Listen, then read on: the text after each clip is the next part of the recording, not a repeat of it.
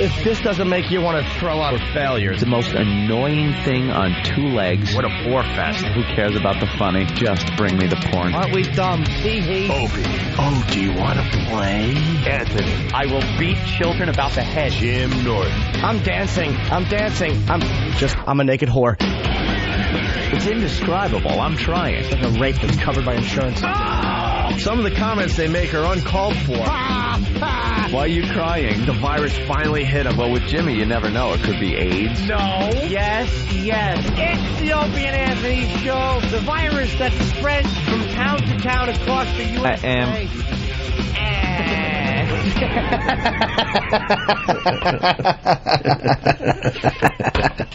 I hate you. But enough of this palaver.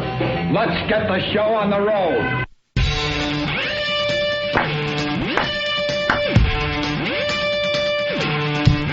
Wake up, kiddies. I bring nothing to the table. Wake up, kiddies.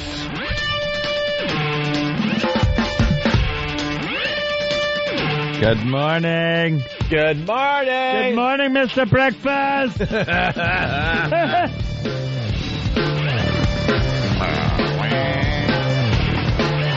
Friday already? Oh, wait, no. No, it's 2 for Tuesday. Yeah. 2 for Tuesday. That's about all. That's about all radio's gonna be able to do. Yeah, we're pretty much being creatively castrated. Not so much personally. I'm not saying it's a personal show vendetta thing. Just radio in general.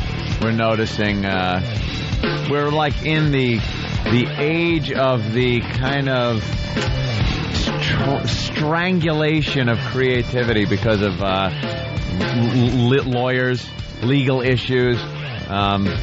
People are scared out of their minds, these corporations and bigwigs and stuff, that a radio show is going to screw up, get a huge fine, or kill a listener and get sued, lose a license, that it's very, very difficult to do anything. It's kind of fun to be part of the destruction of radio.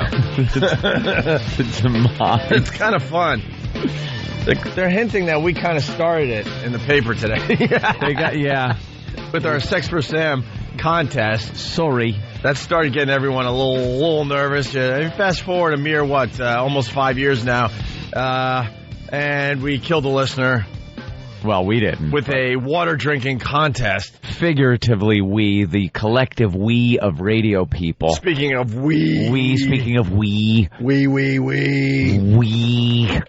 But, yeah, it's, man, if you can't do a water drinking contest on the radio. Then what are they going to allow you to do? A lot of the radio insiders, I was reading some of the inside trade stuff, are saying, you know, this is really going to have a huge impact on radio because you're going to be hard-pressed to do any type of contest that involves the listeners and some type of little stunt, and they're going to look at stuff so closely now that you're not even going to be able to do anything. It's a water drinking contest. All right, we all know, especially now, that water in large quantities or a short period of time without letting any out of you, it can kill you. In certain cases. If you're a weak human being. Right, yeah. In certain cases. What do you think they're going to let you do if they don't let you do that? And Anthony and I were talking in the office because, you know, they want to take the license away of this radio station in Sacramento. As far as radio goes, that is a massive, massive deal. Well, let me tell you who said that. A lawyer that's... The lawyer that's representing the family. Looking for his fee. And another thing, this effing lawyer has instantly turned this family and this poor dead woman from very sympathetic characters to, I read it and just went, douchebags. Why? What, the family? Yeah, because of the lawyer. Because of the lawyer, I now have no sympathy for the family. Yeah, because justice for Jennifer's family demands that they remove the license, is what the lawyer is saying. Our goal is to shut down trash media that humiliates and endangers people just to boost ratings and sell more advertising. This will end. Now, She went down there to participate in this contest. She wasn't dragged in to be humiliated. From what I heard, it wasn't really a humiliation thing. It was more an endurance-type contest that involved drinking a lot of water. What they're saying, though, pretty much eliminates a lot of the stuff we do. The homeless shopping spree is interpreted all the time as being humiliating. Mm-hmm. The eggnog drinking, I don't know how the hell that's going to float anymore. Bees in a jar. Let's just put it that way. Bees in a jar, where guys doing something with their something. Well, guys had to put a certain part of their body into a jar full of bees. They put their somethings in in something. Jar full of bees, and the first one that got stung in that area that was in the jar would win a prize. You think, oh, is that creepy? Oh, God. No. What is the last thing you'd want to put in a jar of bees? That's all you got to say to a guy. Last thing you'd want to put in a jar of bees, that's what was put in a jar of bees. Right. It would be my ear. No, I don't think so. You've gotten stung? I mean, I'm probably a lot of people on the ear. My big toe. No. I got stung on a toe once. No, but I will say, it's somewhere in between the two places you just mentioned. So it's not the top of your head or the soles of your feet. But that's why when I read that line, I'm like, all right, now they're on this big mission. They're going to probably call it Jennifer's Law or something that'll keep radio jocks from doing these stunts and things. We're so doomed. It's like this feeling of doom over the industry. It really was an innocent water drinking contest. Horribly wrong. But and then they're bringing up the fact that some nurse called to warn them that this is a bad idea. Yeah. The radio host, first of all, they didn't know it was a nurse. This happens to us all the time. You do a contest that is a little edgy. You always have someone call up and go, guys, they could die from doing blah, blah, blah. And then as the radio host, you're like, oh, shut up. Because it's always this. Dude, yeah, I just want to call you, let you know my friend works in the ER, and he said that bee stings in that area can go right to the brain. And you could die. And you could die from it. People could die. And you go, just shut up, you killjoy. We're trying to have a little fun here. We don't need you chiming in and ruining our good fun. And then we call them do-gooders. Yeah, you do-good. Imagine trying to save a life. How dare you? If tragedy struck and one of those guys died, and they have audio of you going, "Shut up, douchebag!" Right? You're killing our fun. Killing their fun. Well, it led to the killing of a listener.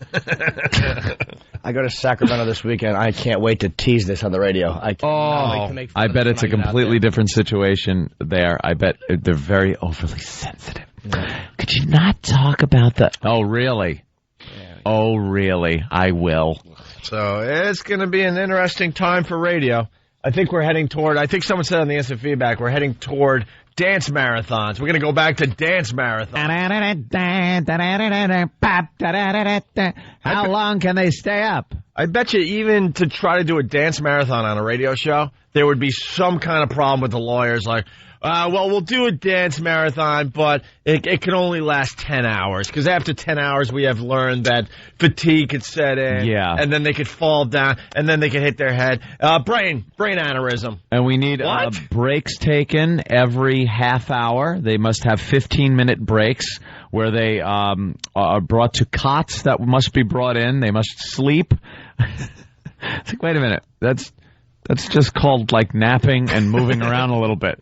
It ruins the essence of the dance contest. It's going to be really, really interesting. Yeah. We ought to paw through some 1930s radio and just blatantly rip off their bits. Yeah. Well, how do we find out what they were doing in radio back in... That'd be great. 1930, yeah. I'm with Jimmy. Jimmy just gave you that look like, well... Hey. It's a Weigh Your Negro contest.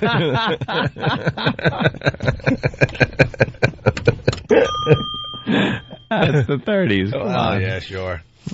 What were they doing in the 50s? How about that? 50s, getting a lot of rock and roll. What was the time? We could have a Take the Payola contest where people come in, have records played by us, and we just grab money and drugs from them. What's nostalgic? What period was it where they were squeezing into phone booths and doing dance contests? Oh, that was a dance 50s marathon. We get a Volkswagen Beetle outside and see how many young teens we can fit in it. You know how lame we are? We couldn't even do that contest. The lawyers would have some kind of problem with that. You know, they're lucky no one suffocated back in the day. Yeah.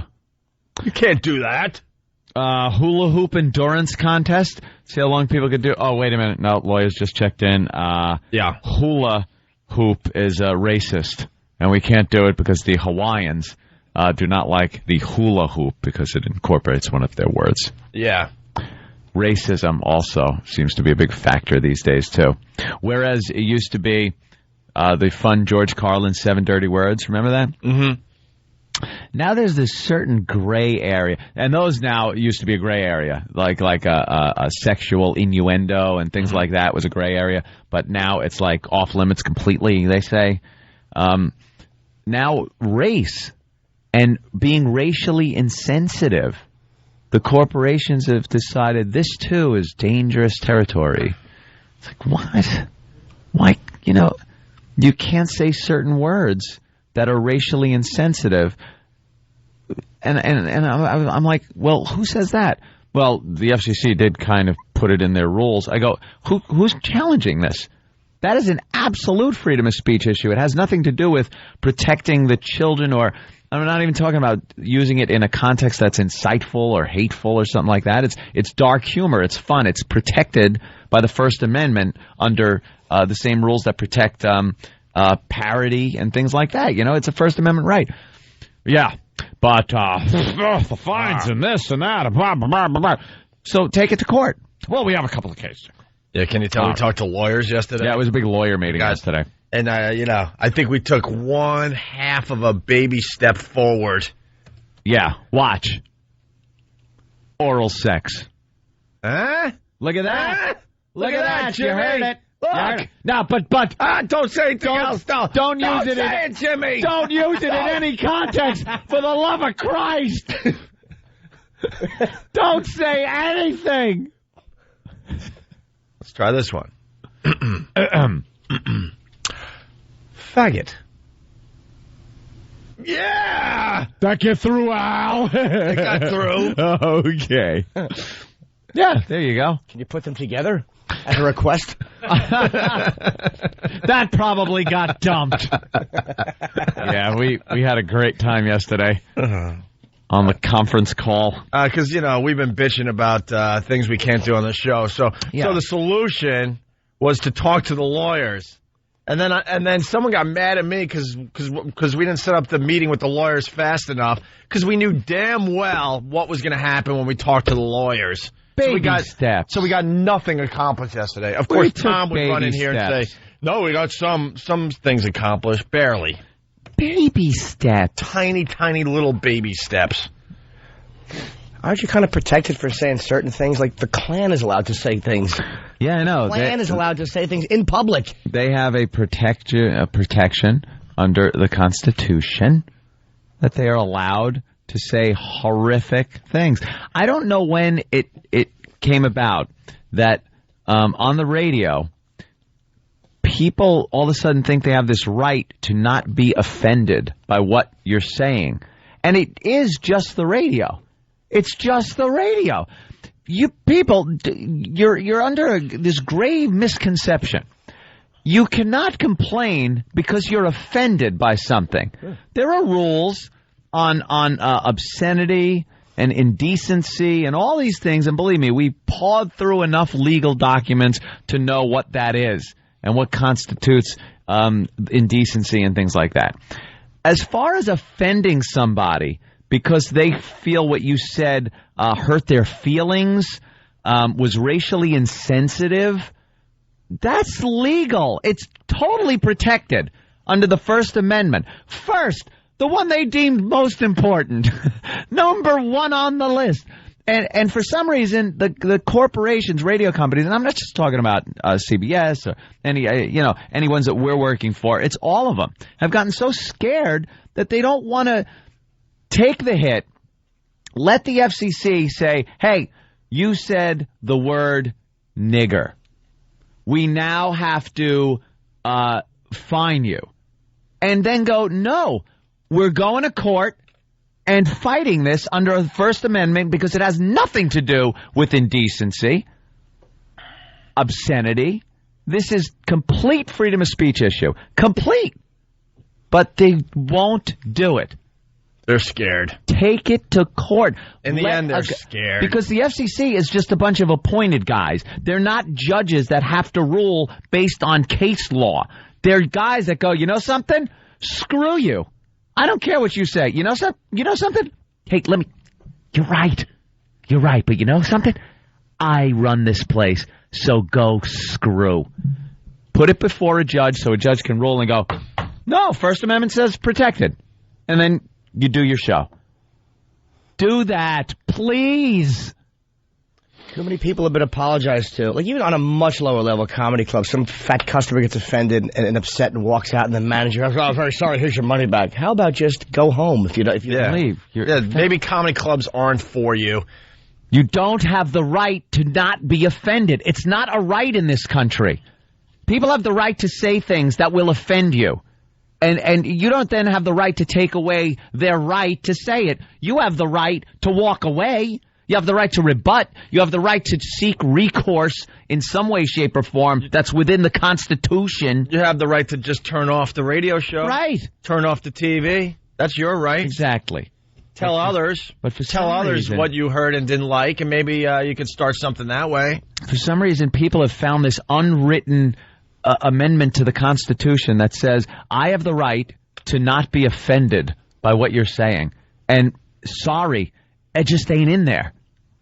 But they will call up and I was so offended and I'm going to complain to the FCC. You can't. It's not part of it. Well, you can complain. Yeah, you can complain, but they should just turn around and laugh at you for complaining about that.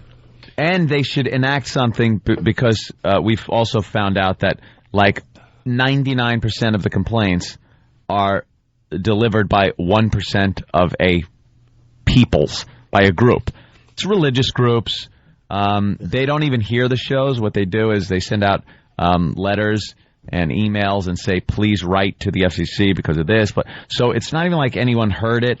And I think under those circumstances, especially if they find that there wasn't a violation, the FCC should fine the person that complained for using up their time and resources and fine them for how much money for the time that was spent investigating it. But that'll never happen. Put the kibosh on these groups that just send in mass complaints. And there you go. It's the Opie and Anthony show. That was our afternoon yesterday. Oh, well, right after work. Yeah, we've been waiting all night to just spew. I was having a tooth drilled, so I guess we all went through the same thing, didn't we? Yeah, of course. I would have rather had root canals all over the place. Had my tooth drilled by Zell than sit in that meeting. I basically felt insulted yesterday because, the big boss said, oh, you got to talk to the lawyers. Why haven't you yet? And I'm sitting there like, because I know what they're going to say.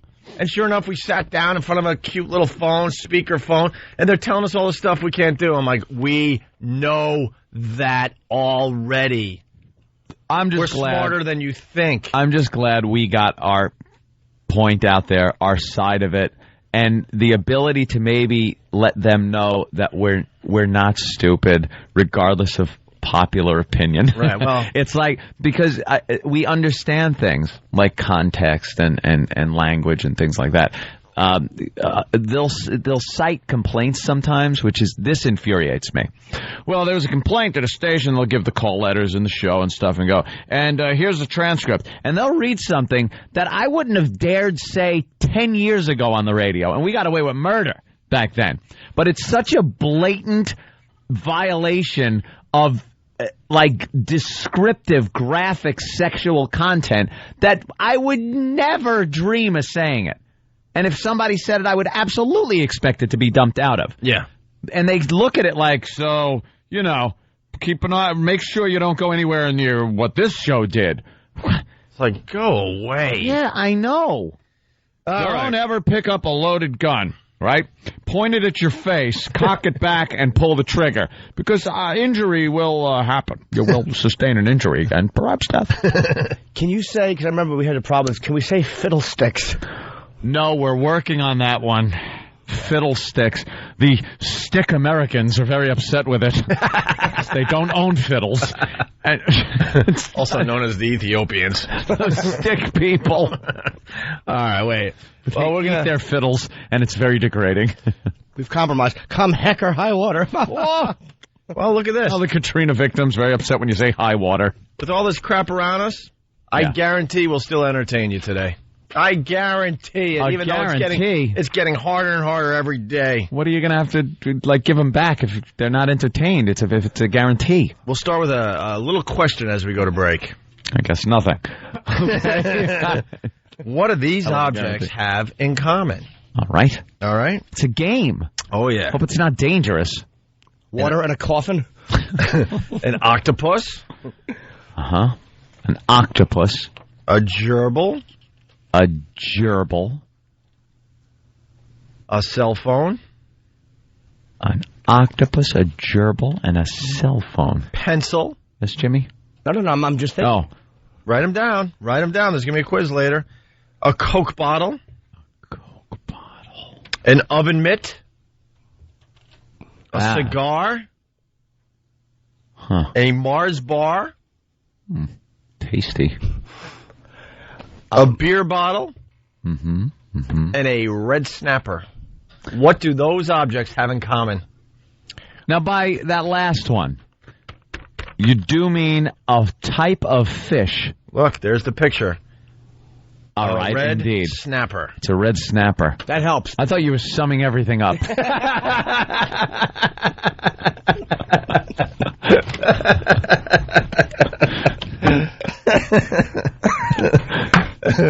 Hey, we've been on the radio for 20 minutes and we haven't made fun of John and Jeff yet. What's going on with that? What are we, crazy? What's wrong with us? I hear we have a brand new Opie and Anthony / John and Jeff type promo. Thank goodness. It's a brand new one. We're biting off of them. And do we have yesterday's as well?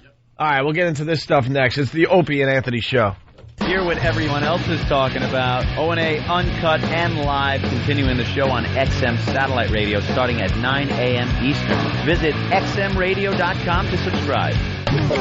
It's the Opie and Anthony Show. The virus is spreading.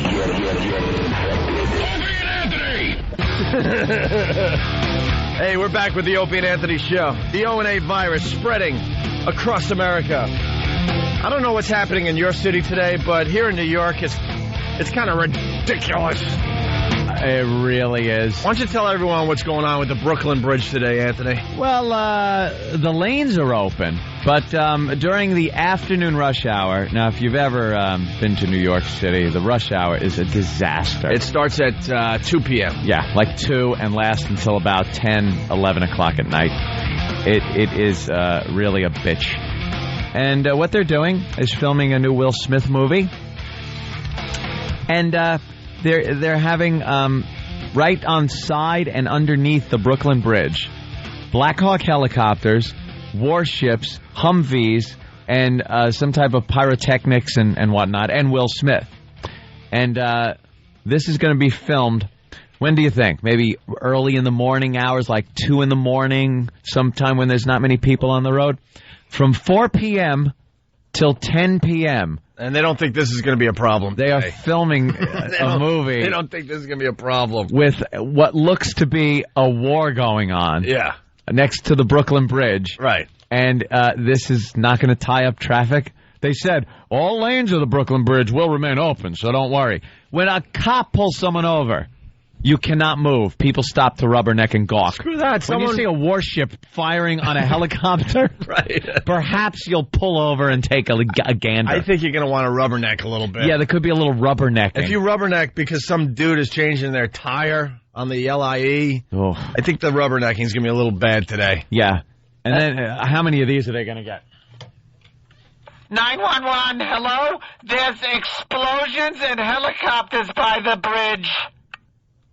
It's a movie, man. I'm sure they're warning the 911 operators. Yeah, you're going to get a lot of calls. Idiots who think out of nowhere a battle just struck up next to the Brooklyn Bridge are going to call up. But you know what? If I was Al-Qaeda, today's the day. Oh, right, during Today's the day. Oh, you do it during the filming. During the filming. And then 911, there's a horrible firefight going on next to the Brooklyn Bridge. Helicopters and ships and explosions. Man, it's a movie. Will Smith movie. Just calm down. Go back to bed. No, really, it looks serious. Listen. Allah Akbar. Yeah, no, it's a Will Smith movie. Yeah, Don't worry about it. That's the terrorist in the movie. Don't worry about it at all, ma'am. How funny would it be if Queens or Brooklyn really decided to invade Manhattan and they just chose that time to do it? All of a sudden, we're overthrown. We're slaves to a bunch of idiots in Queens. We love movies in New York City. We love when they film movies in New York City for some reason. They will just put, like, I guess last year blockade in front of a road, and you cannot use it anymore. Yeah, last year set all types of records for filming movies in New York City. New York City gets a ton of cash. They said something like $2 billion last year or something like that? Boatloads of cash for filming in New York. It costs the company a hell of a lot of money. That's why a lot of times they'll just film somewhere else and make believe it's New York. It's like, I didn't know, like, the, what the hell is that thing in Canada? What? Toronto. What? The CN Tower? Yeah, the CN Tower. Yeah, they like to shoot in Vancouver a lot. Yeah, I remember Rumble in the Bronx is a particularly strong offender. For some reason, he leaves Manhattan and there's mountains in the background. Oh, really? The mountains of Long Island. They could have just been female fans of this show. Hey, we got some lovely females that allegedly. Sure we do. Listen to this show. By the way, they'll probably put a sign up when you're entering that area. Don't be alarmed. A movie is being filmed. That's why you'll see helicopters. Yeah, sure. The dopes. They'll be courteous like that. They'll just be a bunch of cops standing there going, hey, get out of here. They're showing on TV them setting up for the movie. It looks like it's just going to be a horrific scene. Yeah. They got tripwires and they're painting... They're putting up Christmas decorations. Are they really? They're putting the Christmas decorations back up? They filmed some up here, too, on 57th, I think, and down 6th. Remember that day we were doing the walk, and some guy was in a cherry picker putting up Christmas decorations, and it was a little early for Christmas? Yeah. And we asked him what he was doing, and he goes, movie. That was for this same movie. They've been filming in New York forever.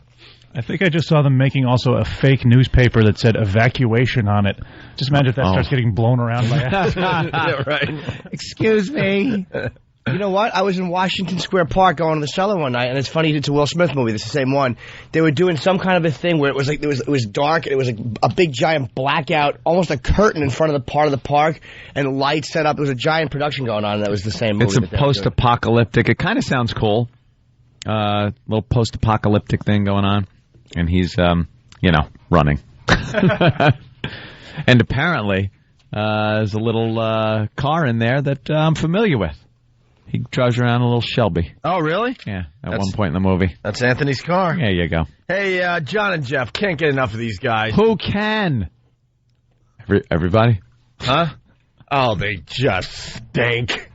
You think we suck? Oh, listen to the show before us. They're so It makes nice. us feel much better about ourselves. Everything is nice, and every caller is contributing, and there's not one bad. Look, maybe we're a little overzealous with the way we treat our callers and hang up on them and stuff like that. But they will refuse to hang up on anybody, no matter how inane the call is. Well, I believe this morning I heard somebody who works in a vitamin factory talk about making vitamins. Yeah? And they wouldn't let this guy go. They're asking him vitamin questions. Not even like interesting vitamin questions, if there are any. I was going to say, give me one interesting vitamin question. I can't. What's that vitamin a girl takes that makes her pass out with her mouth wide open? A roofie. Yeah. Do you make roofies? The old vitamin R. But they were just talking to this guy, and the guy it wasn't even an exciting delivery of his dull subject matter. Mm-hmm. It was double dull. And they kept him on, and Well, if you don't know the John and Jeff show, because not all the cities that we're on, carry the show. Oh, how is that? Consider yourself very lucky. They're very nice. They're a nice show. They're nice guys trying to carve out their niche in this awful business we call radio. But we're convinced now, and believe me, this is just our opinion based on small clues that we've picked up on. And this in no way is a reflection of the reality, because we just don't know what these guys are into, what they're all about. But first instinct that I get is that one of them sounds kind of gay, and the other one visits Thailand. So I believe people that go to Thailand are kid touchers. Are you saying it should be called the Bottom and Pedo Show? Sloppy party bottom. We're obsessed with Thailand. We can. Yesterday we took phone calls from people. We just wanted one person to call up and give us a legit reason why you had to go to Thailand, and all of them were very, very shady and sketchy. It could go either way. It could go both ways. You could go for this business, but end up in one of those bars, brothels, whatever they are. Someone said their hiking is really good. Yeah, it's great hiking. Well, America has some fine spots to hike in as well. You ever see the Southwest? Some great hiking in the Southwest. The beautiful country. Yeah. Sorry, you're not going to find any kids unless you find the Lost Brady kids down there in the Grand Canyon to ravage. But so they're a very nice show. You want to hear some audio of John and Jeff? Who wouldn't? This is our latest obsession, by the way. We get obsessed very easily on this show. Here's John and Jeff talking to a female caller a mere few hours ago. Mm-hmm. Can I ask a question, too, for you guys on the show? Thanks so much for doing the audio nuggets and everything. That's cool. What's audio nuggets? What's audio nuggets, E-Rock? Anytime, what we do, anytime that we play audio of something from the news or entertainment, they call it an audio nugget. Oh, we should come up with a clever name for anytime we play audio. Isn't this an audio nugget? How weird. This is a paradox. We're playing an audio nugget of someone talking about their audio nugget. Audio nugget. This is a nugget. This is a nugget of something you wouldn't want to track on your living room rug. Exactly. This is the kind of nugget that makes you have to use extra paper. An audio nugget. Everything is so just nice. This isn't a nugget. It's an audio log. Yeah. If you use the word nugget in your life, you're just a nice person. A nugget. Let's make a list of words only nice people use. This type of audio nugget gives you what they call splashback. All right, listen. Dan, you're on the job today. Words only nice people use. This audio nugget is the embarrassing type that sometimes when you lift the lid, it's still there. It should be called an audio floater. Give me another word only nice people use. Mm-hmm. Only nice people. Can it be a word? Let me ask you a question. Because nugget, is nugget the nice word, or is it audio nugget that makes it nice? The whole thing just Have you ever used the word nugget? Because nugget is like, you refer to something as a nugget, like a piece of... I popped the nugget is the only time we've used nugget. Right. And that's not a good thing. Mm-mm. It means laundry day is going to be a bitch. You're going to have to shout that out. Here we go. Thank you, Bert from Philly. We start our list with nugget, and we continue with happy camper. Only nice people use the word happy camper. Well, there's a happy camper. On a regular basis. There you go. We got two. Perhaps a happy camper would enjoy this audio nugget. That's right. Mm-hmm. But perhaps he'd be a happy camper if there was a nugget on his chest and this was being filmed in German. All right, the listeners on Instant Feedback, they're trying to come up with words only nice people use. Nice. You guys on the show, thanks so much for doing the audio nuggets and everything. That's cool. Because, some of us don't get to watch TV, and I thank you guys for bringing that to our attention and everything. The Dateline stuff. The Dateline That's stuff, cool. Yeah. But do you guys ever, not get any calls? I always wondered that. Do you guys ever, have a slow night? And have to improvise often? Not very often because we're on a lot of radio stations. Oh, okay. But usually during the Dateline audio, a lot of people like to sit back and listen, put their feet up and drink a beer listening. Yeah. Knowing that they have a good life compared to these guys getting caught. Oh, definitely. Yeah. They're a-holes. When we dump the audio nuggets, people like to listen, you know? But thank you. Thanks a lot, you guys. You do a good job and everything. Thanks. Well, Sandy. I always run it out in the back of my head. I'm like, what if nobody calls in? Then what do they do? You know? But you just talk a lot. Yeah, we just talk on a talk show. Yeah. You can't just sit there and do nothing. Okay. You could. Thanks a lot, and you guys have a We'd good recommend week. it. Good morning. All right, Sandy. Sandy, thank you very much. These guys are gay, right? See, now, has to be, Opie, right? that is something. I'm asking a question. That is something you can only draw your own conclusions. I'm asking. Not I'm not based accusing. in fact, but You can still ask questions in America. Of course. I'm not accusing. Don't worry. Yeah. In my opinion, they sound like fruits. They do sound gay. If there is indeed a gay sound, that is it. That is the gay sound right there. Yeah. We add to the list smidge or smidgen. We're going to give you a little smidgen of a nugget today, an audio nugget. Smidge or smidgen. More words only nice people use. Scooch. Scooch. Could you scooch over. Scooch over a little bit? I don't even know how to spell scooch. Scooch over a smidge. Because I got a nugget on the seat that I'm trying to avoid. Scooch. All right, scooch. We got some other words coming in. Morsel? No. Swell? Oh, poo-poo. As in to poo-poo an idea. Poo-poo? Oh, poo-poo that idea. All right, poo-poo. Oh, so nice. Wow, this is just like doing an eggnog drinking contest. Ducky, giggle, or gee willikers. Any of those words make the nice list? Golly. Golly? Gosh. Golly or gosh. Only used by nice people. I like how Opie writes it down for future reference. He's writing it down because you never know. Gonna throw that up on the website. That should get. Oh, please. That should get tons of hits on opieandanthony.com. What, tens of hits? What?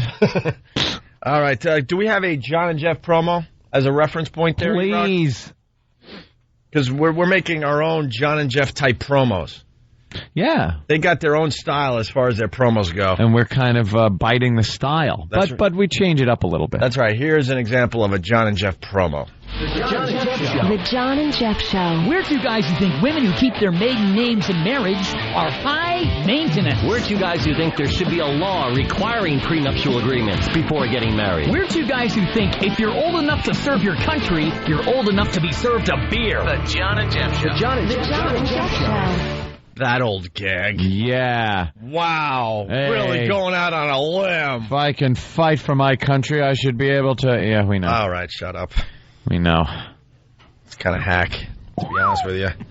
So then we made our Just own. not a new idea or thought. How about those are probably two guys that think you should be able to fight for your country without being asked certain nosy questions. You should be able to pick your own foxhole, mate.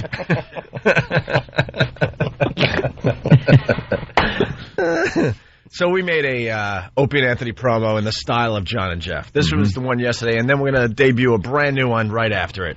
But just in case you didn't hear it yesterday. The Opie and Anthony Show. It's the Opie and Anthony Show. Two guys who think that your fat ass is the reason that no one loves you, and no one ever will. Two guys who think that if your kid has a birth defect, you should burn it and start over. Two guys who better have supper waiting for them when they get home, or else. Two guys we think The Opie and Anthony Show. the Opie and Anthony Show. Wonderful. There you go. So that was yesterday's. Can we play another John and Jeff promo just to make sure everyone gets it? Sometimes you got to do what they call spoon feed. Wow. You got to spoon feed them. I'm not talking to the smart ones out there. I'm talking to the dummies. Make sure we get the controversy, the American Idol controversy, because they're showing that big fat kid Apparently they're doing a story on Fox. That fat kid is everywhere. He was on the Today Show. He was on Jimmy Kimmel. Is he the new... and he's going to be on The View very shortly. Him and the Bush baby kid. You do understand he's retarded. Yeah. Okay. Absolutely. Here's another John and Jeff promo. John and Jeff Show. The John and Jeff Show. We're two guys who think every father paying child support is entitled to itemized receipts. We're two guys who don't trust handing over our car keys to a stranger who calls himself a valet. We're two guys who think violent criminals should never get out of prison. The John and Jeff Show. Wow, going out on the limb again. Woo! Wow. I say set them all loose. All the violent prisoners. Let them open the gates. Setting the radio world on fire with that last one. Like the itemized receipts one. This is what we don't. This is what we don't get. Are they joking or? Yeah, is that a goof? Like, because it's so ridiculous and out there, and who would ever think of that? If you pay child support, you should get itemized receipts. We're two guys that think nice radio stinks. Yeah. Well, we got a brand new Opie and Anthony promo in the style of John and Jeff. And here it is. It's one using our own voices, by the way. The Opie and Anthony Show. It's the Opie and Anthony Show. We're two guys that hate when cut us off in traffic. We're two guys that'll give you the courtesy of a reach around. We're two guys that think a flight to Thailand is much too long. We're two guys that think the age of consent should be 9. We're Jim Norton. The Opie and Anthony Show. The Opie and Anthony Show. Now there you go. Now that's a promo. Nonsense. You know what it comes down to? We work for a radio station here in New York and then syndicated all over the world, basically, at this point. We work for a station here in New York where all the shows hate each other. They just don't get along. Yeah, for some reason. But, like, Tom wants everyone to get along. Like, have this fake, well, everyone gets along here at 3FM in New York. No.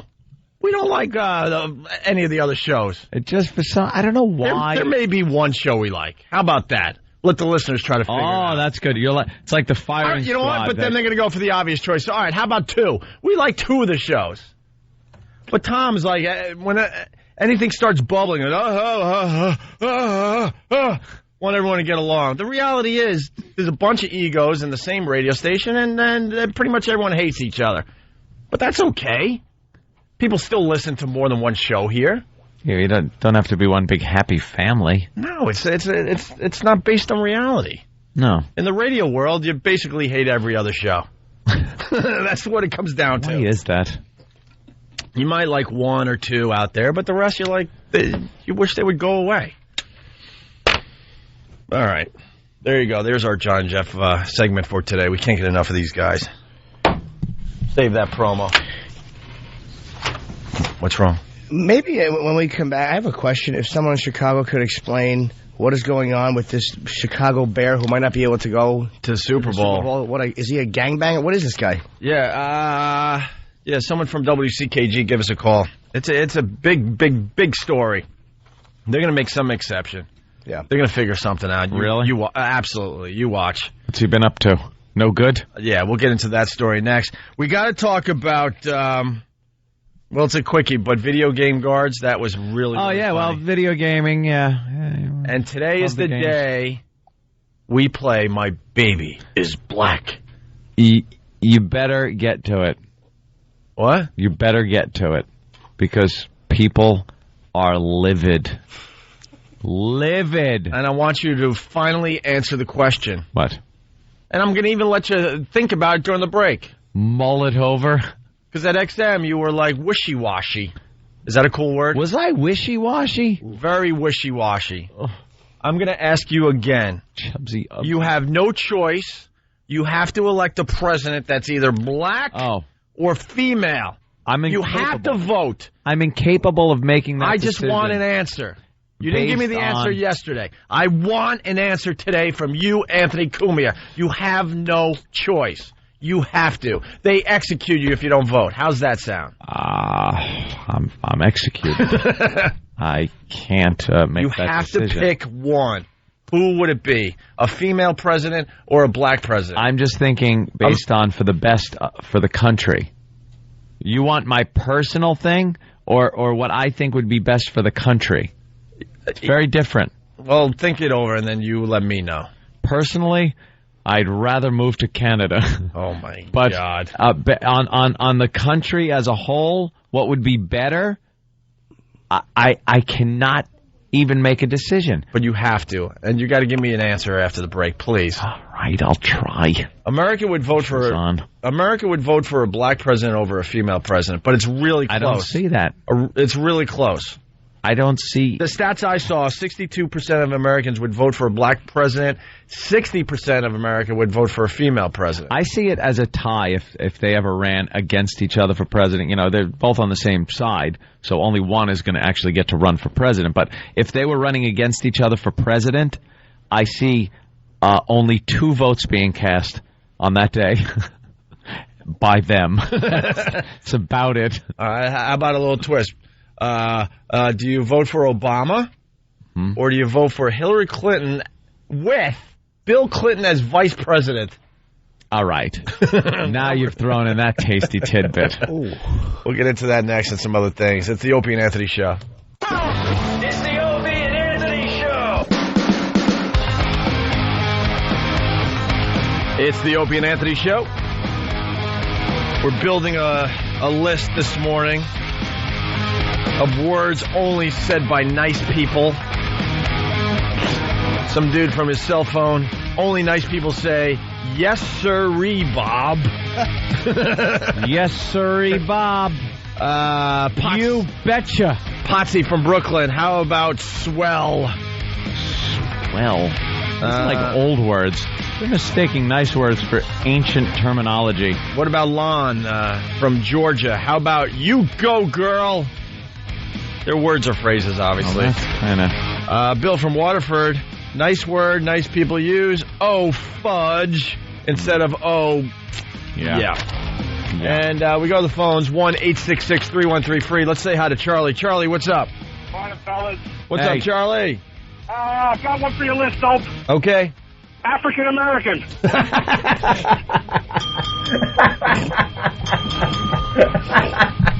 Oh. Well, yeah, nice people say African American, don't they? That's not very nice. Paul from Boston, cool beans. Ugh. Those are douchey words. All right, we really were going to play My Baby is Black here, and we're focusing, we're concentrating, we're trying to get My Baby Black is on. But there's just breaking news about one of the American Idol contestants, and we just can't help ourselves. The fat retarded kid.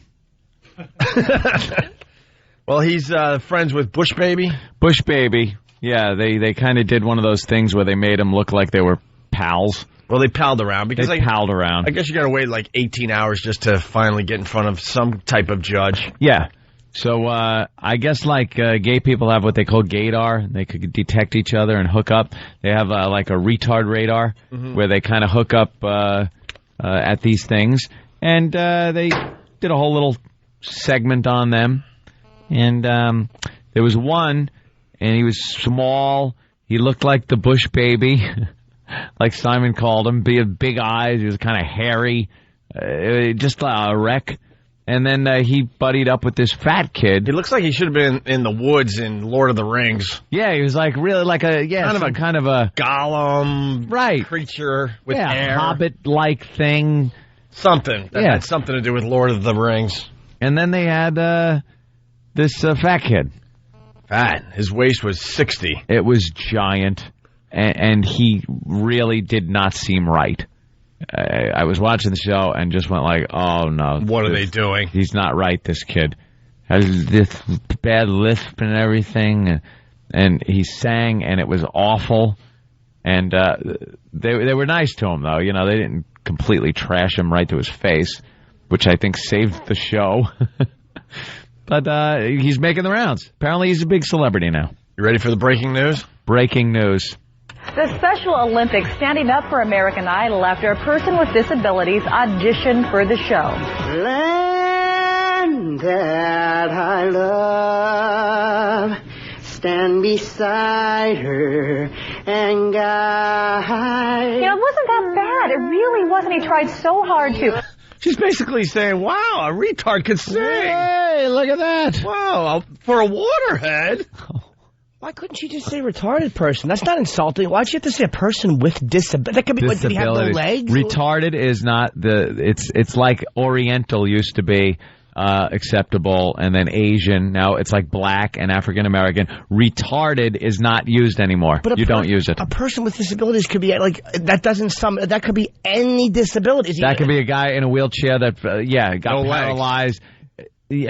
Stephen Hawking. He's disabled. Hey, yes. Hey, does his mind work the same as this fat kid? And let's be honest, the disabled are just like us. If you're a disabled dude with 2 legs, you don't want to be lumped in the same category as a waterhead. Right. I say this kid. It's true, though. Waterhead. It's true. I say this kid is capable of eating everything in the house. Do you realize they could have said, that idiot reporter could have said, a person with disabilities, and it could have been Stevie Wonder. Yeah. That's how safe America is right now. Disability. Yeah, he's disabled. He's blind. Right. And sings great. I think he's got a career in front of him, that little Stevie Wonder. But behind him doesn't make any difference. He certainly isn't blind. He's on the seafood diet. Huh? Uh-oh. What's that mean? No. That's the old joke. Don't see food, don't eat food. Anyway, what I find really hilarious in this clip is the anchor woman there surprised that the guy could sing. Yeah. And it wasn't that bad. It really was wasn't. horrible. He tried so hard to. Jonathan Jane, a Special Olympics athlete, last week he tried out for the hit talent show. The Special Olympics website complimented the judges for being gracious and encouraging toward Jane, which they were for him. It was his friend. They made fun of his body, though. Well, they said he looked like Randy. Simon said, Randy, did he borrow your trousers? Right, he did say that, but anyhow. But he was a lot kinder to him than he was his buddy. That the organization says people with disabilities don't want pity. You can catch a new episode of American Idol tonight at 8 right here on Fox 5. Hey, you heard him. Hey, you heard him. They got don't want pity. They won't find any here. How funny they broke that on Fox, too. American Idol's network. Yeah. Of course. They do 20 American Idol stories a day on the various Fox News. Look, again, it's on. Commercial for it, I guess. Yeah. Fox has turned into one huge commercial for American Idol. All day long, they got some kind of American Idol twist. The State of the Union addresses tonight also? Fantastic. That'll be wonderful. We'll get to listen to hear. How many times will we hear freedom, terror, freedom against terror, stay the course? It's the same thing. The future. The watch. Yeah, it's going to all be about protecting the... blah, blah, blah, blah, blah, blah, blah. Do anything else. Hey, can we play a classic here in honor of the Special Olympics dude from American Idol? Certainly. What do we got? Please. Oh, we got this little ditty from Stephen Lynch. When is Stephen Lynch going to come back on our show? When's he done with his play? Is it done? Yeah. I heard he was going back out on tour. Yeah. So he's probably touring the nation. Yeah. Well, we got to get him in here. But Stephen Lynch, a very good friend of the show. And this is one of our faves. Watch them run, watch them fall, watch them try to catch a ball. Olympics, Special Olympics. Oh boy! Watch them laugh, watch them drool, watch them fall into the pool. That's diving. At the Special Olympics. You're just pity. And I know full well that I will burn in hell. But those guys playing wheelchair basketball gotta be about the funniest freaking thing I've ever seen in my life. Special Olympics. Special Olympics. Take it, Corky. And the Special Olympics. Oh, you sure sing pretty. You can sing at my wedding when I get married. Jesus. Still makes me laugh to this day. How did you get E-Rock's inner voice to sing on that song? Very, very good. I think it's time, Anthony. What? Oh. Nothing you have ever seen before. and nothing you have ever heard before will prepare you for the shock of My Baby is Black. No. Now, the motion picture screen reaches its full maturity in this dramatic, bold story never before told on the screen. That's right. My Baby is Black from 1961. We don't know black. We don't know much about this film. Some kind of exploitation film, I guess. I think, but then I think they take it the other way. I'm not sure. It's back in the days where I think racial insensitivity was running rampant. Right. So yeah, it could be one of those little exploitation movies, teaching people what, not to hook up with people of other backgrounds. Just teaching people Stay with your own kind, and also teaching people about blacks in general. Yeah. For example, this next clip, class watching an educational film, social workers talk about civilizing black kids. All right. We're going to play the new clips for the hardcore listeners that have heard the first few here, but we got to get everyone up to speed, so hang in there. Hello there. Have a bonbon. They're like puppies. You train them with candy. Here. What can you do? They're more polite to strangers than to us, and we do everything for them. Quite discouraging. How long have you been in social work? Not long enough to understand them. Not even a smile from you, Jamal. Not a bit of gratitude. You try to help civilize them. You give them decent houses so they can live like people, not animals. Give them real houses and they make pigsties out of them. They live with their lice and their dirt. No, believe me, mister, I know them well. I've tried everything, threats and kindness. Nothing works against their stubbornness, their laziness. Besides, they're sneaky and liars. Miserable. They should be isolated and disinfected, too. Believe me, sir. Discipline is important. A strong hand would do them much good. I heard that conversation over my fence just yesterday.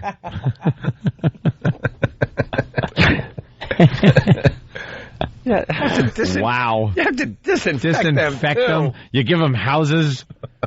Where the hell wouldn't they just pull one out of the jungle somewhere? And a strong hand does a lot of good. That's right. Smack them around a little bit. They had the greatest racist white lady voices in those days. Oh, yeah. Who is that woman? I want to know. Oh, she was just despicable with that voice of hers. She could have easily been on Leave It to Beaver. Yeah. Yeah, of course. Just change her dialogue around. It's the same lady. It's almost like when she's talking, she's like speaking like from the essence of the way blacks were treated. Like that's how all white people talk back then, it seems. Yeah. People just talk in very clipped tones, and you just knew if you had melanin, you were finished. Oh, well, let me tell you, I believe that they should be kept in one area and not mingle with the rest of the white people. Yeah, they had no idea how to talk on film or tape or anything. I'm sure they talk normally. Did they just talk like this, kind of just, hey, how you doing, in real life, and then all right, in a 3, microphone gets 2, in front of them? 1, we're rolling. I don't believe they should ever have children with white people. Have a Lucky Strike cigarette, won't you? They're wonderful. Smooth and cool on the throat. Cut. Very good. How was that? Good? That was good. Well, we should try it again. No, let's try one more. No, I got a black chick I got to go out with.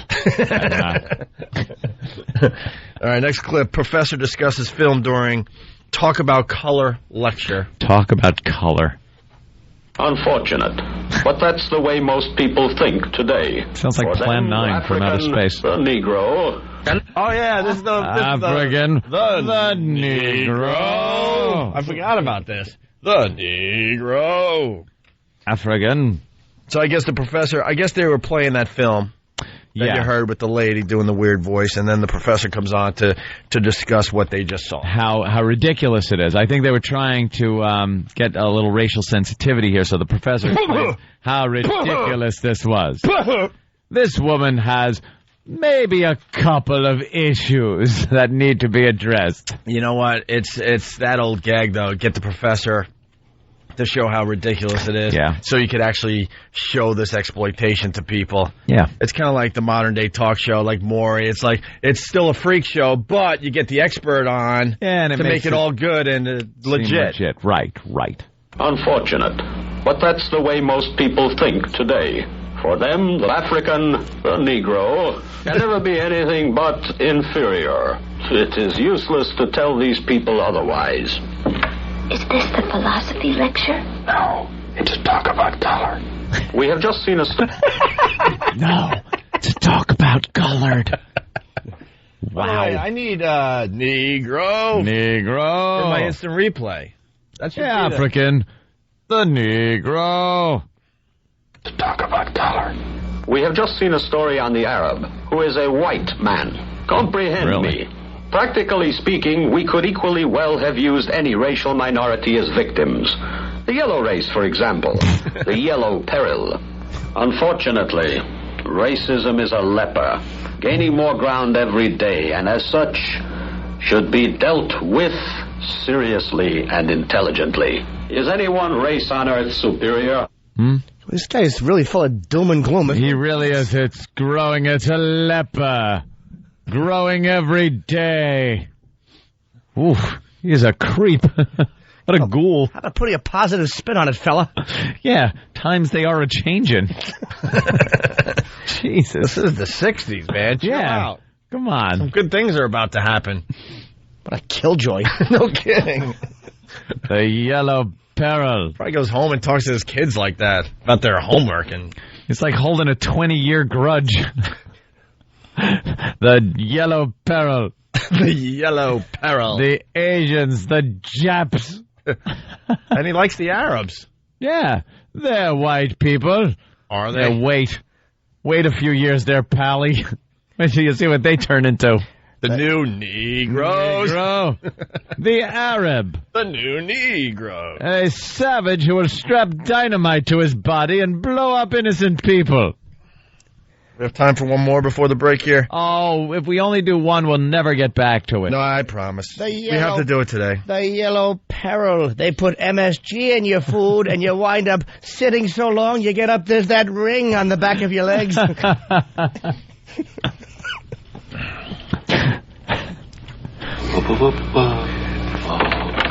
yeah, this is the other one that we've played, and then we'll get to all the new clips after the break. White friend asked black man about shaving. Oh, right. Why, a black man shaves differently than a white man? Apparently they get some called razor bumps. Ask Earl. I'll tell you. Good morning. Good morning. I wonder why you shave like that. You don't have any more... Wonder why you shave like that. Why do you shave like that? It's, once again, the camera turns on. Yeah. Why do you shave like that? I wonder. I am Rock Quarry. Yeah. That's right. We thought this guy sounded like Rock Quarry from the Flintstones. You might remember me from the gunfight at the OK Rock Corral. Pow, pow, pow. I am Rock Quarry. That is from my movie, Dr. Jekyll's Hyde. I'll just be Gus Schultz. Gas station attendant. I miss Holly Rock. My fans, the adulation. That's the same voice. Why do you shave like that? You're a Negro. Good morning. Good morning. I wonder why you shave like that. You don't have any more beard than a hen's egg. Right. It's a stupid habit. Why do you say that? Because, anyway, I prefer looking like this to looking like the good Negro. Which one is that? Well, the one who shines shoes. The one who is always so polite. The one who always says thank you whenever he gets his tips. Oh, boy. This one's a bit, He's, a little, advanced. He's a little, This one might have to be, it's 1961, for God's sake. He certainly has some advanced thinking, doesn't he? Harumph, harumph. I don't want to be like the good Negro. All right. On the way. They all talk like Master Poe. Gentlemen, why do you shave like that? All right, after the break, we will continue. Please. Interracial love has to overcome barriers. All right. And here's the showstopper. Parents freak out discovering daughter's pregnancy. Oops. It's the Opie and Anthony Show. It's the Opie and Anthony Show. Opie and Anthony! All right, a couple things. By the way, you're listening to the Opie and Anthony Show. What the hell is going on Pal Talk today, Anthony? That's what I love about Pal Talk, man. We have our Pal Talk cameras here in the studio, and our listeners, a few of them, of course, have their Pal Talk cameras at home. They get to watch us. They get to hear us during commercial breaks when we're just hanging out BSing, and we get to watch them. And it's a little bit of everything today. We got a guy who's on the radio. He's a jock down in North Carolina, and he's like on one of those light stations. Oh, he's just like a music jock? Yeah, so he's kind of doing his breaks. He's in front of his mic, and he's like, he's doing a radio show, watching a radio show. I look forward to the day he brings a gun into work and just ends it all. Yeah, could you do that on Pal Talk, please? You can tell this guy's like a rocker dude, and he got into radio, and this is the only gig he could get. Light FM. Then we have music of your life. Then we have Red Rum, who is finally back in the shower. She had a baby. Yeah, so she's back doing shower cam. Yeah. And she's all soaped up, all full, and soaping up. Yeah. And then we have Renee's Vengeance, who's fantastic. She's pulled out some firearms. She went old school with the firearms. She looked like, what'd you say during the break? Like a Sandinistan. Yeah. She looked like she was ready to start a little revolution or something. Go into a jungle somewhere. It was great. So, I commented that she probably smells like wood and gun oil, which is just great on a girl. So we got lots of action on Pal Talk today. And I believe she locked and loaded it. I saw her grab the clip, slapped it in, and pulled back the action. Yeah. Think something's going on over there. DJ Dude is getting ready to do a break. Yeah, he's putting his headphones on. And here's Celine Dion on 102.7 Fresh FM. Yeah. And also I have a problem with Mike from Raleigh, North Carolina. Why? Off the instant feedback. You can get to the instant feedback by going to opieandanthony.com. You play along with the show, and we make you part of the program, certainly. I did that survey earlier, where I said 62% of Americans said they would vote for a black president. Yep. And then they also said that 60% of Americans would vote for a female president.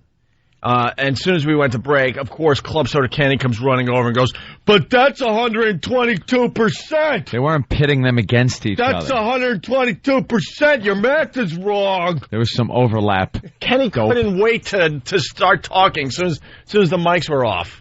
I can add. And stupid Mike, I'll tell you this much, Mike. You're as dumb as Club Soda Kenny. Wow. How do you like them apples? That's dumb. Don't you understand it was it had to be two different questions? Yeah, it was two different questions, and some people said yes to both. Right. That they would vote You get a for room woman. of people, you ask them two questions, and that's how it could be 122%. Because it's two actual questions.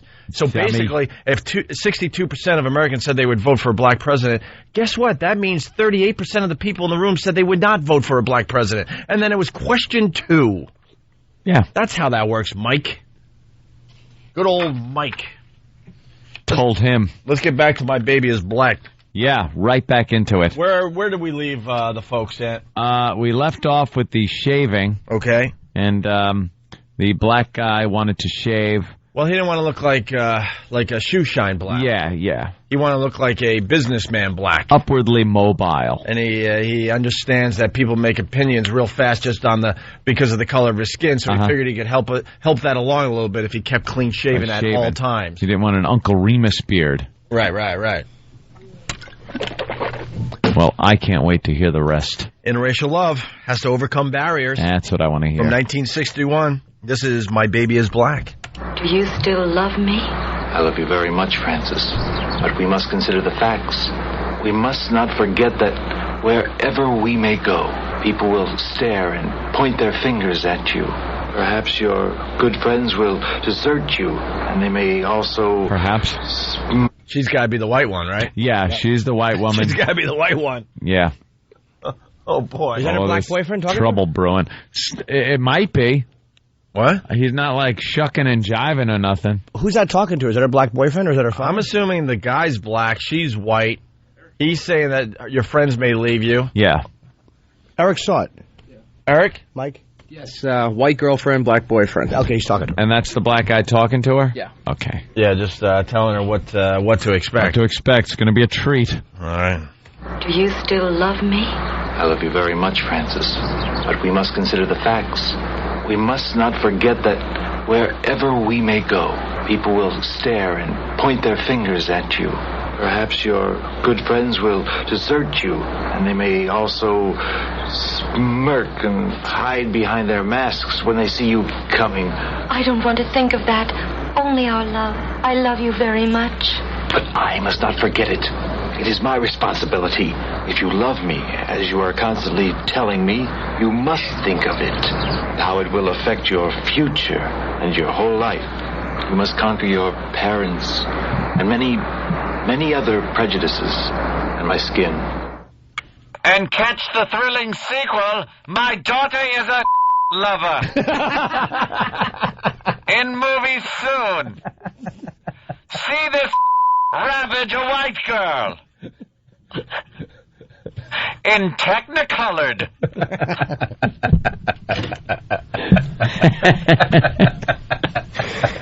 Oh, boy. Wow. That guy painted a bleak little picture, didn't he? No kidding. And a mere, 46 years later, we might vote for a black president. It's gonna be awful. People will point and stare. Your family and friends will abandon you.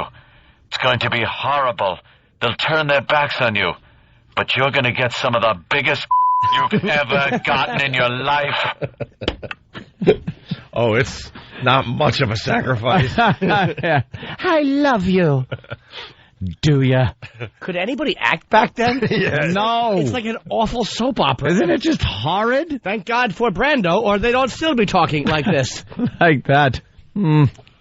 Rachel, you've married a... My string of Peloponnese. My... Oh, God, is that funny? All right. Mr. Fabersham, my daughter will not go out with a... will not go out with a...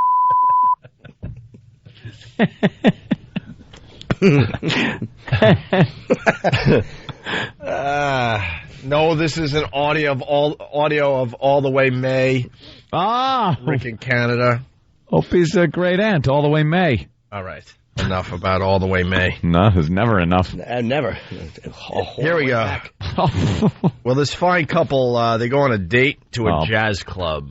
Oh, okay. So he took her to the black place. Yeah. All right. Well, it is the early 60s. It's a little safer. And, black musicians are human beings, is what we learn in this clip. Oh. From My Baby is Black, 1961. Of course. Isn't it strange? I've never noticed it about the musicians. What's that? The black musicians. I've never thought of them as being people. Oh, Jesus. Wow. What the hell did she think? Oh, my God. She must really like the you-know-what, man. I never thought them as people. As people? Just like, what, flute-playing animals or saxophone-playing creatures, wax figures? What are they? They're not people. And she's dating one. She thought she was going to walk into the Star Wars bar. I am protecting myself. I am scared of you. Please call the police. Being people with a past, future, problems as human beings. That's right. You see them as machines, turn out pleasure, to make you dance and laugh and sing, to give you a merry time. You know, when people go home, they forget all about them, the Negroes. Not one person thinks about how a Negro lives or dies. Sorry, honey, we have to turn around. I think I forgot to shut off the... Dear, did you leave the on? A machine. Oh. What the hell? They think of us as machines. Oh. I've got to take my down to the shop. I think he's broken. He's leaking oil. Make your own oil jokes, people, please. I mean, we'll leave it at that. When there's music playing, don't jump up and down or the little skip. Wow. My goodness, is that a 1959? That's wonderful. I own a 48, and it runs like... I put it in first, and it's lazy and shiftless. I can't shift into second, see? It's shiftless, because it's a... It's, yeah, well, machines. Machines. Damn you, machines. Take your filthy claws off me, you damn dirty machine. Machines. Machine. I swear, I've never heard that one before. Ever. Was there ever, a time ever. in American history where we just thought of the black man as a machine? Oh, okay. Maybe during the slave days. No, they were replaced by the cotton gin. Thank you, Eli Whitney. Wow, this is... More. I need more. All right. Well, of course, they went on a date to the jazz club. Yeah. Next step, she's pregnant. Oh, boy. The white girl is pregnant. One night at the jazz club. By the Negro. Right. This is trouble. What have we done for God to inflict such punishment on us? Parents. That's the parent? Yeah, the parents freak out discovering daughter's pregnancy. Should have set up the clip a little better here. Here's Papa. What have we done for God to inflict such punishment on us? Oh, God. Oh, my God in heaven. My daughter pregnant by an... What will people think? Whoa, what? That wasn't my beep. Wait, that wasn't Anthony's beep. That wasn't even my beep. Wow, did she really say it? Yeah, we had to beep it out. She said the word? Yeah. Wow. She didn't say Negro. Negro. Oh, God, I want to hear the... We got to play that. Oh. I want to hear the June Allison saying that. Yeah. After our discussion yesterday, we're allowed to play it. Yeah, it's a historic piece of footage. It is historic. All right, hold on. I'm going to try it. Give it a whirl. Let's see what Al does with this. It's fine. What do you think, Al? I think it's you're not doing this. It's historical footage from a motion picture that shows how horrible this was back then. How racist they were back in 1960. And actually, this is a movie that is showing how bad it is. It's not like showing this as being good in a good light. This is showing this is bad. This is where we test what this radio show could do. See what this could do. See if we got anything accomplished yesterday with the lawyers. Here we go. That same clip unedited. What have we done for God to inflict such punishment on us? Oh, God. Oh, my God in heaven. My daughter pregnant by a nigger. What will people think? We must get rid of it. Father, how can you think about a thing like that? You'll do what we tell you to do, you dirty, low-down slut. Wow. Oh, my God. I like Mom. She's got spunk. Oh, wow. Mom's a firecracker. Wow. Look out for Mom. Dirty, low-down slut. Low-down slut. Oh, she's the greatest. Wow. And Al didn't dump, right? No. All right. I want her to be we my did mom. get something accomplished yesterday. Say thank you. All right, I changed my... I want to thank the station. Yeah. And the powers that be. Yeah. See, the world didn't blow up. Yeah. Let's all calm down. This is, wow, this is fascinating. Oh, I got to hear her again. I backed it up a little bit. Father, how can you think about a thing like that? You'll do what we tell you to do, you dirty, low-down slut. That's a sin. It is not a sin to get rid of a dirty stain. The child that a nigger put in you is a stain. There's no religion when one lives with niggers. Oh, my dear sweet Jesus. The family is not taking it well. No, you could absolutely say this family is a tad intolerant as to this girl's plight. Wow. That could be the greatest clip we've played in the last 8 months. That is oh my God. Unbelievable. A stain. I doubt they'll be. The mother's going to be holding the baby shower. Wow. I don't think. Wow. That's going to be happening. They have the same cadence of like in Rosemary's Baby when they were talking to Yeah. him. Satan is his father. It's just horrid acting and wow. Wow. I want to see this video. Wash away that terrible stain. Oof. It's better than I thought it would be. Yeah. All the wait. Was the waiting worth it? See? I say yes. I say yes, too. The big tease for a week, you bastard. All right, let's go to the next clip here. It's going to get a little ugly from here on in. What? What has it been so far? The Rainbow Coalition? Get the Hoover. Jesus. That mom. Oof. Wow, she must be great at the mahjong sessions.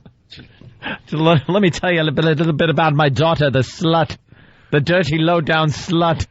It's interesting to see where their line was back then, because you'd think of moms just as, like, bakers. And wearing, that's all she did. And wearing dresses all the time in the house. She said that and with getting an apple pie in one hand. Right. And like an egg-stirring whisk in the other. Right.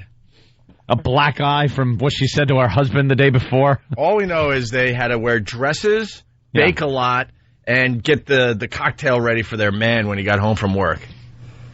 But man, you push her. You push her. Oh. Dad's wearing a suit. Dad always wore a suit in those days, and Mom had the perfect bouffant hairdo. The bouffant hair. Gee, Beef, Eddie Haskell's mom's a little mad that, well, her daughter's going out with a...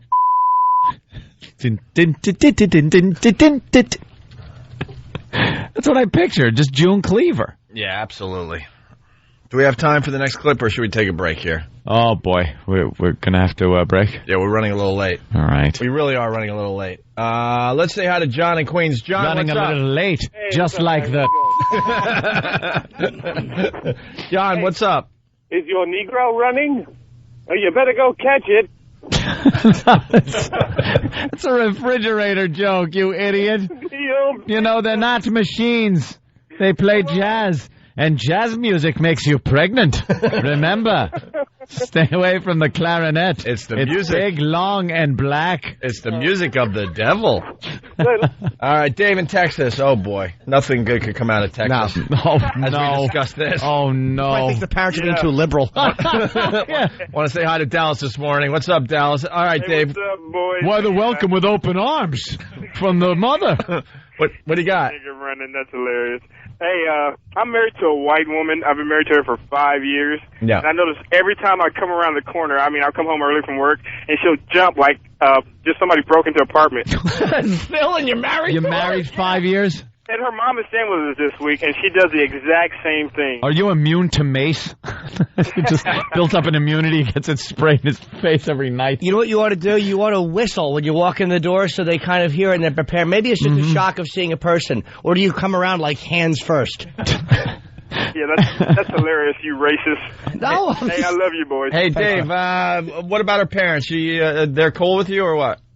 When I first was ready to propose, her dad he liked me as a friend, but not as the black guy going to be banging his little princess.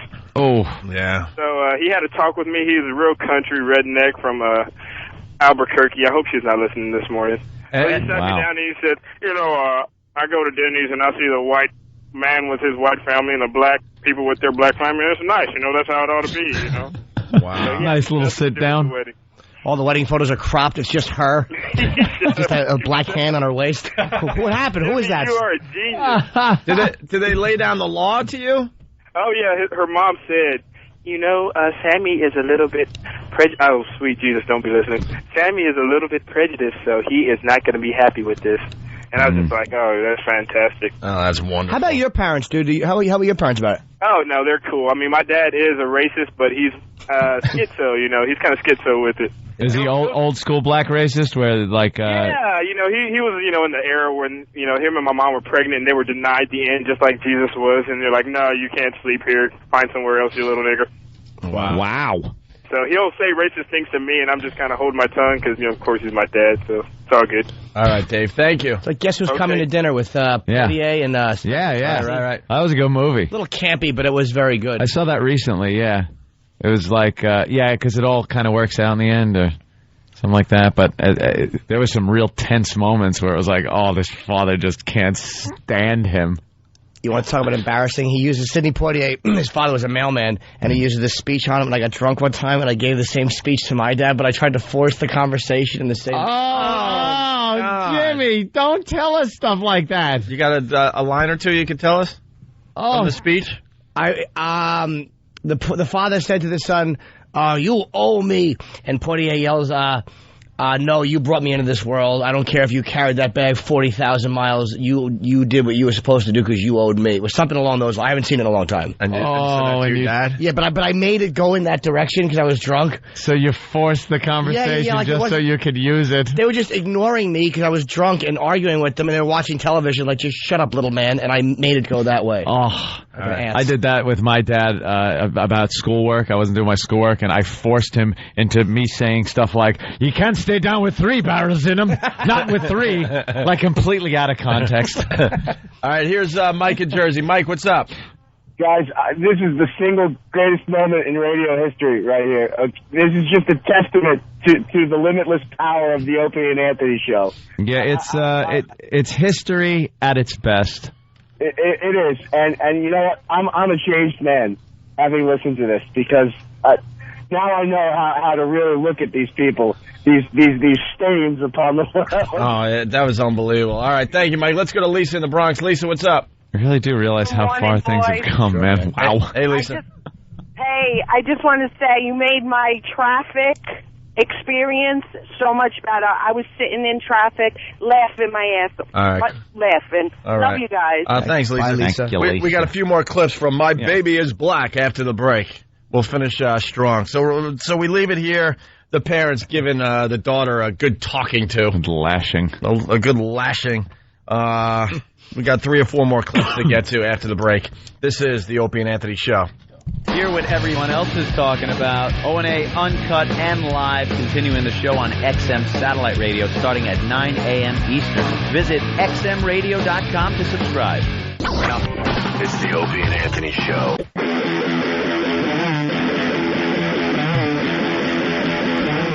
Hey, I want to thank Boston for the intel. We're getting some intel. This is the Opie and Anthony Show, by the way. We're in the middle of playing My Baby Is Black from 1961, and we're hearing things. Yeah. They dumped out in Boston? Boston? They dumped out in Boston? Of all places?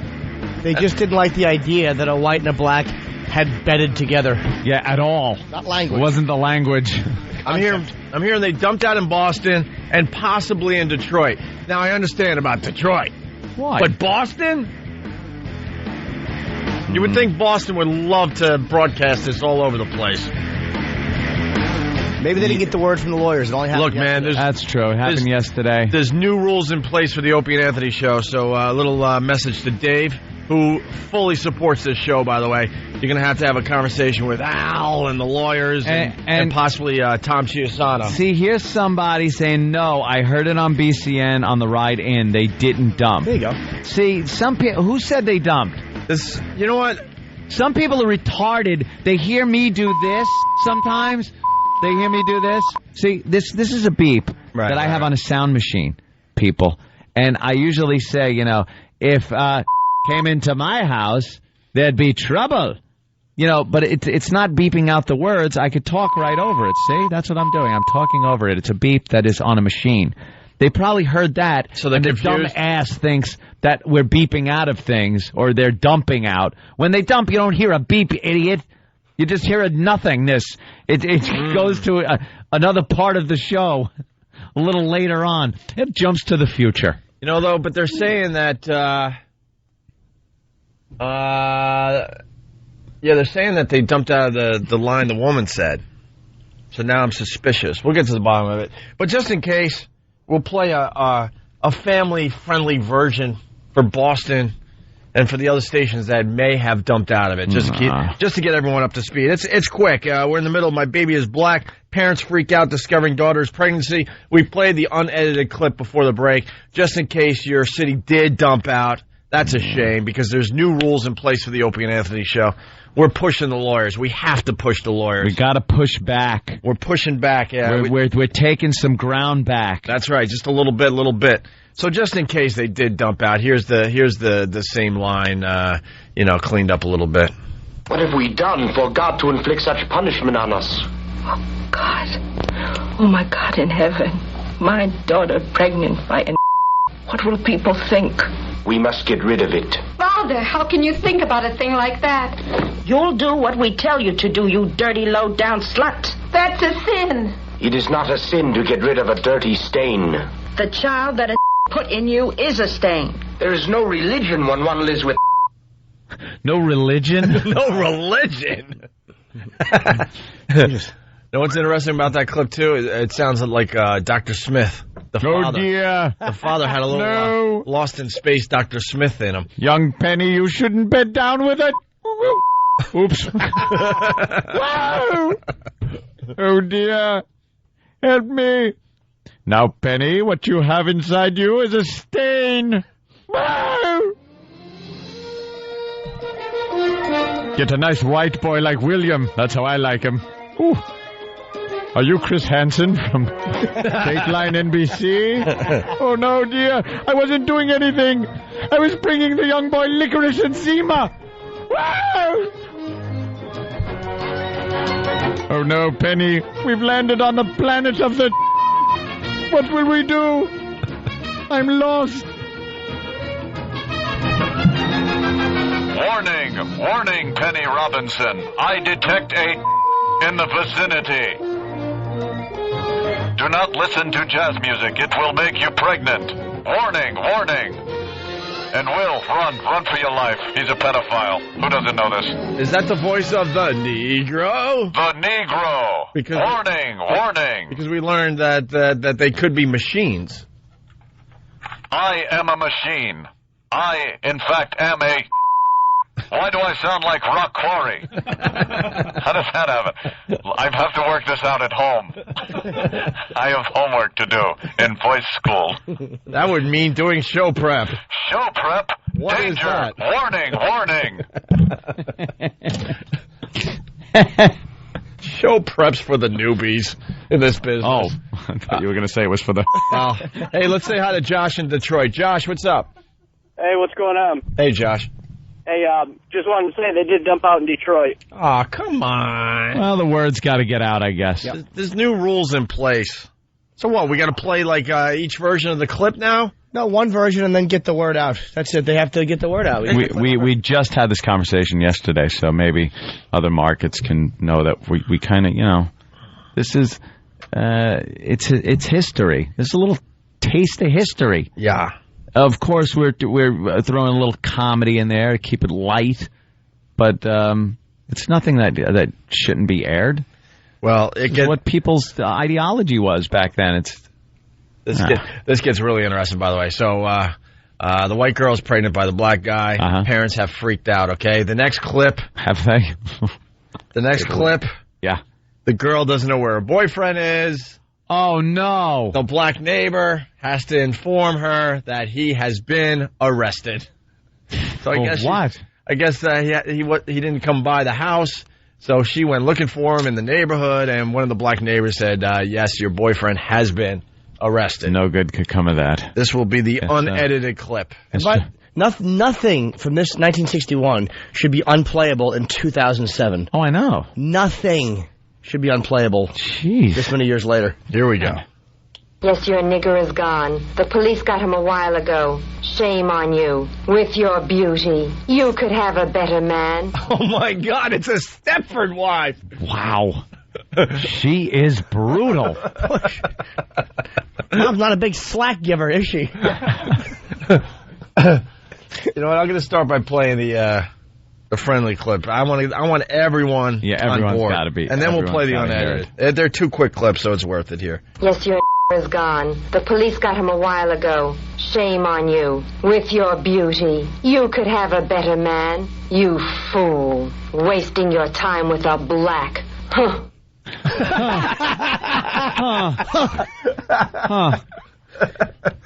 I don't like the cadence of her voice, though. We've arrested him on 2 counts of being a... 1 count of ness and 1 count of being Lee. Shame on you with your beauty. Carrying melanin without a license. Can you please play where she goes, huh?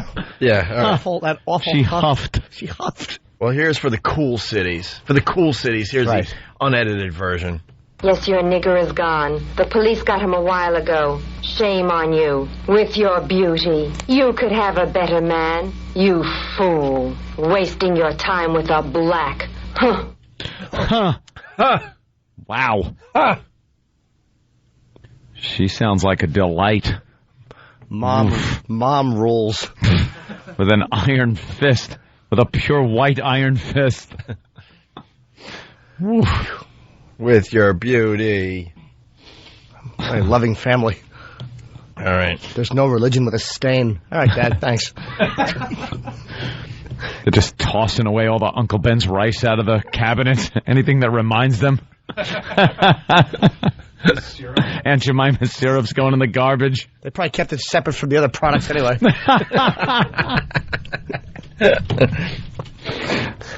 In the back of the house. In the back of the cupboards. Black boyfriend in jail for hitting a butcher, torturing a black kid. Okay. So I guess the butcher was torturing a black kid, so the black guy who got this white girl pregnant helped out the black kid, right? Yeah, and you know how that turns out. He hit Sam. Sam the butcher. You should have hit Mike Brady for what he did to the black kid. Hey, we got a great suggestion for the show. Someone wants a Pal Talk camera in Al's office. Al, oh wow, that would be good. Show. Just watch him dump. This is very funny. Pay attention to what the butcher did to the kid. Oh, boy.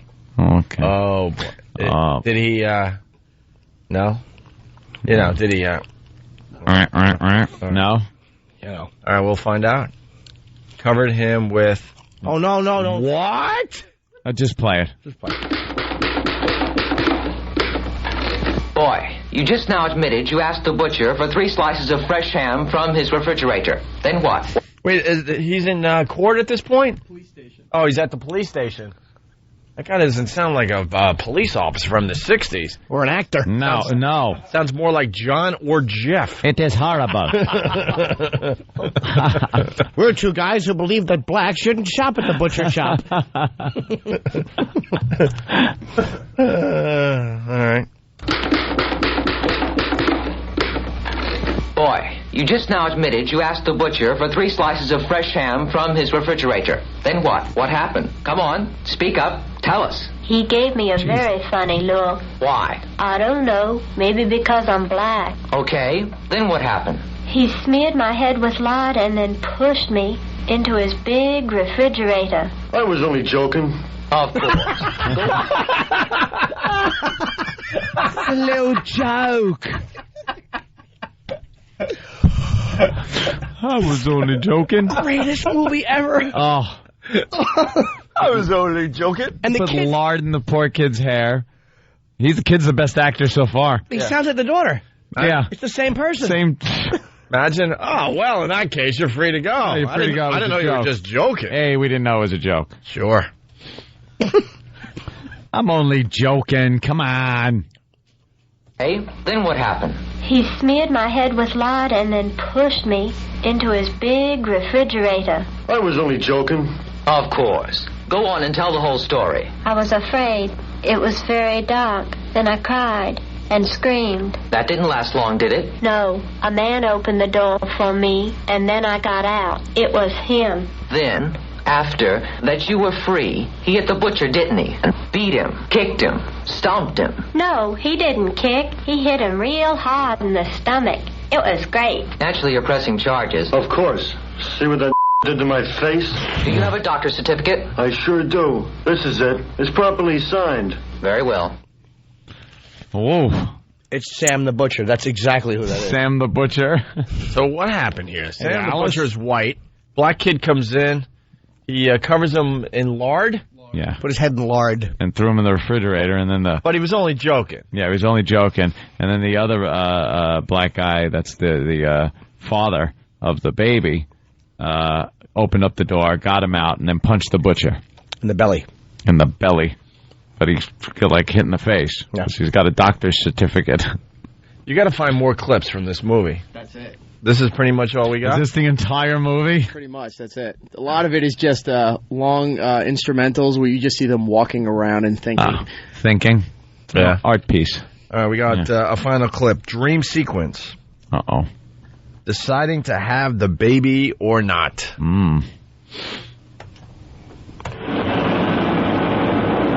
Mixing races is not good. Well, my dear, if he were white, it would be different. Will you be able to love me enough to forget? She should be ashamed. Yes, I know. They're nice, but... It is a stain. And what was she, like, tossing and turning? She's laying there sleeping, and you see these fade-ins and out of people that she knows giving her advice. And great advice. 1961. And they show the butcher doing questionable things with sausage links. What's the joke? Come on, I'm kidding. I was kidding. You want to hear that clip unedited? You know, I can't even put lard in her hair, Manny. My freezer is so polluted.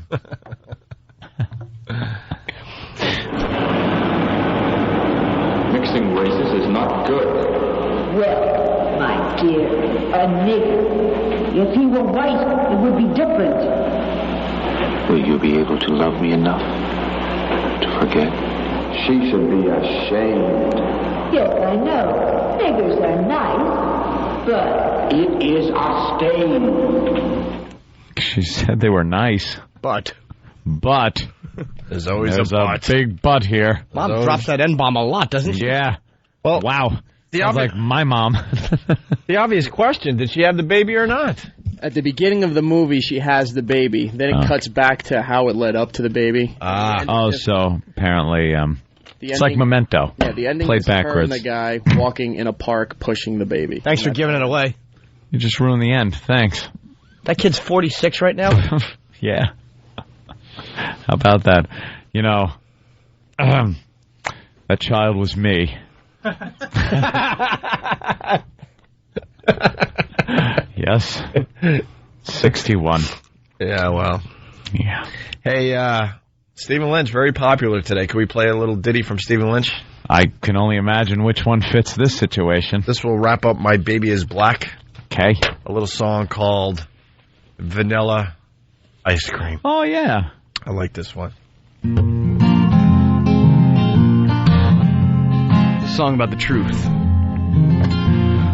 I wrote it about a lady I was seeing not too long ago. Hopefully I'll remember the lyrics this time. Have a seat and listen. Please don't say a thing. In matters of the heart sometimes the truth will have a sting. Just don't take it personally, this is no attack.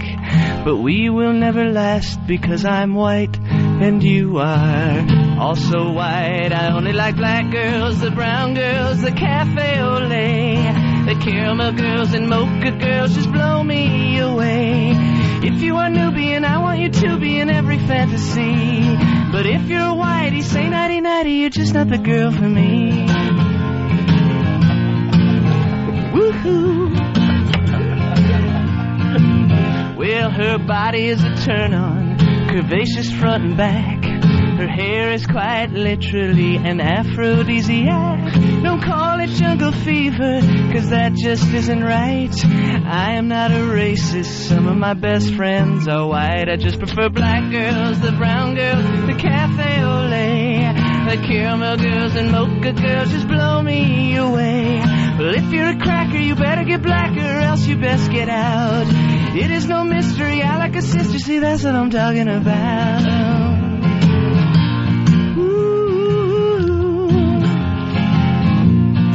Oh man, I hate vanilla ice cream.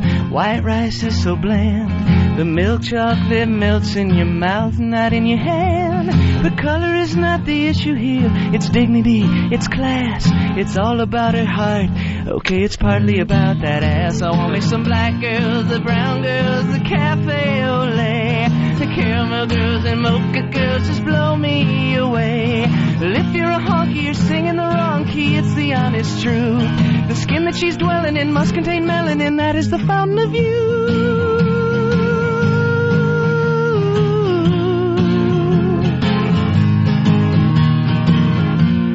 Thomas Jefferson, Robert De Niro, with strong thermal,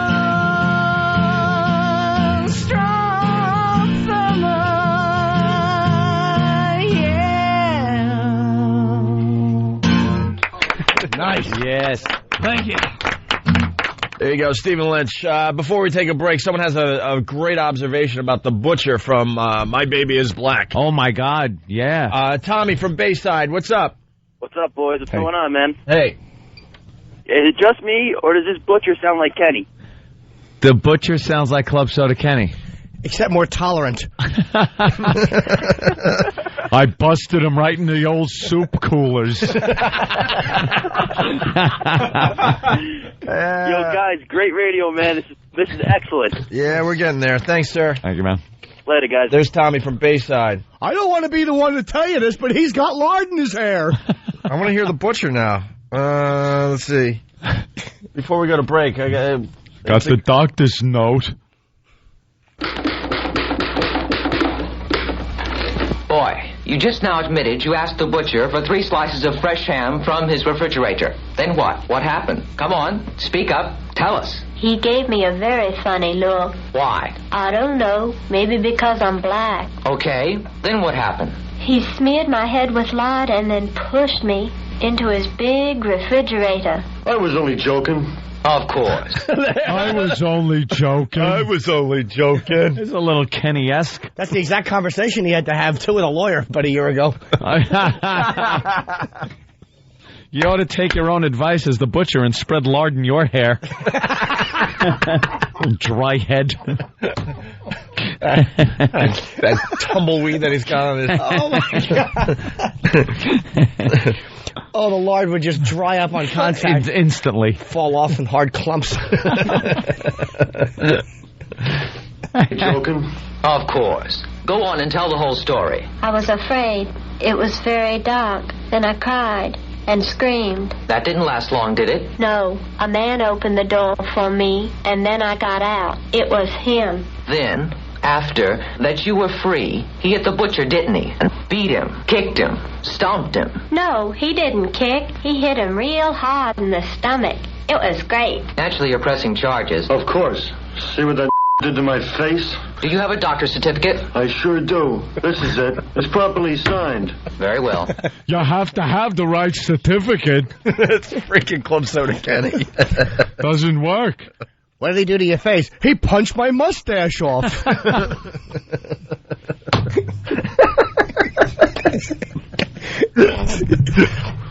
It's signed properly. It says, hit me in the face. But, GH, your math is wrong. It adds up to 122%. Oh, that might be my new favorite part of My Baby Is Black. The Club Soda Kenny lines. Yeah, as the butcher. Great. And Club Soda Kenny as the butcher. How would Kenny deliver that line? What's the line? I was only joking. I was only joking. See, it's very similar. Thank you, Kenny. Great for pointing that out. And Benny Blues from Jersey. Benny Blues, what's up? And coming up at 11, how a Negro may destroy religion. That's right. Tying in the news tease. Yes, we learned that. Yes, indeed. All right. Well, I'm glad we finally got through that. That was way better than I thought it would be. Well worth the week wait. We finally did it. 1 week we had to wait for that. Thank you. See, we get to things. Eventually. Still trying to figure out what these items have in common.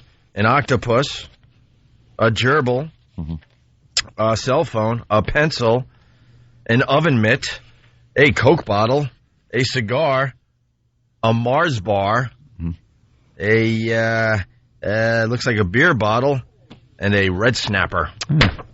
Still trying to get that answer. No one's got it right yet. It's the Opie and Anthony Show. It's the Opie and Anthony Show. The Opie and Anthony virus.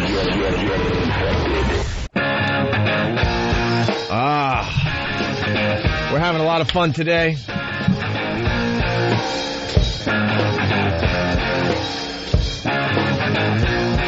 Doing a little cleanup here. We got a ridiculous story in the news today. Ridiculous. Man, that was a cool guitar riff right there, huh? It's a finger snapper. Listen to this. Well, a company in Colorado has come up with a new line of underwear. Yeah, it's designed to get rid of that smell of past gas. I kid you not, folks. Yeah, we can't joke about this. Yeah. Under Ease pants are airtight and lined with a replaceable filter. The felt, charcoal, and fiberglass wool captures and eliminates the smell. The company's president says they get a lot of jokes about the undies, but they know it's a serious product that serves a purpose. You know what? I wish I had that growing up because my brothers have tortured me so many times. No, they didn't. What happened? Wow, they torture you with their gas. Die. She should wear those over her face. Every time she talks, it just gets muffled, so the stink of her bad jokes doesn't infect the studio.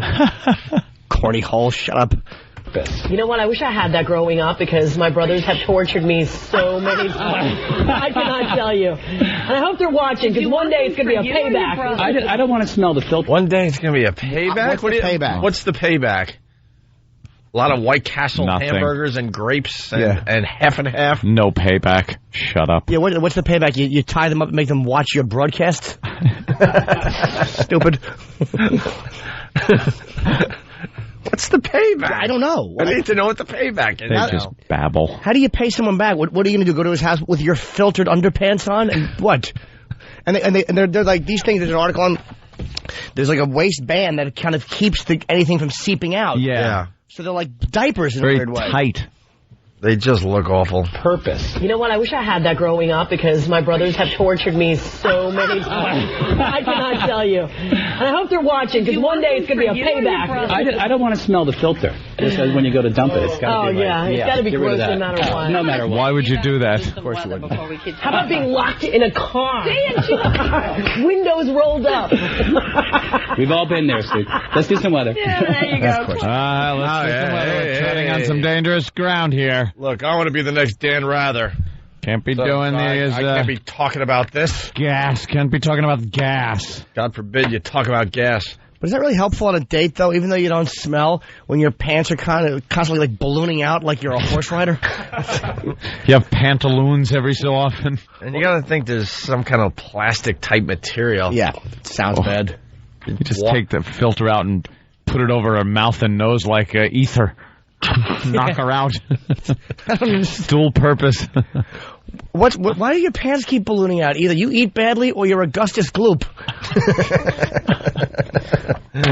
Was that the one that got fat, Augustus? Yeah, I believe so. Yeah. God, I didn't screw that up. Yeah, you did good. Got to put some fun stuff in there, though. As it puffs up, right through the filter, put one of these.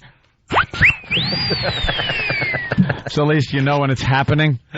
It has all the fun of a fun sound, yet none of that awfulness that is usually associated with gas. Oh, DJ Dude from Pal Talk's about to do a break on his Light FM type station. Just put his headphones on? Yeah, here he goes. Let's see what he does. Nothing. I'm reading his lips. It's blank after the hour. That was blah, blah, blah, blah, and blah, blah. Coming up at noon is blah, blah, blah, blah, blah, doing the blah, blah. Lunch thing. And let's get back to the music with Celine Dion on Fresh 102.7. Do you know what would be great in those stupid underwear? If they actually, if you really want to train somebody not to cut gassers on dates, you put explosives in there. So as soon as the gas hits it, the bottom of his body is blown off. That'll teach him. Certainly will. Hey, they're doing Oscar nominations right now. Yeah. Do we have the list in front of us? The nominees for Best Picture. I don't know. That's what they're doing now. Oh, right here. Yeah, here you go. No surprises. Babel. The Departed. Yeah. Doing Best Picture as we speak here. Letters from Iwo Iwo Jima. They said that's the best movie of the year. So many critics have said that's the best movie of the year. Little Miss Sunshine, loved horribly. that dumb movie. And The Queen. I didn't really like Little Miss Sunshine. Anthony. I thought it was okay. It's like a cutesy little dopey movie. It's not like... I liked it. Really like, wow, that's done amazingly, or everything's amazing in it. I don't know. It's like a cute little vacation movie. That was the only movie I've seen. Oh, well. As far as Best Picture nominations go. So. You saw The Queen. Departed was good. I watched The Queen. That was good. How was Last King of Scotland? I really want to see. Yeah, it's amazing. It's amazing. He's got to win the Oscar. Forrest Whitaker has got to win the Oscar for that performance. I freaked him out in L.A. I was at this deli with Yoshi eating, like this famous deli, and Forrest Whitaker was there. There was some Asian photographer, director who's pretty well known. And there's 2 exits to this deli, and I was outside waiting for him, and apparently he snuck out the back, so I tore off around the building, and he saw me coming into the parking lot and running at him, and he was really. Oh my God, you freak! He's like a big guy. And I'm like, a picture. He's like, and I'm like, with me, and he goes, all right, and he just. Why would you scare him? I didn't need to. You scared Forrest Whitaker. I don't know. I saw who he was dating in that stupid crying game. I'm like, nothing frightened. Oh boy, related to him. Jimmy was wrong, and then we were wrong as we backed you up. I absolutely was not wrong. Cameron. Yeah. You're on the radio. You're on a slight delay there, so turn off the radio. Guys? Hey. How you guys doing? Okay. Hey. You guys went through a list of items that you were asking what they all had in common. Yeah. Are those things that Norton's left in Craigslist prostitutes?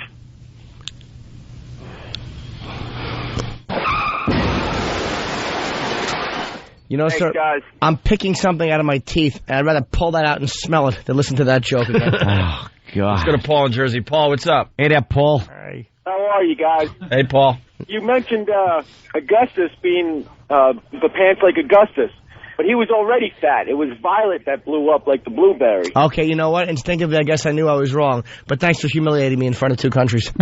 Hey, no problem. Glad I could do it. All right, Paul. We're going to play What Did We Learn on the Opie and Anthony Show in a bit here. What an educational program this was. Today was like a year of college, just in one show. Yeah? So there must be hundreds of, I guess, what we learned today. By the way, we didn't get to the Christy Brinkley thing. She must just be the worst. Something's going on. She can't keep a husband. Nope. I'm thinking there's a bad smell. Really? I'm thinking there's just a bad smell. Like armpits? Maybe she needs deodorant? I'm thinking there's a really bad smell. Some people have smelly feet. You're right. I'm thinking a horrific bad smell. Her breath, because she's an ex-model. And only right. Oh, I'm thinking a lot worse than that. Belly button lint sometimes. You don't clean it out. I can't even think of one other area. She's like this perfect woman, supermodel. Yeah. Can't hold a husband because... Oh, boy, there's a problem. Somewhere like Voss behind her ear. Oh, right. We're thinking a lot worse than that. No? Let's just say that, are you implying that something might smell like a toilet full of sardine oil? Oh, correct. Can you imagine what a bummer that would be? You score a supermodel, it's like... Oh, boy, there's one problem, though. That's great. Finally, we're going to... Oh, this is amazing. It's a supermodel, and... Oh, my God, no. Tell you one thing. Christy Brinkley's going to be all over the news today. You're going to remember this conversation that your pals Opie and Anthony had today. Oh, there's a problem. There's got to be one big problem there. You think? That's what I'm thinking. I'm thinking C-word. Yeah? Yeah, I'm thinking she's just maybe a bit much to deal with. But would you deal with that because she's... High maintenance. But would you deal with that because she's such a hot piece of ass? Like, where does it... They probably do for a few years. And then you got to say, you know something? Not worth it anymore. Out. Yeah? Yeah. Would I tolerate it? Yes. I've tolerated that from mediocre chicks. A supermodel? Of course I would. What else do we hear today? Timothy Oliphant? Is that his name? Huh? Timothy Oliphant. Yes. Huh? He's the guy from Deadwood. And he was in Go with Jay. Yeah. And he's going to be starring as the lead character in the video game made movie Hitman. You ever play Hitman? That's one good I have game. Not. The first one was really good. Second one kind of sucked. And the third one got good again. What's the deal? Obviously, you got You're missions, a hitman. Missions as a hitman. Missions. And they get harder as you go. Third person perspective. A lot of fun. A lot of cool things that aren't in other games. You really got to watch out. You can't just leave bodies laying around. You got to hide your guns. Like, I would just come running out and forget to put my gun, my sniper rifle in its briefcase. And people start screaming, "He's got a gun!" And then the cops come after you, and just a mess. But he's going to be playing, and that guy's shaved head, kind of tough guy. Who were they going to get? Vin Diesel was slated, of course, the go-to guy when you got the shaved head. But it brought us to talking about a little bit about video games, and we had all played Hitman, so we were talking about it in the office. And there's one thing that happens in a lot of these games, whether it's third-person or first-person perspective games where you're walking through, and there's that you can't set off the alarm thing, and there's guards, and you got to kind of use a little stealth to get past them, stay in the shadows. Wait for them to make their turn or something. There's always these guards. You're crunching through the snow, and maybe you go a little too fast and you're in the light before you get in the shadows, and you hear, "Hey, you, stop over there." Must be the wind. and then he just walks away. Yeah. Like the guard just leaves. I heard something over there. I've got to get my ears checked. and then he just keeps walking patrol, back and forth, back and forth. Yeah. There's something in the bushes. You, come out of there. Must be nothing. They gotta do something about that. I mean, I don't want everything jumping after me and shooting. I want to be able to, stealth around a little bit, but it's so funny when it's the same thing every game. Hey! Nothing. Did we talk about Hitler's car, too? Hitler's car? Sure, it was a Shelby. Yeah. God, I'm thinking if we could get $1 from every listener, we could get your dream car. All right, Soupy. Oh, yeah, remember that? Go into your mom's purse. Right, one-of-a-kind survivor going on auction block. They're selling Hitler's race car for $15 million. It's not his car. He didn't, drive the goddamn thing. He, I think, commissioned it as a race car, for the pride of Germany. Pride of the fatherland. Oh, you're right. The race car Adolf Hitler had built to prove the superiority of the Third Reich is expected to sell for an incredible $15 million at an auction next month. Wait, was it a race car because of the speed, or was it white with a puff of blonde hair? It was a perfect race car. Bids for the 1939 car, which narrowly escaped being pounded into scrap metal by the Russians after World War II, will open at $13 million. Wow. Yeah, the record for a car sold at auction is $11 million for a 1931 Bugatti Royale in 1987. Bugatti? Yep. I never heard of a Bugatti. I'm sorry. They make the fastest production car made now. So we'll see how much that gets in the coming days. Yeah, Hitler's car. That would be something for me to park in my driveway. Tell the neighbors about. Do you know who commissioned this vehicle? Yes. Can I tell you a little bit about it, neighbor? Well, we can't really start. A little man called Adolf Hitler. You might have heard of him. The license plate is AH. AH1. Got a whole fleet of them. Well, we can't really start anything new right now. So why don't we do, what did we learn on the Opie and Anthony show today? It's John. John, what's up, buddy? Hey, today I learned that if you let your Negro spill oil into a crankcase, it makes a filthy spill. I barely heard him, but... Yeah, I don't even think it's worth repeating. I don't think any of these are going to work out on the radio. Yeah, let's say hi to Charlie. Charlie, what did you learn on the Opie and Anthony show today? How you doing, guys? I learned today that Negroes are just stains, and if you scrub them with bleach, we'd have a perfect world later. I think he was being sarcastic, though. Yeah, let's wait for the... Yeah, we'll try one more. Danny, what's up? Danny. What did you learn on the show today? I learned that today you boys play clips from Anthony's hobby. Wow. Anthony's what? My home movies. Those weren't my home movies. My sister never did that. As far as I know. Uh-oh. You know, we gave him a really good show today, and the listeners just stink. They absorbed it like a rock. They really did, man. Bastards. All right. I guess we'll do this.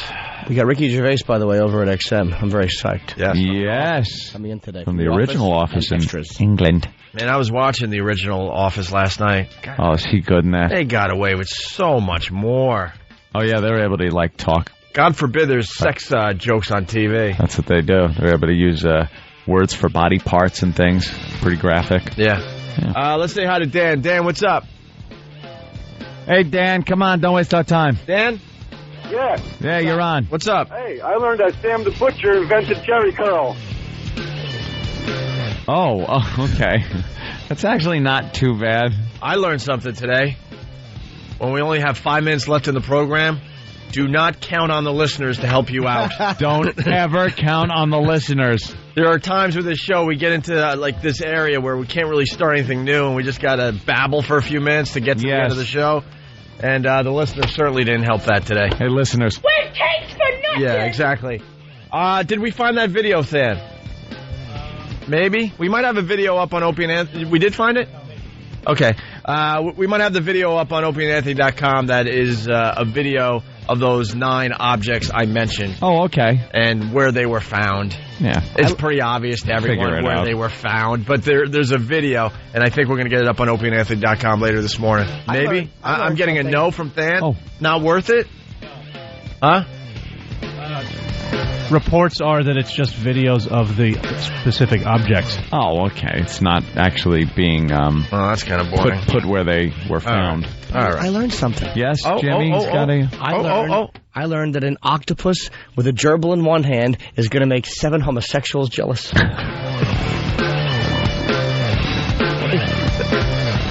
Wow! What? Thank you, May from Boston. Why? On Pal Talk, out of nowhere. What? She's wowing. Tomorrow is Whip 'em Out Wednesday. I don't have it up. You missed it. Tomorrow's Whip 'em Out Wednesday on the Opie and Anthony Show. We're just kind of babbling here. And what is that girl doing? Like, what is she doing? Oh, yeah, she's doing upside down, like, push-ups. Is that yoga? Like crab push-ups. She's the one that had the gun out earlier, the rifle. She's now in her bra and panties doing some kind of reverse push-ups, yeah. She's doing crab-ups. Whoa, hey, there's something you don't see every day. Hello. Wow.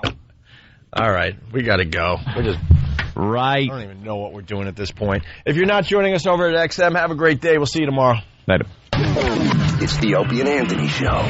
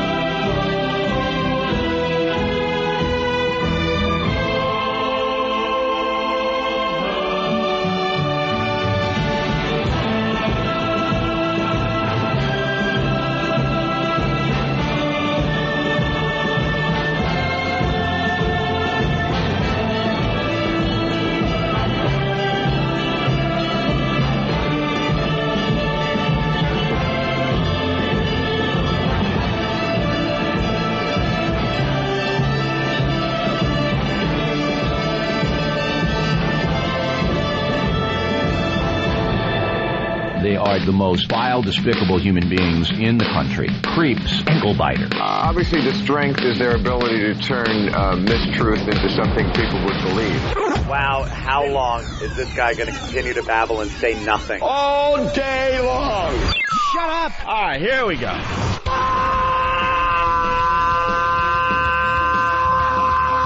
Welcome to the Opie and Anthony Show. It's worse than I imagined. That's terrible. I'm sorry. We are a bunch of dopes. I think we're lewd. We're probably pushing 20 arrests because of this radio show. Out of touch cornballs. 3 retards. We have the effect of Tylenol PM.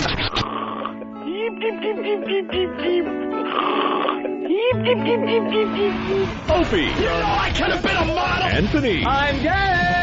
James Norton. I like yogurt. Robert Reed.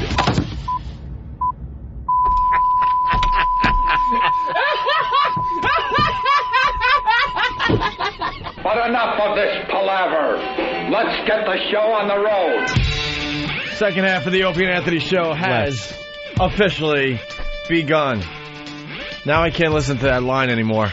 The model line? Yeah. Fucking, it makes, every time I hear it, it's so obnoxious. I can't listen to it anymore. Because it's delivered in anger. It's not like fucking casually said, like I could have been a model. Hey, man, you know, there was a point in my life. My mom was thinking about it when I was a kid. No, it was, you know something. You are lucky to have me. You're lucky. What that was something that came out from the core that had been waiting to come out for years. Do you realize how lucky you are to have me? Every slight you'd wanted to answer with that one thing. It's like I could have been so many things, but I decided to do this. I ended up here for you. Entertaining for you, the me. masses. Do you know I could have been a model? That is something that is said by a jerk. Oh, shit. God damn. Oh, by the way, we're starting a new feature today. We answer all the unanswered questions that happen at, during the first half of the show. Today's answers are very simple. Pussy and asshole. Right. And smelly pussy. Those are today's answers to the unanswered questions from the first half of the Opie and Anthony Show. Very good. How many people right now going, I knew it! Nominations by category. The 79th Academy Awards coming up, huh? Wow. Jeez, it seems like just a year ago it was the 78th.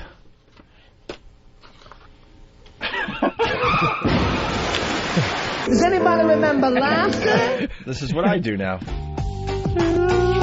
attaboy. That's the funny back end. I love this. I've got a new life. It's nominated, by the way. Oh, yeah. Best song. Best song in a movie. I'm a new person like you. Don't bother when you're not the one for me. Is enough? I saw the sign, and it opened up my eyes. I saw the sign. Life is demanding without understanding. I saw the sign. It opened up my eyes. I saw the sign. No one's gonna drag you up to get into the light where you belong. But where do you belong? That is so fantastic. I can't even stomach it. I have to have that too, by the way. Travis is burning me that fucking Silence of the Lambs song. I want that. By the way, we got the long version of that song. Oh my God! Song that we've Where never is heard. it? Is that the one she did in studio or no? Oh my God! Let's hear the whole version, please. That's only a piece. You know, she only sent in a piece for the contest. I want another verse. Where is it? Or she sent the whole thing in, and we just, because we had to make it quick 30 for seconds, radio. sure. It had to be 30 Where seconds. is it? One of these blathering idiots has to come up with it, or someone's being fired. Right.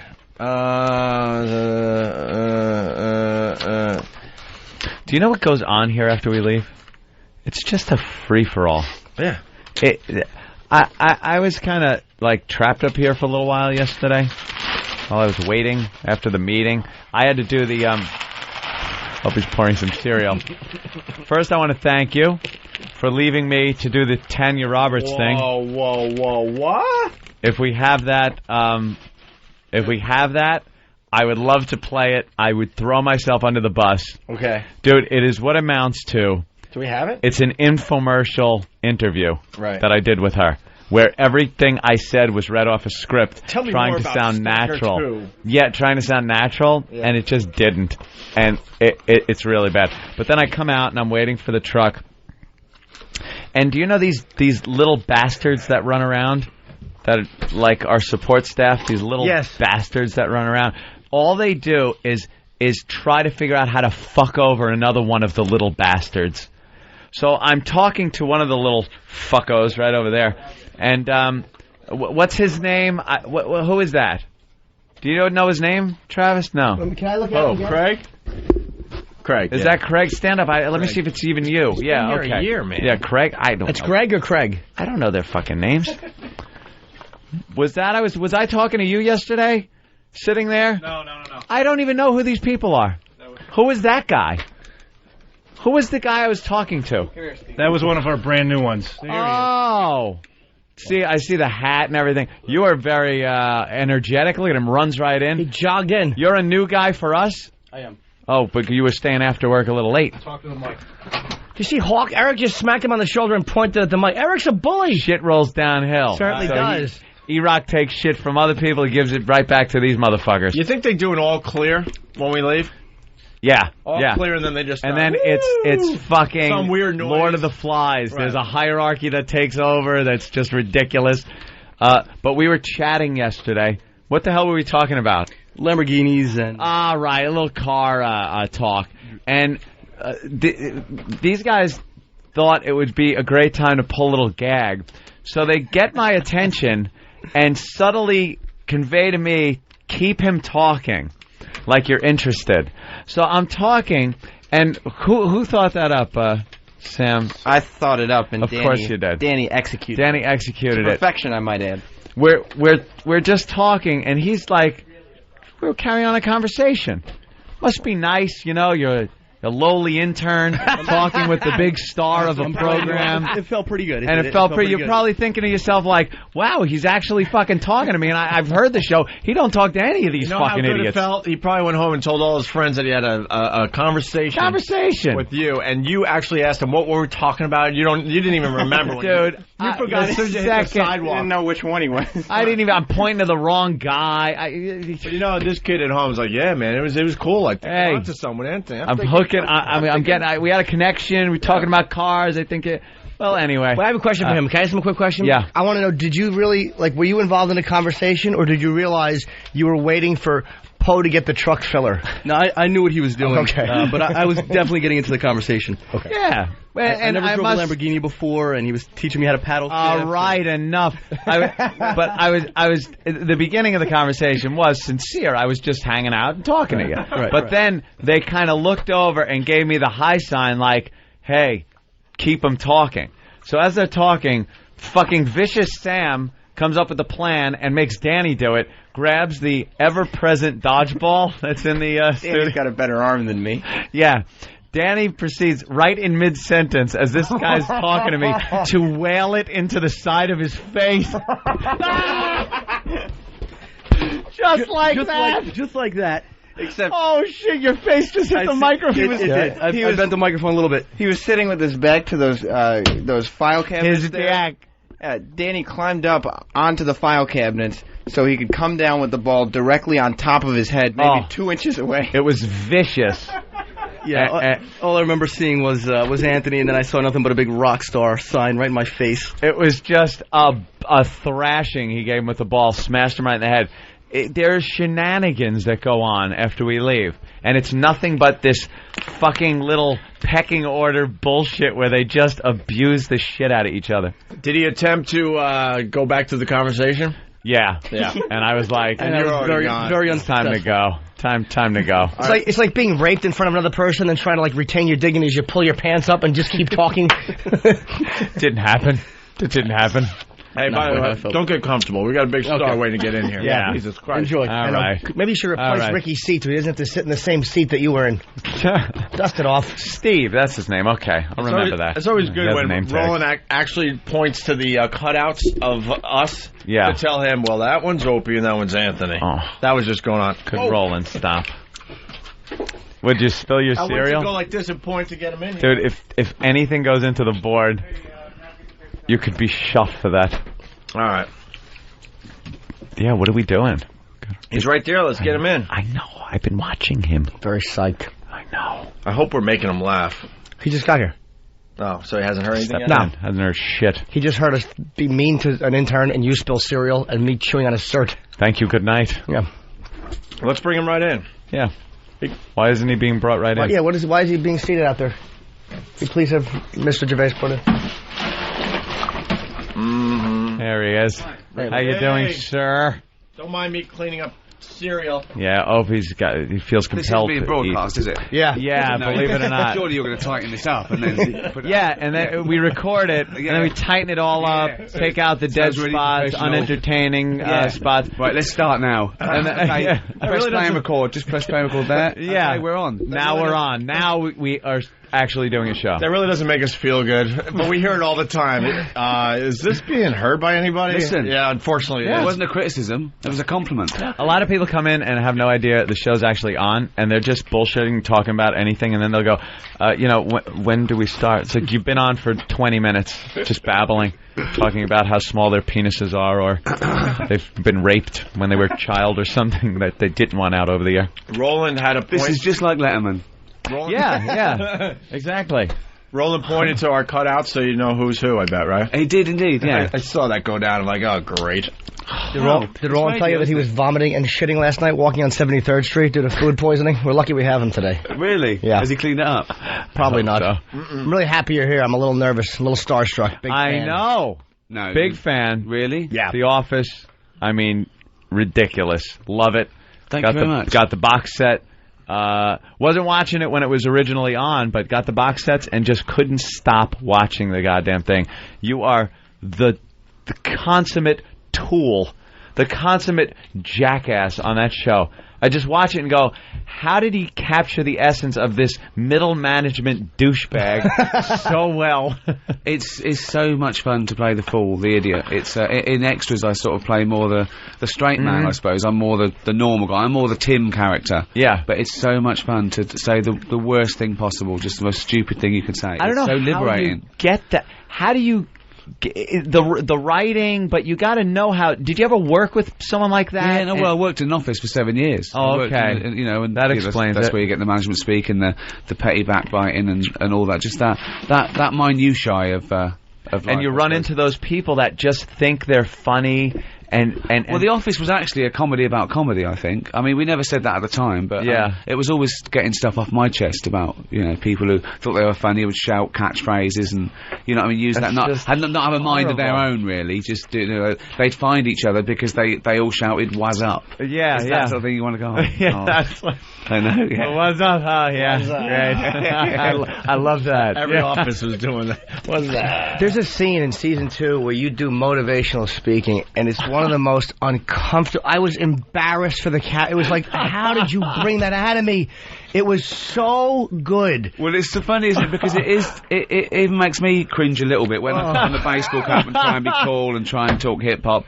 But there's a bit of me that thinks, I wonder if there's anyone out there that thinks that I think this is really cool. Just for a split second. And the press go, oh well, he's just like David Brent. I go, no, I'm not like David Brent. I'm not. I talk like him. I used my voice and I used my face. And it really annoys me that anyone thinks I'm like David Brent. Right. So you're not acting. You just stepped into it. It's exactly. It's a real documentary. Right. It's the subtleties too, like the way your eyes will kind of dart back and forth as you're talking, not even comfortable in your own skin. Well, I was never trained as an actor, but when I watched television, I always thought people overacted, oversold a point. You don't need to. You use your hands and you don't finish sentences. You don't need to spell stuff out. So it was sort of like an exploration into sort of body language. Really. Fidgeting with the tie when someone's lying, something. When they can't look someone in the eye. Yeah, it's one of the. Yeah, it's such typical like body language. You could totally read that you know, you're uncomfortable, you're lying, you just bombed.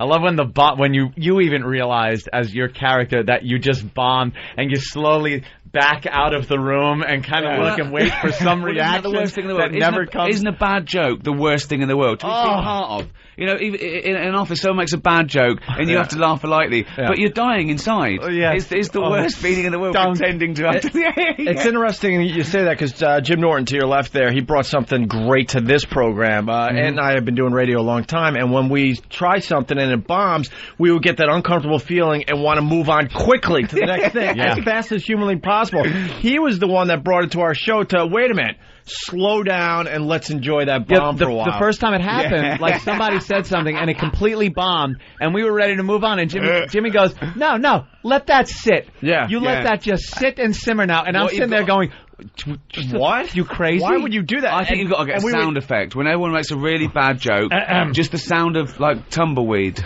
Oh, no, we got that. We do have the crickets. We're on the same page. We got crickets. And then we got this one. Dead silence, and then... Oh, he's got the headphones. Dead silence. And the car wreck. These are all the ones. Or one cough in a church hall. Well, is that a good one? Can we play all? Can we play them all for him? Yeah. If you do it, you got him on. Come on. If you do a bad joke in this show, you get one of the following. Make sure he's on first. You on? Me. Can you hear me? Yeah. He doesn't want to mess up that hair of his. I guess you're doing TV today, huh? Yeah. All right. So you get the classic. Yeah. Then you get the Kelsey Grammer. He just fell down. Then we get, the old game show ending. Still good. Yeah. And then over the top.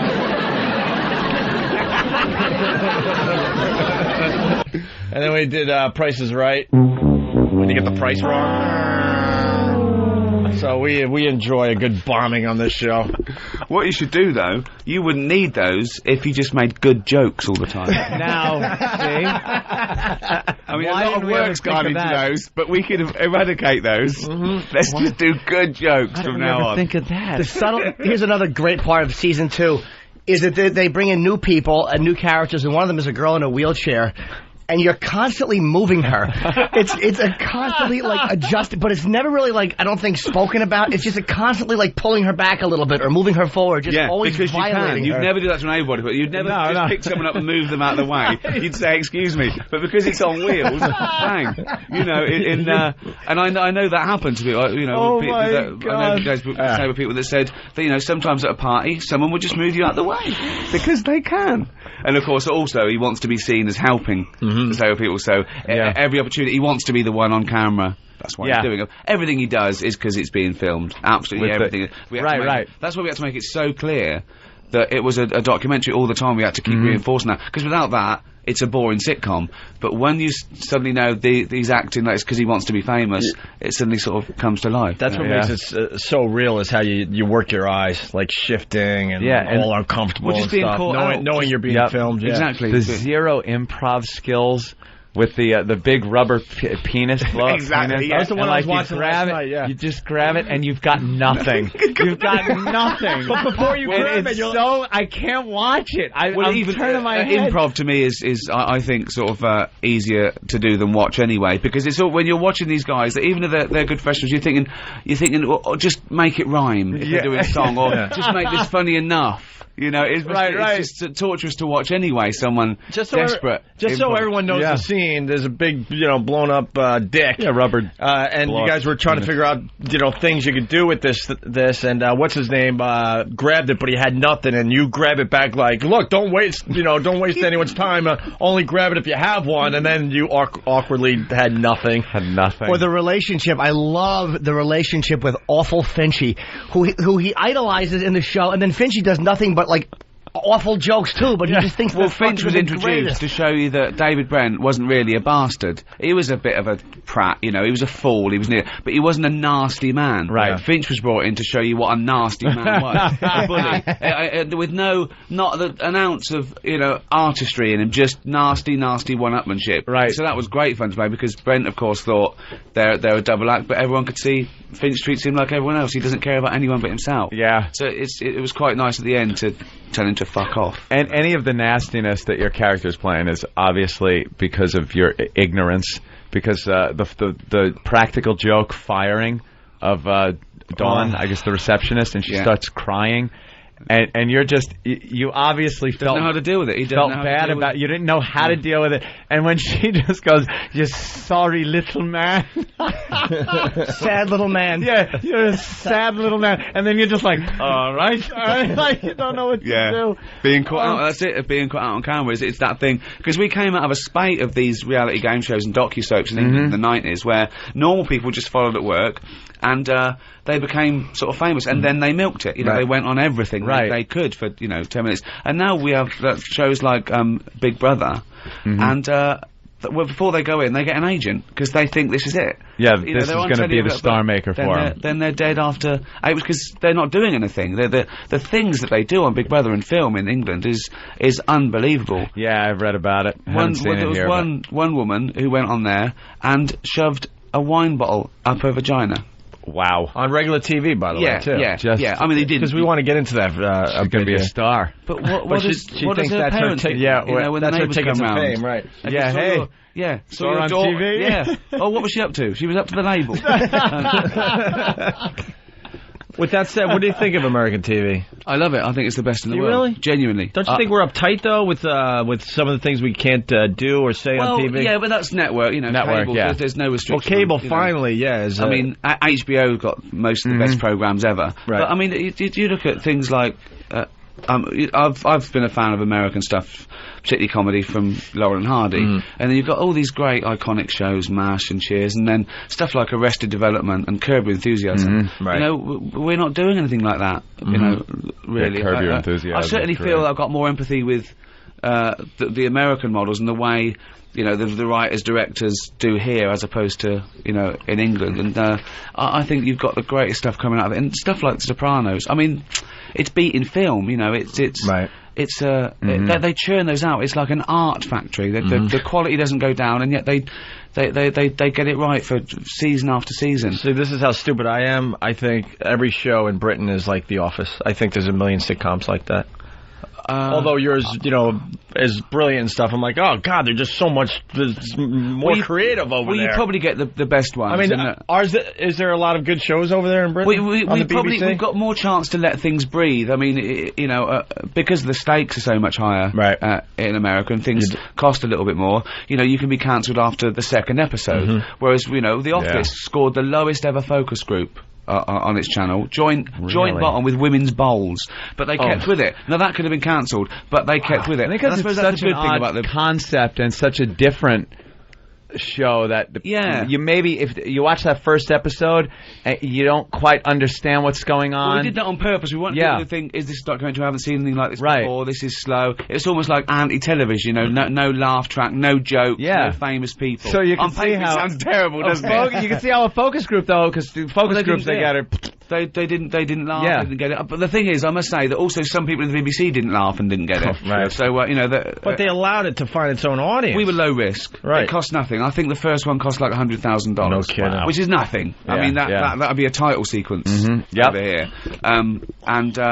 It gave us the chance. We went out on a Monday night in the summer, which is, but then when it started growing, then we got the repeat, and things started moving then. And, to be fair, they leave us alone. Me and Stephen, got to do it. Why only 2 seasons and 12 total episodes? Well, right? just because we do it all ourselves, and it is exhausting. We don't have a team of writers. We don't have a team of producers. It's not it really is like a little cottage industry, and we worry about everything. We do our own press. We do our own design. We do the sleeve. So we do it. It took us 3 years, and then that was it.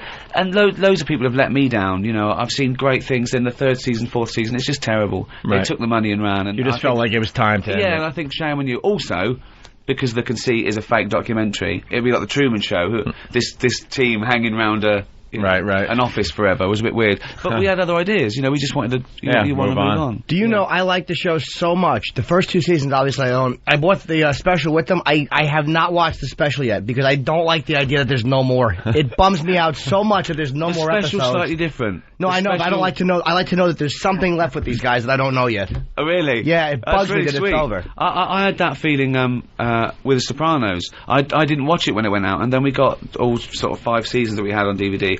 And the last sort of season we were watching, we started rationing ourselves because we thought, you don't want it to be over. And the way we watched the last one, it was just awful. Yeah, I think American TV's great. I still watch Columbo. I just can't believe how ahead of its time it is. It's just it's so stylish. I catch those every time they're on, and it's amazing how many real directors went on to Spielberg directed a few, and you're watching. I've watched some Columbos and gone, this is Spielberg, and you know it just by the way it looks, and then the end sequence comes and you see it was Spielberg. Patrick directed. McGowan did a few. He got in there, didn't he? I've been in a few. I love the villains they use. And comics are always touching on Columbo, how it's never just some guy that's robbed a gas station and shot someone. It's always an art dealer, someone overprivileged who gets their comeuppance and never knows how to shut the fuck up. It's I can't understand how the footprints got under the window when the mud wasn't here from a storm last night. Ha, Lieutenant. It's obvious the man took his shoes off and went, I should have seen that. and the guy never knows to just shut his fucking mouth. He's getting away with it. Yeah, you were getting away with it. Lawyer up or something, you dope. Well, I watch it with my girlfriend, and whenever Columbo goes, that explains it. I go, he's got away with it. Yeah, that's it. That's it, okay, we might as well turn off the hook. Yeah. Well done, that's a perfect crime. Let's watch something else. And it's always some little thing, too. Like, one thing was an earring in a trunk. Really? Which as evidence, would be kind of nothing. It's like, I found an earring in his trunk, and it's like, I killed her because she was cheating on me. And the guy just completely spills his guts. But there's one I saw that was really bizarre, where Columbo gets the mafia involved. And they help him out. It's a whole thing, this whole elaborate... But it's great. The thing about Columbo is... who did it from the beginning. Right from the start.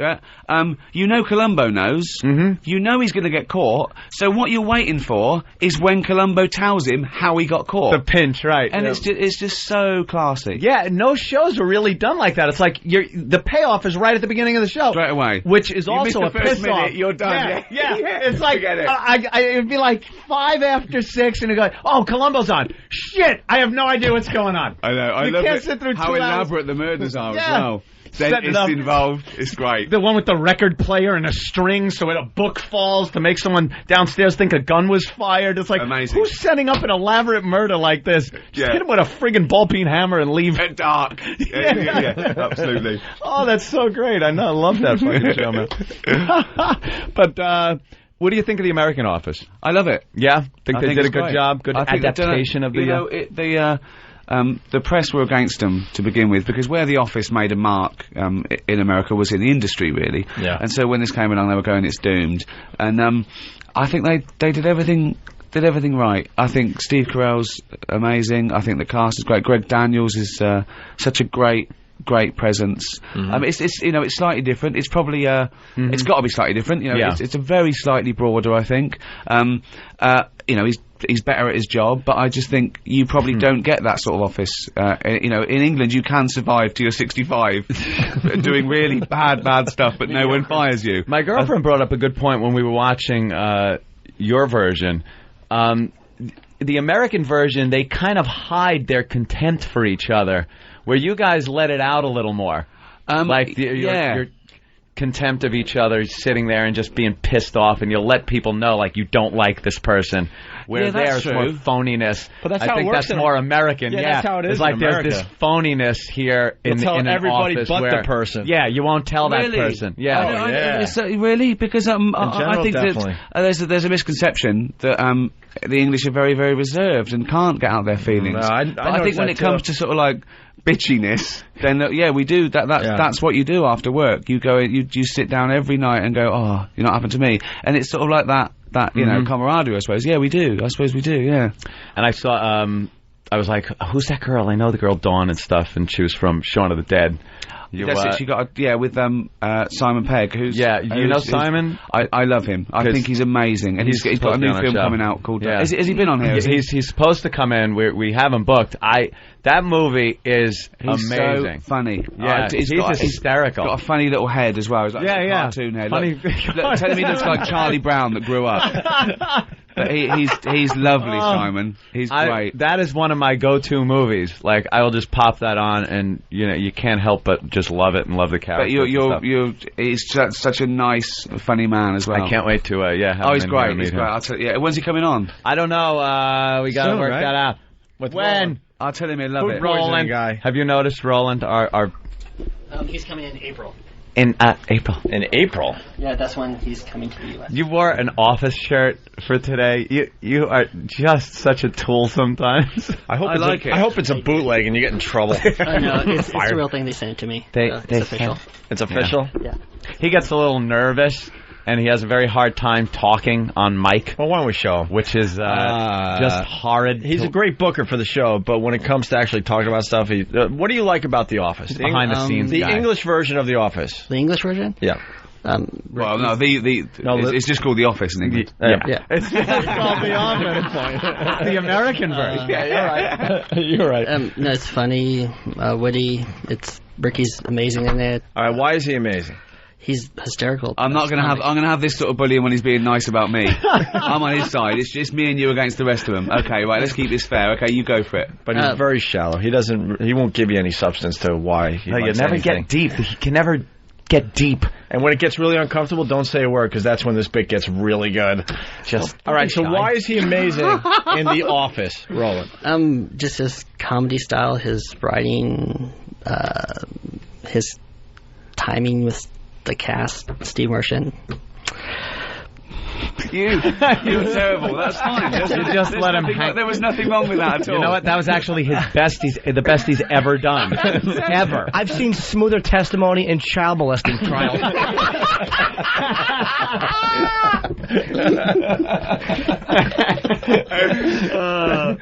They said you've seen a lot of those. From Roland.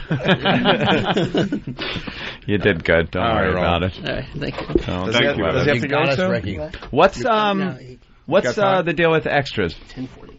What's that? What's the deal with extras, and why am I asking you? I don't know, because you're afraid Ricky Extras is on HBO. On now, I think that it's the second. Season 2. It's kind of the way we get, so you could plug it and tell people that don't know what it's let's about. Let's not be subtle about this. Yeah. You guys always schedule for season 2. Well, I think I'm here to hang out with you guys. Sal, you're right. I've lived 3,000 miles to meet you. No, I did. I couldn't make it last time. I was down to do it last time. We had you on the phone once. I know. Yeah, I remember that. No, it was great. So what's the extras about, though? It's a little weird to have extras on HBO. Explain that. Is it? Well, it's. Is it you guys doing the commentary, or I'm confused? I have no show. The show's called Extras. Oh, the show extras. DVD extras. Holy shit! Sorry. I'm thinking DVD extras. I'm sorry. No, well, yeah. Car crash. All right. I'm heating up. Does anybody remember last night? Holy crap! What it's a show called Extras. No, I know. It follows. Yeah. Great. Great. You play the beautiful thing is he's like an extra in it, and it's like you play.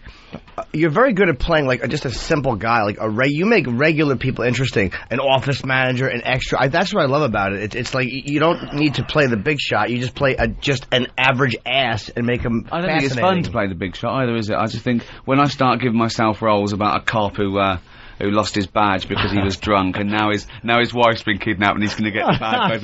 That's when you know it's finished. When you start believing that. When you only take roles where can I have a gun? Well, no, not really. Or can I have a gun? Well, an office manager wouldn't have a gun. I think he might. I think he might have a gun. Yeah. Just playing the regular guys. It's fun to play the putts. It's much more fun playing David Brent than Andy Millman in many ways, because it's you and also when you're playing the putts, you can put other cast members off. That's the most fun for me, actually putting them off while I'm playing the thing. Whereas if you're playing the straight one, you can't really. So I need something else to keep my interest up. It's so odd to watch that, because you don't think you're acting watching it. Like, do you find it difficult to play that character because it's so natural? When I watch The Office, I'm like, this is a guy, this guy. I've worked with these people, guys like this. Do you find it harder to act like that? I don't find acting that hard. Really. And I never get lost in the role. Very rarely you get lost in the role. This is the misconception when people say, "Oh, I was so into it." Yeah. You're not. You're thinking of lunch, and you're going, "Oh, they're not meant to stand there." You don't get lost. You're not one of those. He taught me so much. Everything my character. I'll tell you what. The cameraman puts me off, which is a bad thing. But yeah, I'd say, can I go further back? A light puts me off. So no, I don't get lost in the role. But maybe a few you get caught up in it. Some of the drama moments are more exciting than comedy, really. Like I remember one that we did where David went out to cry for his job back, and there you get really into it. You really you try and where he begs not to be redundant. That where he's talking. Exactly, that was a great scene. It's like the one scene where he breaks down. And that's the one scene I felt like a real actor as opposed to a bloke trying to make people laugh. But no, most of the time you're thinking, oh, these shoes are annoying me, or oh god, he's sniffing. The cameraman's sniffing. Everything. Anything puts me off, honestly, because it's you want it to get it just right, and and I do get hungry very quickly, and lunch is coming, and I start thinking, oh, come on. So no, I'm not one of those people that worries about my method. And do you find that it's difficult to have such hands-on with a project like that? It's easier. If you see, this is the thing about middle management. It's either no responsibility, where you leave and that's it, or total responsibility. It's being caught in that middle ground where you can't do everything you want, and you have to compromise, but you have to do certain things. So no, I'd rather be in charge or just turn up and go home. Definitely, yeah. It makes for long days, though, I guess. Well, if you're in charge, you can do anything. So I can suddenly go, I think David Webb would sit down for this. It's like the old time. Fun, yeah. Rewrite. They capture everything perfect. It's like even things that aren't like my favorite two scenes in the whole series were both non-comic scenes. One was that scene where he asked for his job back, and one was when Tim turns the microphone off. Mine too. That's my 1 and 2, and they happen after each other. And we swapped them around in the edit as well. Originally, we were going to end with the. Don't think we thought we should end with the other way around. Oh, was the Dolly Parton line? Yeah. Apparently, there's a country station that uses that as a jingle, and I just think of it's the one where I go, Dolly Parton. If you want the rain, you got to put the rain where you got to put the rain, and people say she's a big pair of tits, and I just think of Dolly Parton listening to country radio, and suddenly hear someone talk. Why are they saying that about me? What's that from? Who's this DJ just saying that? This is strange. I'm Dolly Parton. But this is where you're getting them. Mackenzie Crook, right? That's how you say his name. Is giving you the massage, and he's just giving him you're sitting there, and he's standing behind him, and he's giving him. It's the awful massage that someone gives you at an awkward moment. It's the stiff, just kneading the hands on the neck, and it doesn't feel good, and you can tell it doesn't feel good. And that's the longest pause we've ever done. That's the longest silence we ever did. We timed it just for our amusement. Yeah, just like a couple of nerds going. That's the longest we've ever gone without saying anything. Just looking at the camera. That is the most fun in the world, to look at a camera. It's the most. I mean, I miss it in everything I do, which is a problem for an actor. Yeah, because all the time. Don't look at the fucking camera. Absolutely, right. I just want to go. just turn around and just stare straight down the lens. Shit, that was the look. It's so much fun. That was the look for a split second, you bastard. 100 years ago, they nailed it 100 years ago. They're just the idea of that. I'm with this idiot, and that's that's just. This is radio. People at home are going, he's looking at the camera. Fuck, I'm entertained as hell. I just gotta tell people out there, it's a very good visual. There's a scene that Jimmy always brought up as hysterical, and I finally got to see it. When you're listening to the answering machine, with that hot girl in the, Oh yeah, listening back, and you're listening to no, you're just talking back to it, and then you go to throw it out the window as a joke, and turn around and you drop it. It falls right in the trash can. First take. I was so lucky. You wanted it to go in the trash. Of course, yeah. And so it looked great. It looks great, and then it's broken, and you're just an ass. If you look, I can't believe my luck. It falls. I go, and you can say, I can see it. That I go, wow, what a shot.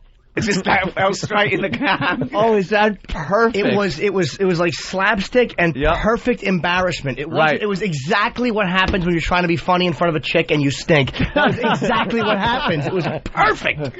Fucking thing. He's just trying to be a goof and he drops it in the garbage like a boob. Right there you're emasculated. You cannot recover from that. There's no coming back. Oh, dear. Hey, Love it, man. We should go to the phones. Everybody wants to say hi here. Andrew in Queens.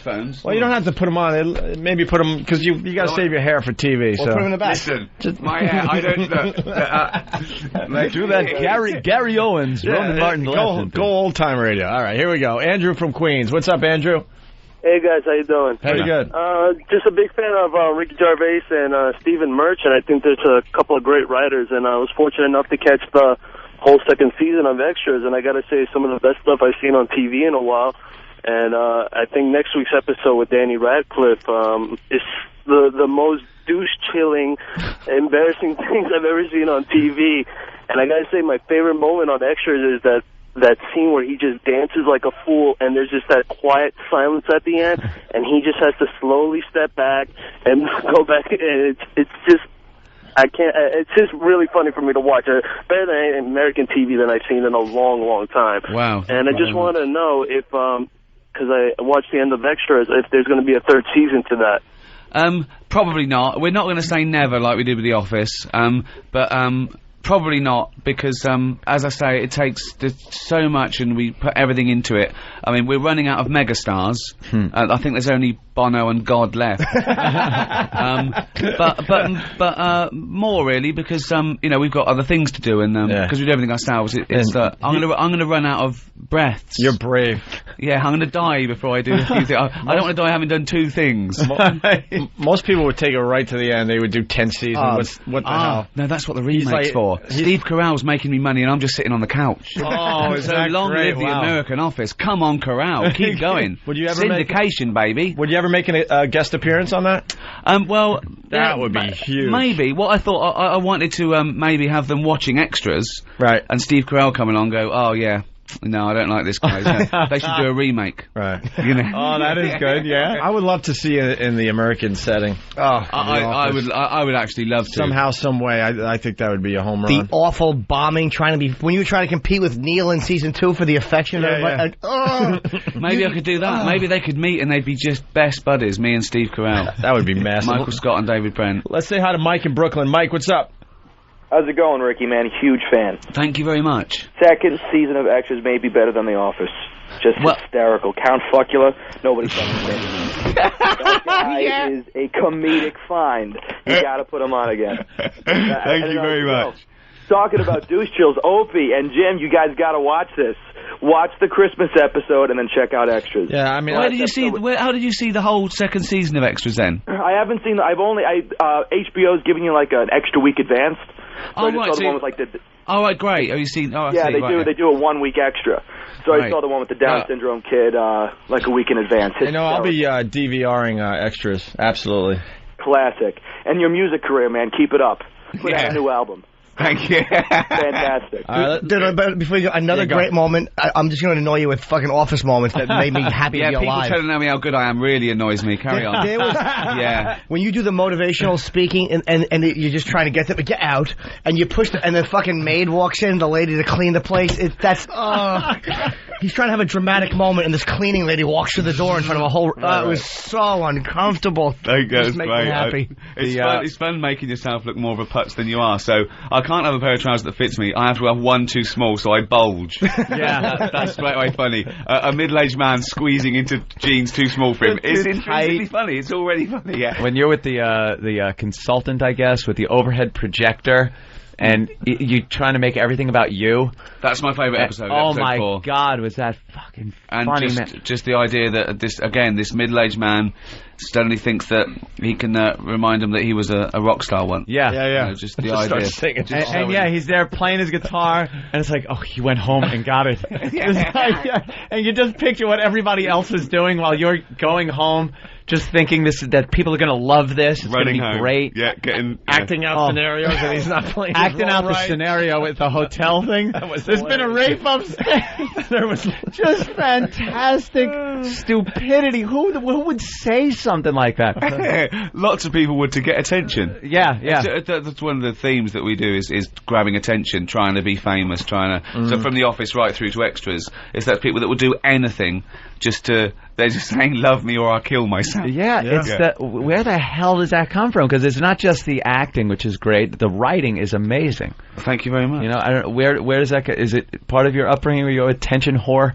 No, I didn't read books. I didn't particularly, do stuff like writing. So it was more trying to nail what you see in everyday life because it had to be real, and so it was really trying to emulate real stuff. Did you, as a person that growing up, always want to be the center of attention? And yes, then I lost it. I think I was a brat because I had older brothers and sisters that you had to compete with. Yeah. And then I think I'd lost that for a little while, and now particularly in public, I've lost it completely. Before I used to wind up my friends, but now they can just go, look everybody, it's Ricky Gervais, and I go quiet and have to hide. So I suppose I've got shyer really, just in public. Yeah, not more recognisable. Yeah. Yeah, exactly, because it just seems a little bit weird. It's sort of it's a bit creepy. It must be odd going from local, because I'm sure in England. You couldn't go out without people recognizing you. I'm like Elvis. But you could, yeah, there you go. Exactly. Well, in the sense that I eat burgers at 3 a.m. What a great diet he had. He just died. How do you not love someone that eats fucking like peanut butter and banana sandwiches and dies shitting? What a blow to all fucking women that was. Well, they actually died not shitting. Oh, was he not shitting? That was the problem, I think. He was trying. I think he burst his brains draining. That's the thing. I think so. Yeah. Let's go. But now you come over to the U.S. now, and where you were probably safe from being recognized, and now people are recognizing you here. But you know what? It's sort of slightly different. It's different for loads of reasons. One is it's not on your doorstep. It gives you the creeps more if it's sort of right on your doorstep. It makes more sense in America as well. It sort of makes more sense to be famous in America than it does in England. Really? And that's just an attitude. That's just an attitude. No, it's really strange. Is it kind of also because you're here? When you're here on business. Absolutely. So exactly. It's all right. It might change if I lived here, and I think it's that feeling. It comes with the territory. Yeah. If you're famous, and not here so much, but in England, it's claustrophobic because you're never not famous. You can't turn it off. So right. You can never go. That'd be the best of both worlds, You're famous when you need to jump a queue, but then you're not famous when you're shopping for pants. But you can't have that. You can't have that, so you can't pick and choose. Yeah. And I refuse to wear a beard. John Mayer came into the Comedy Show last week. He had the worst fake mustache I've ever seen. Are you kidding me? Yeah, he came upstairs. I guess he's been getting hassled because of Jessica Simpson, but it was the worst fake mustache. Did when people you put shoe recognize polish on your face and talk jive, stupid. It's not a real mustache. What's a good fake mustache, though? Just one that looks like it was grown. I mean, that looked like somebody had thrown it at him and he caught it under his nose, like with luck. Did everyone recognize him as John Mayer with a really bad fake mustache? I don't know, because that would be even worse. Well, he took it off once he was upstairs, but like when I saw him walking by, I just wanted to hug him. I'm like, that's the fucking worst thing I've ever seen, John. You should just clip and wear a Hitler one, because who would talk to anybody with a Hitler mustache? Nobody. Start spouting his philosophies. Do you know that Hitler based his image on Charlie Chaplin? That's true. Image. I always wondered why he got that idea. No, he was fascinated by Charlie Chaplin. He watched The Great Dictator twice, and that's true.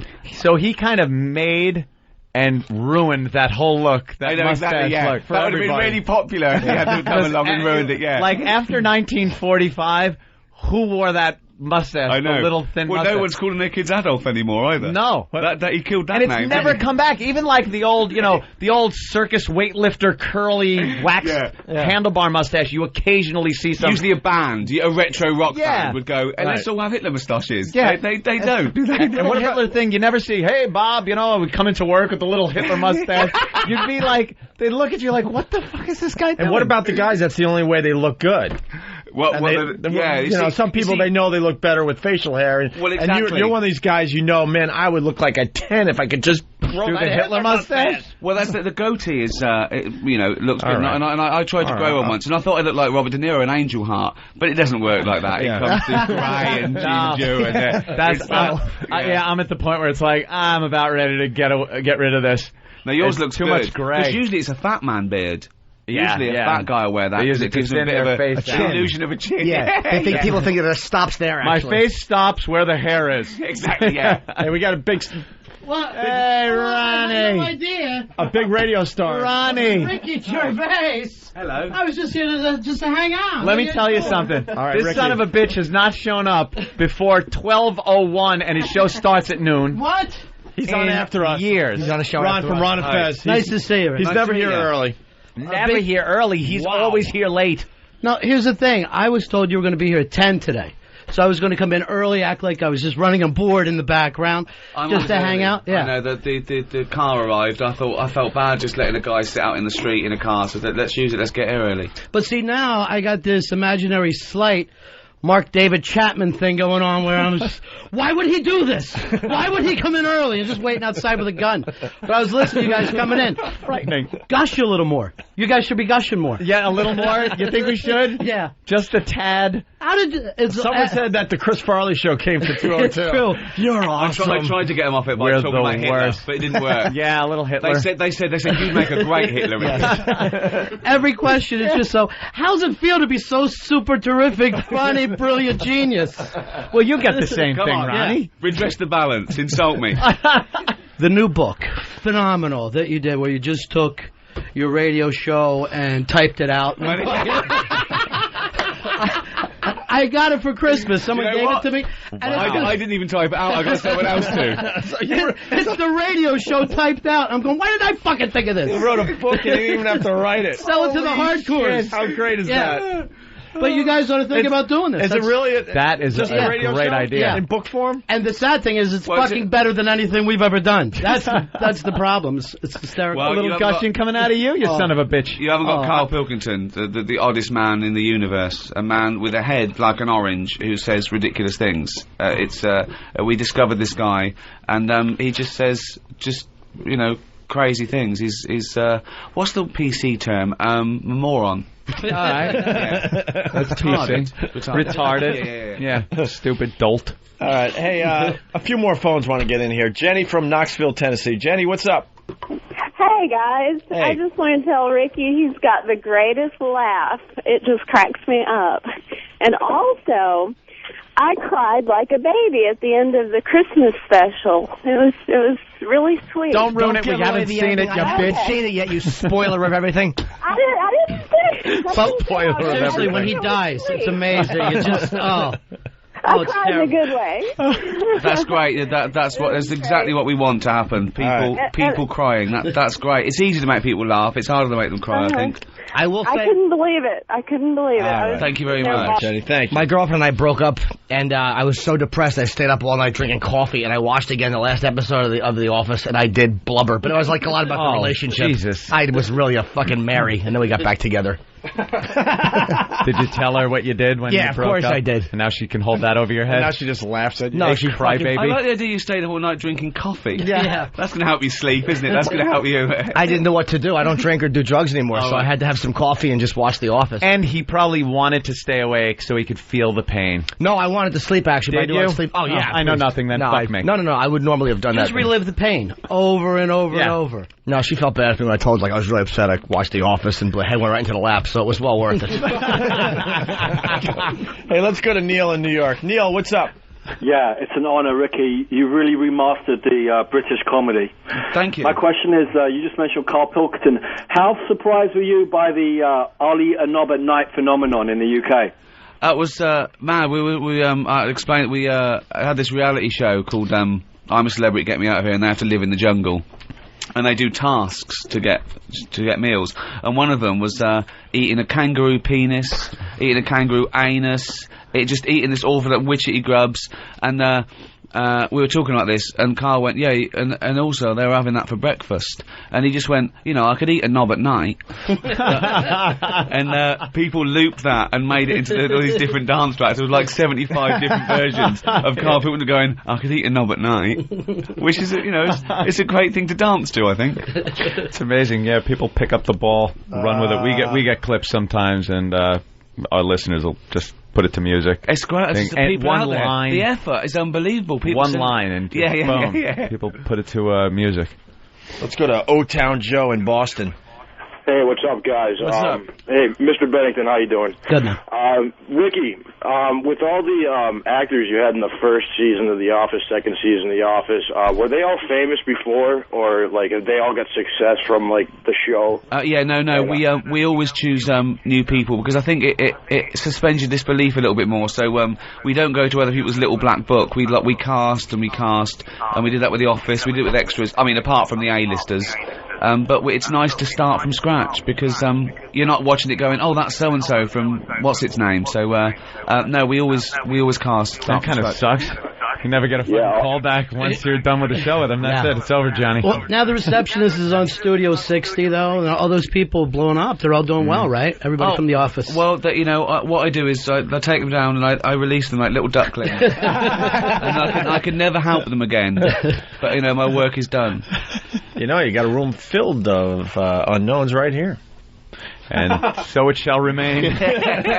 He's typing this into a book right now, selling it on eBay later.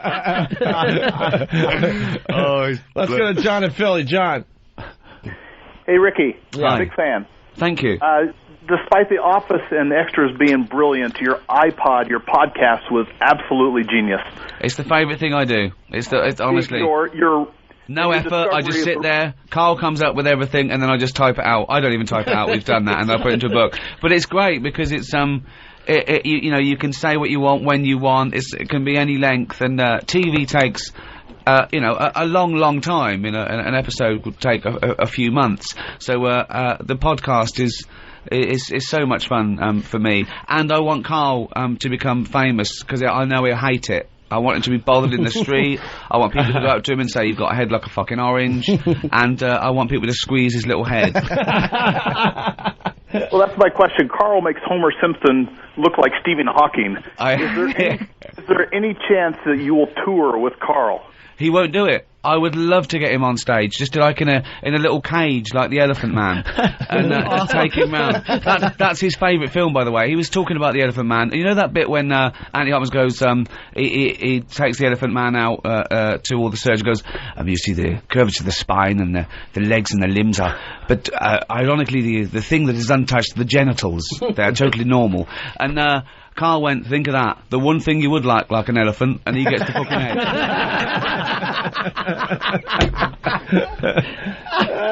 Will the podcast ever come back? Maybe, yeah. I mean, we're giving it a rest for a while, and you can get the back catalogue on iTunes for a few dollars. But yeah, we might do another one.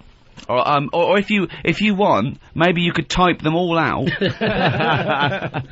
send them to him, and staple them together. What about the Bowie song? The Bowie song should be out by now from the last. Oh, that was on. I think that's been on YouTube since it went out in England. Yeah. Oh, you mean release it? Yeah, just release it as a single. Why not? Yeah, just get it out there. Was that weird for you too? That is Bowie. I mean, I know that you probably grew up just. It's probably my musical hero for about 25 years, right. And to co-write a song with him, and it's so funny because I was talking on the phone, and I'd sent him the lyrics, and I said, "Oh, we want you to do this." We thought something, a bit retro, maybe something like "Life on Mars," right? And he went, and he said, "Oh yeah, I'll just knock off a Life on Mars for you." The great thing is, it was such a Bowie song. Like you really was exactly very what he was doing. He gave us a Bowie, didn't he? Yeah. Let's go to Chuck in New Mexico. Chuck, what's going on today? Hey, I wanted to ask Ricky about his stand-up stuff. I had bought a copy of Politics and a copy of Animals on eBay, and then found out that they were just British. Are they ever going to the U.S.? I had to go out and buy a multi-region DVD player just to watch them. They're hysterical. It's I bet you don't get all the stuff on there. Does it translate? Do you understand what I'm saying? Probably the regional references don't travel well, do they?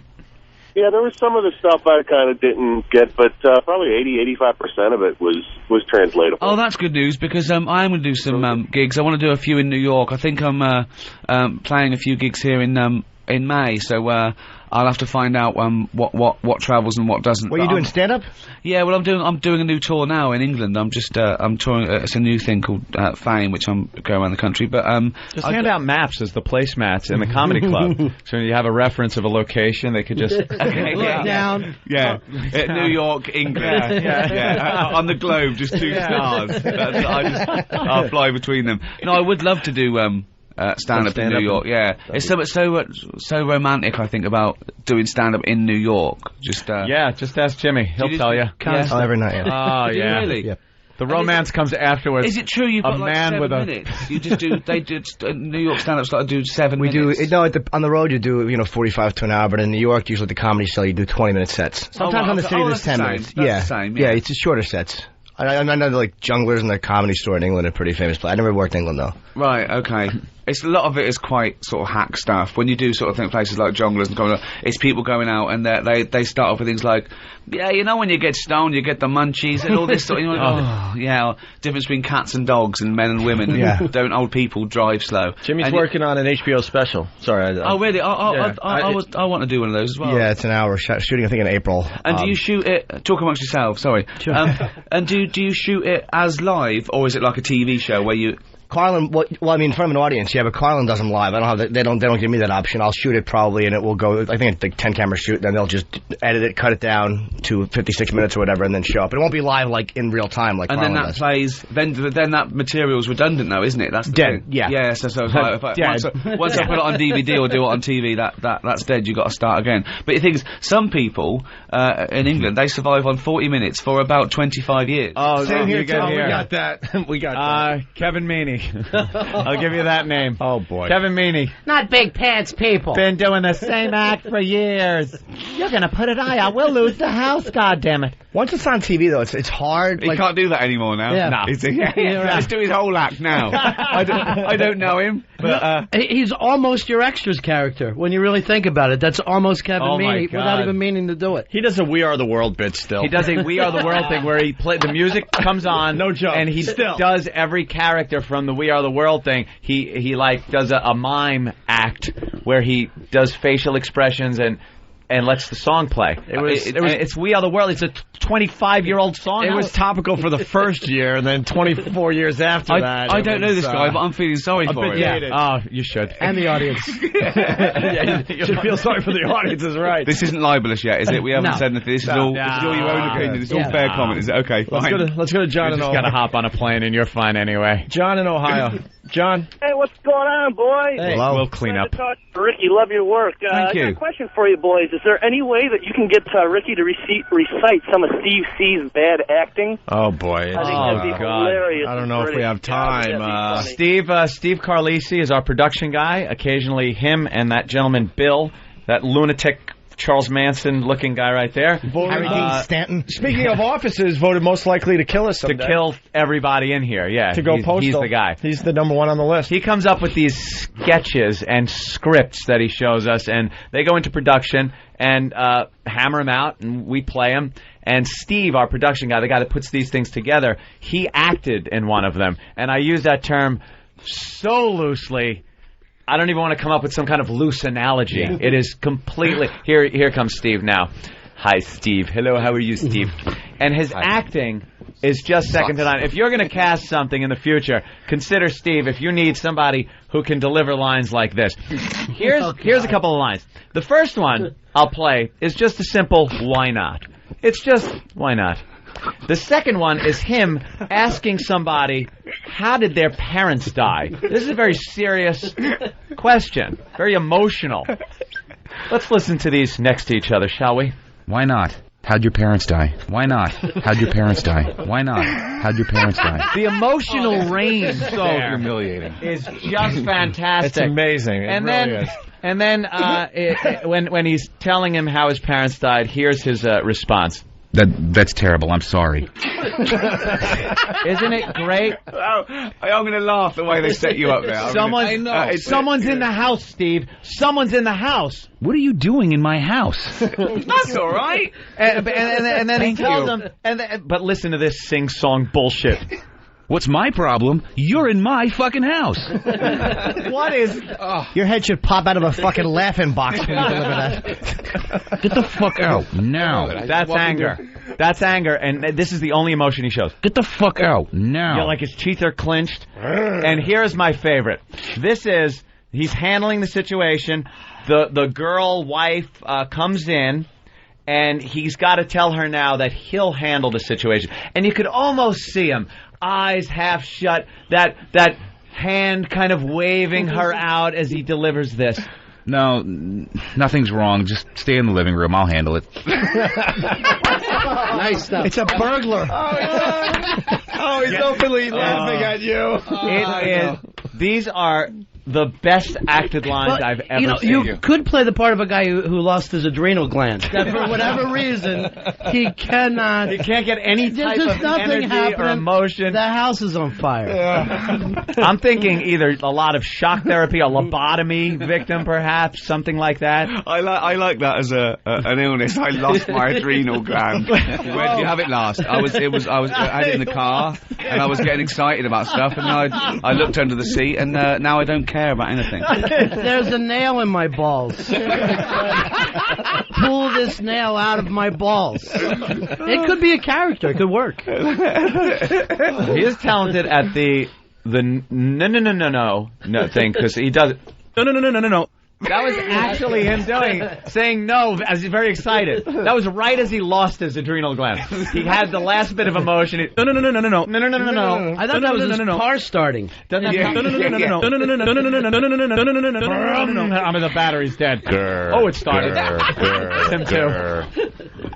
Martinez love this hail of gunfire I walk into. Yeah. Well, whenever we have actors come in, we love to showcase our own actor, Steve Carlisi. Yeah. Isn't he wonderful? I didn't think it was that bad. I thought it was okay. I think you get away with that. You'd get away with that on an awful lot of television programs. Or a lot of awful television. Exactly. What do you mean? Same thing. Oh, good. I think you're probably around the average there. Wow. Ooh. Yeah. Well, your first compliment to the actor. I see about 100 people to get one good actor. So, and many of them are much worse than that. Some of them are millionaires and are much worse than that. Absolutely. Ooh, yeah. Second career. Wow. It's because people can survive with like soap operas now. You're in my fucking casting room.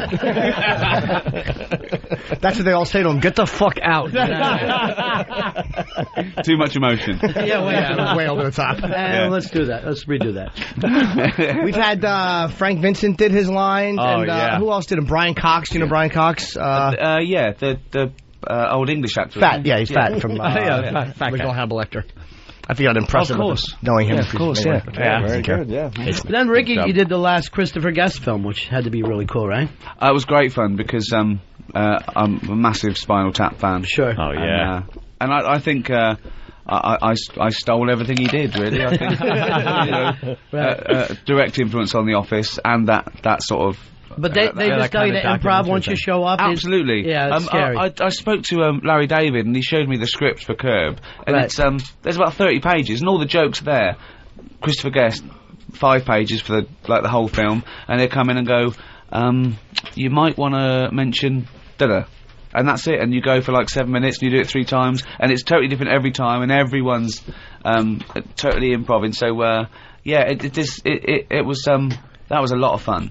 The Larry David interview that you did, that didn't show in the States. It was I did Larry David, Chris Guest, and Gary Shandling, and they but I think HBO might put them out if. It is I only saw the Larry David, but it's amazing. It's really so much fun to meet Larry David. He was just such a gentleman. You know what I mean? It's just because you've got this image of people.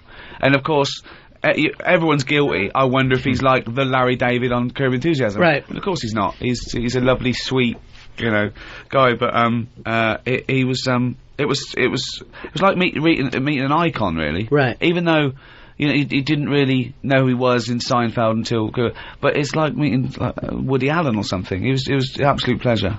I always love it, like when people I dig love other people that I dig. That's always my favorite thing in life. I'm like, okay, there's something that works in the universe. Yeah. But you'd have liked it as much if I'd have said, "Oh, he's such an arsehole." Yeah, sure. I agree. Fuck him. I don't like him that much. What the hell?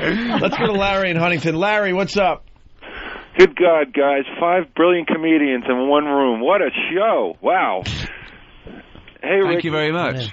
Does anybody remember Lassie? No, that's Was that truthful, sir? Pause. Was that truthful? Yes, it certainly was, guys. I love you guys, all 5 of you, really. Thank you, sir. I'm 2 of them, Larry. Hey, Ricky, I just have a question. I was just wondering, what might you and Steve Merchant be working on after Extras is over? We are doing something else. It's probably going to be a bit more of a comedy drama thing. It's called Men at the Prue. And the Prue is a big building society in England called the Prudential, and sort of traditionally that was the office job you went to if you left school and you had some qualifications. You went into that as a step up, and they gave jobs for thousands of people in each country. And it's going to be set in like 1970 in a sort of seaside town, and it's a place where the sexual revolution didn't hit, and it's just these 20-somethings just sort of caught in limbo. It's sort of Billy Liar-ish meets Dinah, and that's what we're working on. I say all that. We've written about 3 lines. We get the mood first. We get the mood first. And all the references we don't understand in the States. It's another one like that. Maybe, yeah. Billy Liar's a big British film, but you know Dinah, though. Right. Yeah. But that's why I love the guy from the EastEnders on your show who I know nothing about, but he's in every episode, and it's just hysterical. Oh, Barry from EastEnders, of course. Yeah. Yes, yeah. Well, but you get the idea. Right. He's a... Screech. Over here, he would be Screech, I think, for us. Oh, is that the guy who talks... Yeah, what was Screech? Yeah, Saved by the Bell, which was... Didn't get that, we didn't get that. You're lucky. A bad broad thing. And can I point out, when that guy said 5 brilliant comedians in the room, every one of us did a quick count to make sure we weren't about to be shit on. Exactly, yeah. If there's 6, who's not included? Let's go to Carol in Ohio. Carol. Oh, hey there. How you doing today? We're doing good today. Well, you guys do good every day. Real honor here to talk to Mr. Gervais. Thank you. I happened to see your interview with Parky. Oh, Parkinson. Yeah, when you were talking about some reporter after you got successful asked you what 3 things you'd save from a burning flat. That's right. Yeah. Yep. I said my cat, my salamander, and one of the twins. And they printed it, just thought I was serious. They just thought, yeah. I know it. It was so funny. And, I love Barry, from EastEnders being on the show. You're brilliant. What can I say? She's gushing. Thank you very much. Hey, man, I'm not gushing. I'm just telling the truth. Nothing wrong with a little asking. The American Keep it together, chicks, please. American chicks just throwing themselves at English guys. I love The Office. Thank you very much. He was so painful to watch. That was the idea. I can hand it out. I get embarrassed when I see reality shows on TV when someone totally embarrassed themselves. The worst thing is that we have these reality game shows, flirting. Someone flirting with someone. Why is it so excruciating? And just crashing and burning. It's just awful, the things they say, and they say it quietly, like we can't hear. Well, no, it's 30 cameras. It's like, no, don't do that. Yeah. Just good-natured ribbing is another one that makes me want to throw up when you walk in the room. The guy that will go, there he is. Some revelry is about to begin, huh? I love this. There's something about that whole being uncomfortable thing that could either be excruciating, where you don't want to be part of it, or addicting, where like The Office, where you have to watch it. Did you ever see Lisa Kudrow's show? I saw a couple. I really enjoyed it. The comeback. Yeah, great. I loved it. I thought it was fantastic. I thought it was great. It was so uncomfortable to watch her, and she was great. Yeah, so different. Did people sort of want Phoebe when it came down to it? Yeah, probably. I know, morons. I know. It was so uncomfortable to watch her. Like, think she was in a better place than she was, but actually kind of realize, in her alone moments, she'd kind of sink into that reality. But then when she's around people, trying to be happy, and it was horrid to watch. Audacious as well, because they kept, uncovering layers of it. And I her relationship with the writers was just awful. Really great. Well, Larry Sanders sort of, nailed it as well. Just absolutely brilliant. True, yeah. But I don't just like those, I suppose, cutting edge, and I like, my favourite show at the moment is Heroes. I cannot get enough of it. I absolutely love it. We're just making fun of Heroes, right? We're just making fun of it. But no, of course, dude, and you should. No, but you should, because it's fun and so. But I love these. We were asking Carl Pilkington if he had a superpower, what would he have, and it was going, oh, I wouldn't like that. I was going, no, if you can, he went, no, it's too much responsibility. I go, look, it's just fancy. What would you have? He went, no, I know, yeah, choosing none. If you've got anything. He went, oh, I don't know, invisible then. I went, and what would you do with it? He went, he chose to get it, if he's invisible, he would go to Tower Records, right, and just hide, right, until it was shut. And then he could shop in peace. So he wasn't even stealing them. He was just shopping in peace. That was his superpower, to be able to shop for records in peace. But if he's invisible, why not just shop when everybody's there? What's the matter with this guy? Yeah, well, it's probably crowded. Oh, all right. You know, you can still bump into them when you're invisible, It's quiet. Or just wait till they shut down like they did and fucking just go to the dumpster and steal everything. Poor cocksuckers are out of business. That's got to be libelous. Yeah, it is. That would cross the line. Yeah, now you're in trouble. Tower Records sue. Right. We are not cocksuckers. Right. The last thing they do is sue. That's the last piece of business they have. All right, let's go to Paul in Boston here. Hey, Paul, what's up? Hey, I've never heard a show as funny as today. You guys are so rocking, man. So what's the difference today? Oh, let's have a look. Yeah. Let's have a look. Well. See. I came in early, so that helps. I mean, that's an extra. Yeah, he's different today, too. Seriously, I'm gonna start coming in all the time like this. This is great, hanging out with you guys. Don't you have a show to do right now, or fuck that? Aren't you on the air like? I don't care about. You do that a morning show, a midday show, an afternoon show. I do a couple of shows. Hold on, are you on air at the same time as this? He's on the air.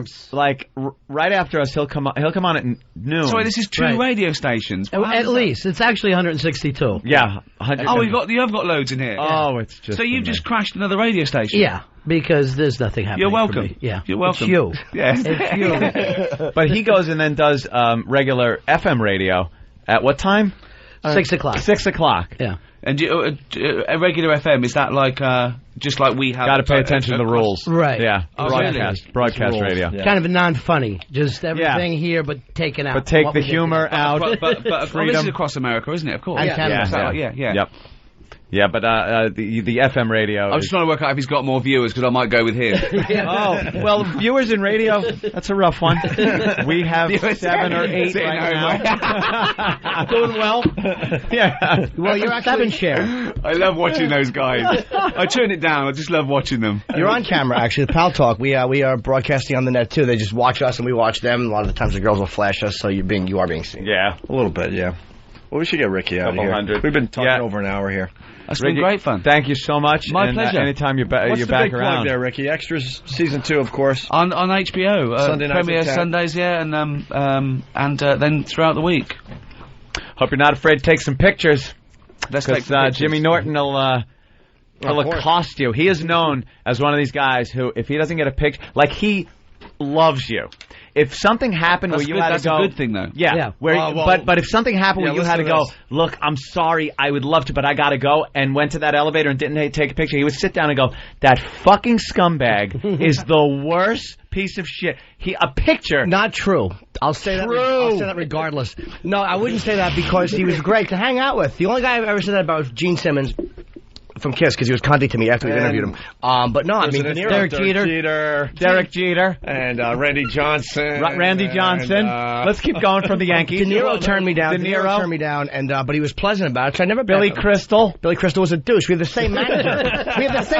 And I asked all of a sudden there's a few more people. Mother Teresa, you called a cunt. Right. Yeah, I remember that. That was all. She was a bit too good. Yeah. I didn't believe it. Yeah. There's something going on there. Too good. Yeah. Too good. Yeah. What was she after? She was making up for something. What is she after? Yeah, and you never saw her with a guy. Same as that Gandhi. Right. Yeah. Both of them. Making up for something. She wasn't a cunt, she was a cock tease. There's a big difference. Fucking hell.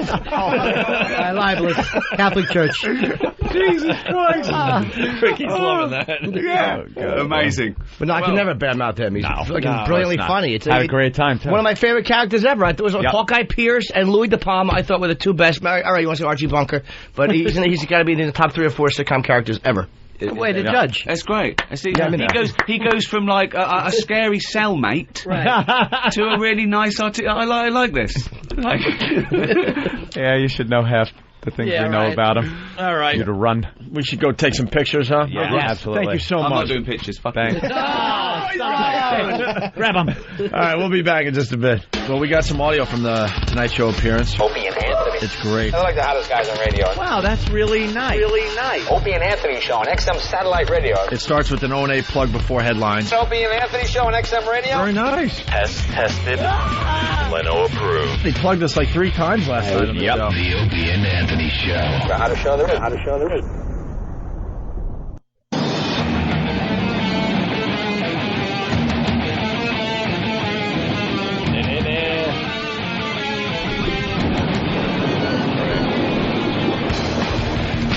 How was that? Whatever. Wow, we're rocking. No, what was that? Lightning or something in the background?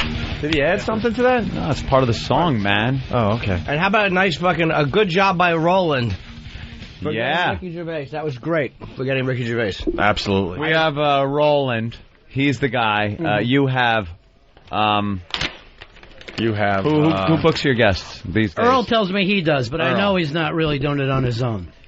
No? Who's helping Earl? That I don't know. Roland, you wore the T-shirt. I know. You How wore fucking the fucking band T-shirt. he actually walked in here, and he's got the Office shirt on. But he's got the English version. Yeah, that's American version of the Office. The American version, and extra obnoxious. It was just like, what? Why did you wear that, knowing that he was going to be in here? That's like saying to Bob Dylan, "I love that cover of this song that you did." I love the Birds version so much better. Good point.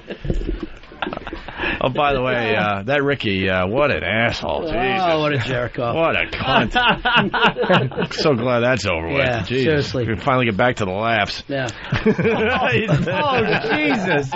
Are all British guys gay? They come out that way. Yeah. They just all come out that way. It's pretty obvious. I mean, yeah. I've heard it is a whole fag nation. See, here's the thing. He wants to get back inside. That's what happens. Come on in. When this is your life. Let him in. Yeah. You really don't want to leave. Those guys are still fucking around. Fucking hanging around. Seriously, it's pathetic now. Driver's outside. Come on, he's waiting. He really has to go now. Yeah. And we're not all gay. That's libelous. Bye. All right. There you go. That's Ricky. libelous. Bye. Guy knows the laws, man. Yeah, no kidding. Jesus. What's I know. that? Hey, Roland. Must be a libel suit every week over David Brent looking to the camera though. It's just it's the great when he says things like on the show like I mean if you want to say I'm great and I give you a few laughs that's fine. Like he's trying to get to a point but he gives himself a little polite aside. Right. That's exactly how an ass does it. Yeah, we don't have politeness. That's the thing. That's the real big difference. We have no idea what it's like to care about other people. Roland. Yeah, that's the whole British thing. What does he call the? He's his assistant. It's the assistant. But, to the manager. Yeah. Assistant. He goes, I'm the assistant manager, and he goes, assistant to the manager. To the manager, right. Like he's got to make sure he gets that on camera. Oh, brutal. Just to knock you down a little bit. Yeah. Oh, that was Slayer, Raining Blood. You silly geese. It was good. That was my wedding song. Good job, man. Thank you. Ricky was great. First or second? Which one? Yeah. There'll only be one. Mine was Flirting with Disaster. And I'm not going to say why. I like that part. Whenever a song goes in the middle of it, you know it's 1976. You get married in Florida, you got to fucking roll with it. You know, this is great. Ronnie, we were talking about the flutist. Oh, yeah. From the old days, the Marshall Tucker band. Marshall Tucker, Jethro Tull. And he was a one-legged. Right. And isn't it a flautist? A flautist. Yeah. Thank you for straightening that out. Yeah. He was more like the Renaissance fair guy, though, than Marshall Tucker, which was more of, let's put a flute in a country band. Right. We had a whole conversation, like, what does the dude from, Marshall Tucker band do after he does his little solo? Yeah. Then what? He's still on the stage. He's got to kind of. It was always like Clarence Clemens used to do. If you ever went to see Springsteen, for half the concert, he's just dancing in the background. Until his solo comes up, then he plays. And then for some reason, we all went crazy. Like, this is the best part of the show. He's holding a note. But the Jethro Tull thing was weird because here, it's a guy, and he's fucking in leotards, and he's playing a flute. Yeah. And for some reason... when he's singing about wizards and goblins, and he sells out fucking Madison Square Garden. To rock guys. Yeah, right. It was like rock and roll guys. Yeah. And I'm like, we're here and we're high. It doesn't, I see his bulge. It doesn't even make sense. You tune in to the 70s channel here on XM. Right. And I listen to some of the music and go, this was rock. Right. And I have to convince myself, no, it was. REO Speedwagon was rock and roll. What the fuck was going on? Well, we had Kansas with the violin for some fucking reason. Yeah, violins. ridiculous, and yes, whatever the fuck. 10 tiers of keyboards. Yeah, and he was dressed as a wizard for some reason. Very into the whole wizard. Please don't interrupt me. I'm creating magic. Just tripping balls, going, this is fucking amazing. We have no idea this sucks. Yes, in the round, man. Yeah. And the first time you cut your hair, you went, wow, the whole fucking age sucked. It just blew. It just sucked. The music was horrible. It was all...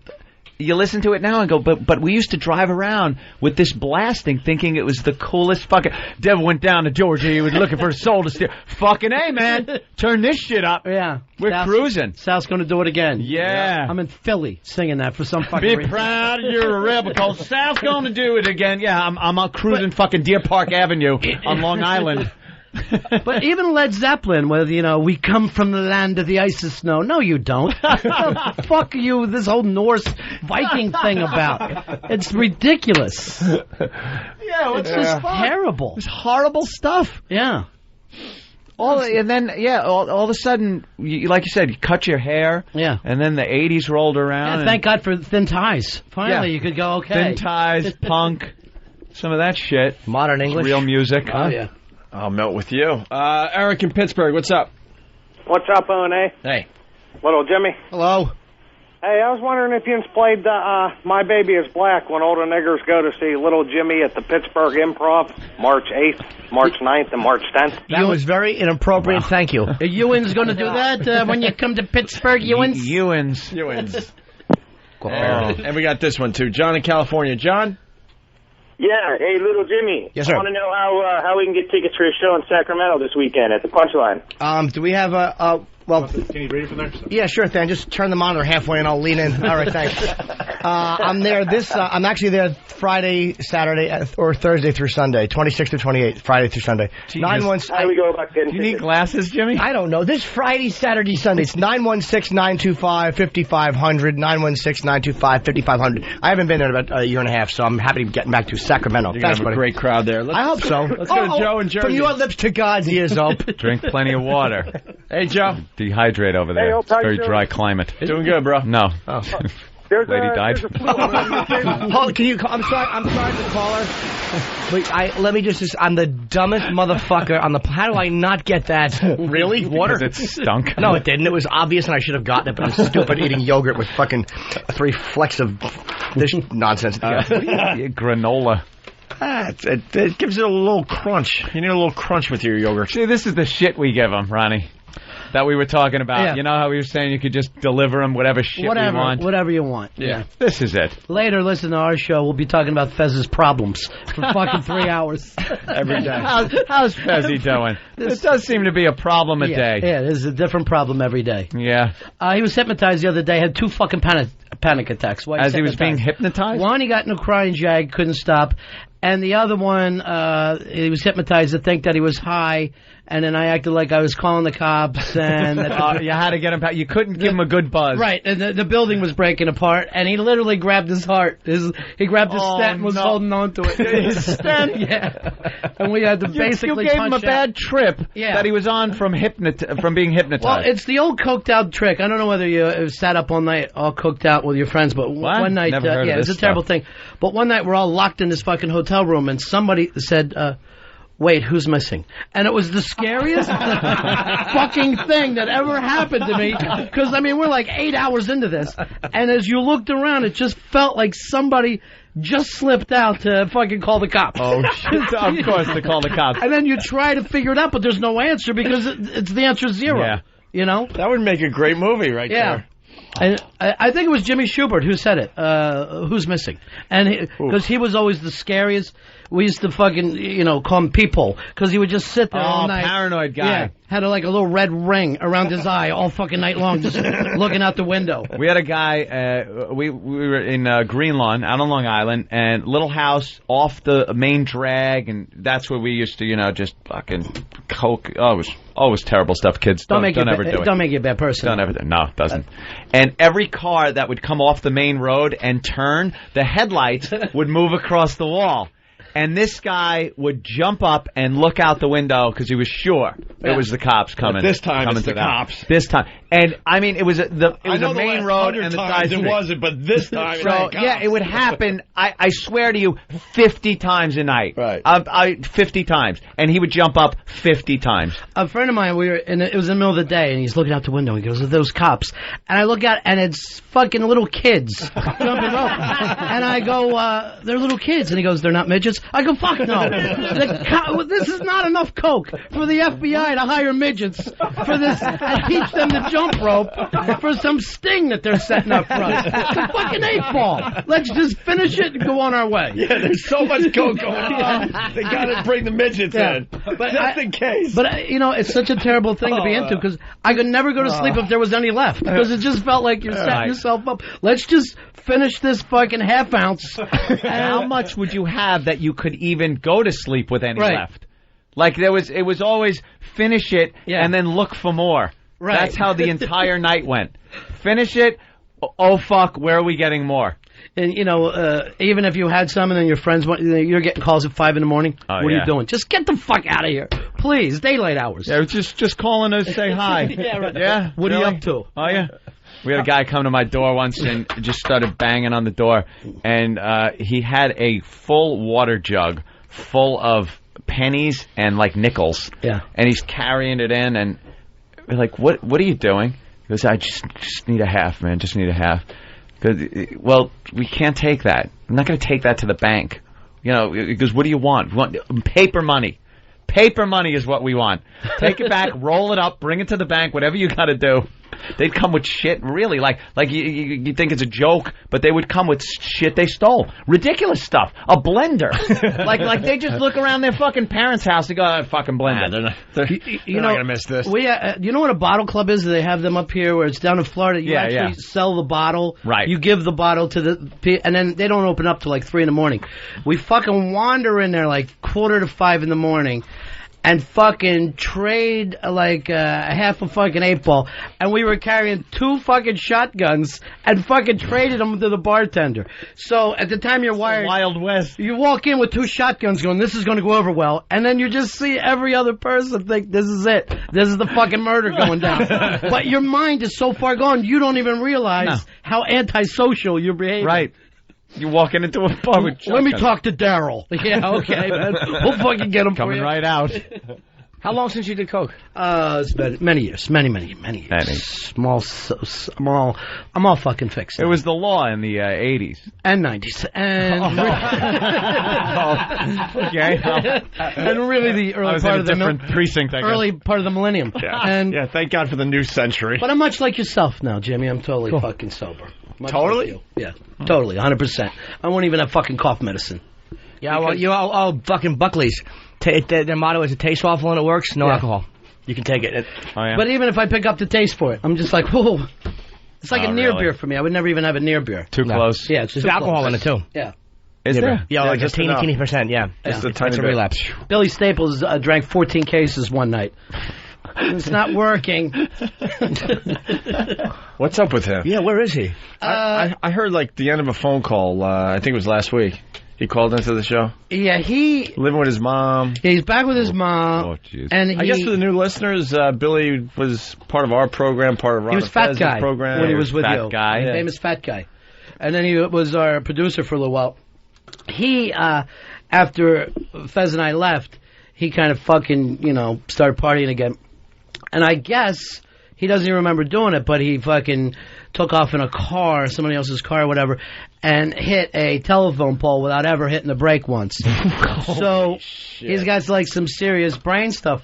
Get out of here. Yeah, but for whatever it is, he can't even come up here. He can't be above the first floor.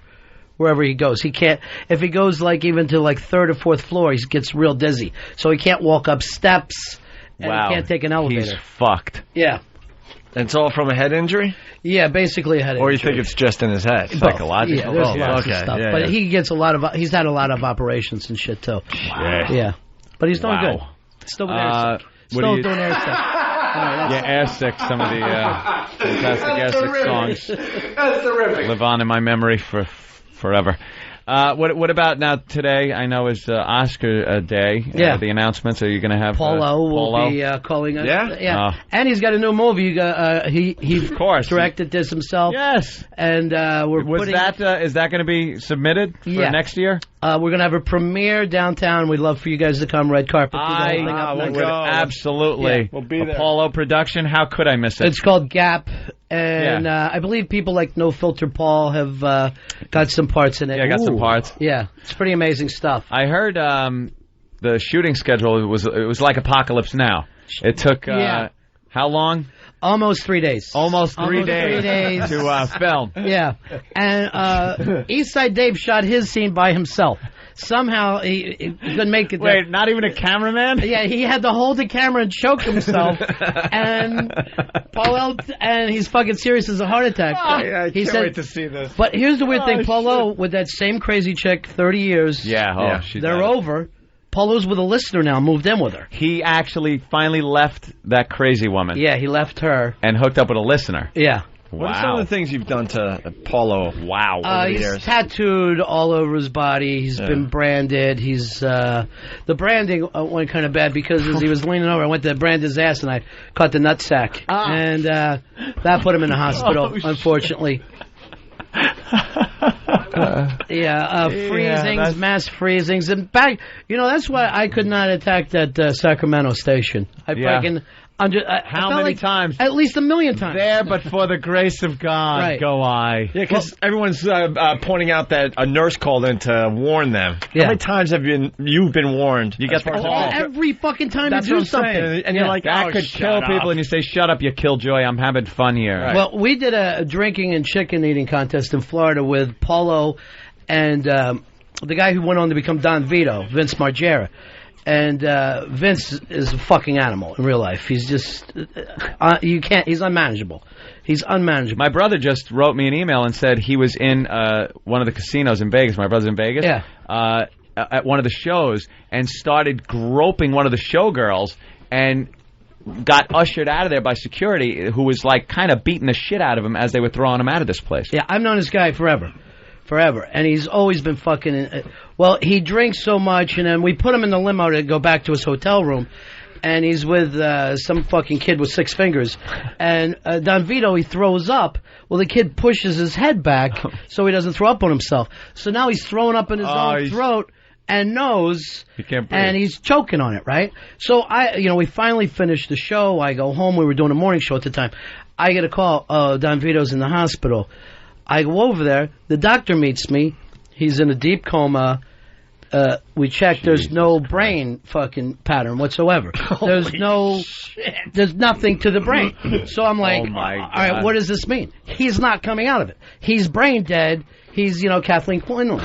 Shit. So I'm like, well, this fucking is going to blow up and look ugly, I got to call his parents, his little Italian parents, to let them know their maniac son is brain dead.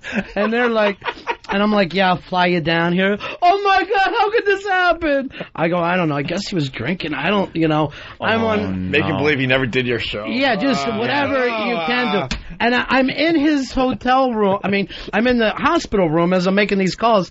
And I'm looking down, and I just see these really ugly shoes that he has that are all filled with puke. No one even cleaned it up. And I'm like, this is the end. I'm losing everything. Shit. And at some fucking point, he just sits up like the Undertaker. He just fucking sits up in bed, starts screaming, get these things, pulling wires. Yeah, he's pulling wires out, right. And he's yelling at the doctor, "You're ruining my vacation." Fucking runs out with his ass out. Holy shit! Fucking bare ass runs out of the place. Good for you. Then I got to call the parents back. Remember I told you that your son was kind of in a coma? Well, he's not. Yeah, don't worry about that. Yeah. That's really funny. But radio, everybody's done that. They're fucking terrible. The things Plenty of times could have gone wrong. Yeah. Gone another way. Someone's dead. You're done. So many times it could have went right. Like you don't go to a phone call in a church. There's other things exactly. Could have done better. Exactly. Things happen. But they weren't like a shock show. They're not like a shock jock show. They're one of those fucking. They got the whole. They got the 2 guys. They're the cutesy morning show. They got their battle of the sexes. Yeah. They got every day. They do the same thing. Advice Tuesday, day. Wednesday, Thursday. I watch you guys when you did the MSNBC thing. And I was completely falling for it at first. And I said, what are they, the Catholic League? The way they're fucking... Exactly. How could this happen? The last thing I wanted to fucking do was be one of those assholes that comment on someone else. When we sat there and watched other people commented on us, we're then going to do that? And you don't start with the roundhouse. You got to... Yeah, right. But it was fucking hysterical. Terrible, I'm sorry. I was thinking, you probably didn't think you got enough lines off at the top. No, that's exactly. They were coming so fast and furious. God, I could have just fired off another one in between there. Grr. Like, what do you think? Grr. Grr. And then she just kept going, Opie, let me ask you this. Well, you were blathering about these weird... You were tying it in vaguely. With nothing, I know. Very vague. Doctor. Did you talk to your doctor? You know, they should have talked to their doctor about... It's like, why is he talking like that all of a sudden? And what's the Frankus, the Ramon and Frankus show? Maybe he didn't take his nap today. Figs 83, and then she goes, and then I as she started talking again, I had to go, and they got fired. Yeah, and she goes, let go. Opie, what? Like she had to sum up what I was saying. Shut him up. It was very funny, though, that you picked 83, which is just an awful year. Of course. It's a terrible random year. 83. 83. Nothing. My memory of 83. The Ramon and Francis show. Killing Figs in Chicago. What's up? The Nagel boy. Hey, guys. How you doing? Hello, Figs. What's up, Figs? Hey, I want to let you guys know that you're getting written up in textbooks, college textbooks. Oh, yeah?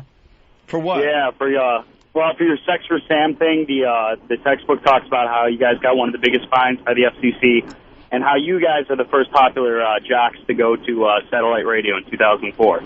What textbook is that? It's a math book. That's the weird thing. It's a math book. It's written in the back. There's no reason for it to even be in there. No, it's in a mass media communications book. You guys got a pretty big... That sounds like a great class. Wow, that's cool. Mass media and communications. That gets you right into radio. When you get that degree, you'll get us water later. It could have actually been in a math book. Their salaries minus my salary equals their salaries. I shouldn't laugh too hard. Well, we were going to do the Oscar nominations with Roland, but who gives a shit? Yeah, really, Roland. Well, listen to Ron and Fez. Yeah, they'll do... but do it Paulo. Poor Roland. Now I feel bad. Why? This was his time to shine. This was it for you. Look at him. How you feeling? Any better? I saw Roland one day on the Upper West Side. Fucking just wouldn't even say hi to me. Yeah? I can't see that. Yeah. No, I can't see that. I'm like, hey, Roland, and I'm with my chick, and he just gives me the fucking blow off. What's the matter with you? I didn't see him. Wait, you heard someone say, hey, Roland, and I grabbed your arm. I grabbed your arm and started shaking you. Oh, yeah. By the way, Forrest Whitaker is going to be rolling in the dough after he wins his Oscar. I didn't see him. Do it by say, run it by live. It's Oscar time. Seriously, you got a lot of blurbs to go out there? Give us one. Give us one blurb. The devil wears Prada, but Meryl Streep will be wearing gold on Oscar night. I love that bit. Little children, big Oscars. Rollins, it's all over. What's that, like Entertainment Tonight, the way they do it? Yeah. Peter O'Toole, he's still alive. What the fuck was that? What does that mean? What does that mean? What did you just do? You got Ben dying over here. Peter O'Toole, but Roland is one. No? Kind of work. Maybe. That was both of us falling together. You fell and I tripped over you. Roland, give us something. You're a Hollywood reporter. Come on. Let's go. Let's see. Peter O'Toole for Best Actor? Come on, Roland, do it, buddy. Like one of the Best Picture nominees, let's hear Roland babble. Come on, you got to listen. For Notes of the Scandal. Oh, he's so bad. You just don't really get the concept, do you? I don't. All right, how about just in general? You got the nominations in front of you. What very funny Woody Way, though. Tight on. Bring it on home. What pops out at you? What movie? Maybe actor, actress. What surprises you today? There you go. Other than your hairline, just disappearing as the show's going on. Has it pulled back? Yeah. Because it wasn't like that when I came in. It's low tide. Okay, I got you. It's a route. There's a tide shift there going on. The Queen, Helen Mirren. What about it? What about the Queen? Yeah. The Queen will rock you at the Oscars. Wow, so quick with this. Jennifer Hudson for Dreamgirls. Or Kate Blanchett for Nuts. Dreamgirls did not get nominated for Best Picture. No. So all the gays, all the blacks are going to be fucking furious. Oh, it's racism and homophobia. No, because 2 black actors for Best Actor. Diamond Whitaker and... Diamond Hunsoon. Who? Diamond Hunsoon. Who? Diamond Hunsoon. Oh, that's the Amistad guy. Blood Diamond, yeah. Wait, he was nominated for Best Actor? Supporting. Oh, okay, well, I'm saying Best Actor. I'm saying Will Smith and the other one. Forrest Whitaker. For Les King of Scotland. Yep. Pursuit of Happiness for Will Smith. And 2 black guys nominated for Supporting Actor. Now they're taking over the Oscars. What's next? It's getting a little racist for me, Roland, that you're just picking out the blacks as you go along. It's true. Oh. What else pops out? Clint Eastwood for Letters of Iwo Jima. Is he up for Best Director, or that just... he is up for Best Picture. Yeah, Best Picture, but he's not for Best Director, is he? Let's see. Oh, I don't think so. Yeah, that was like kind of a weird thing. Let's see. Best Picture and... Scorsese up for a Best Director? Yes. Yep. Yeah, okay. How is fucking Mark Wahlberg nominated for that Departed? Yeah, it's amazing, right? He did. I watched that scene with him, DiCaprio, and Martin Sheen. I thought was the best performance in that movie. Yeah. He was just perfect. I mean, he probably didn't have a big enough role, but he should have been nominated before Wahlberg. I thought Ben Affleck's little buddy was fucking great in that. Whatever his name. Yeah. The other guy. Matt Damon. Matt Damon. I thought was great. Damon was good.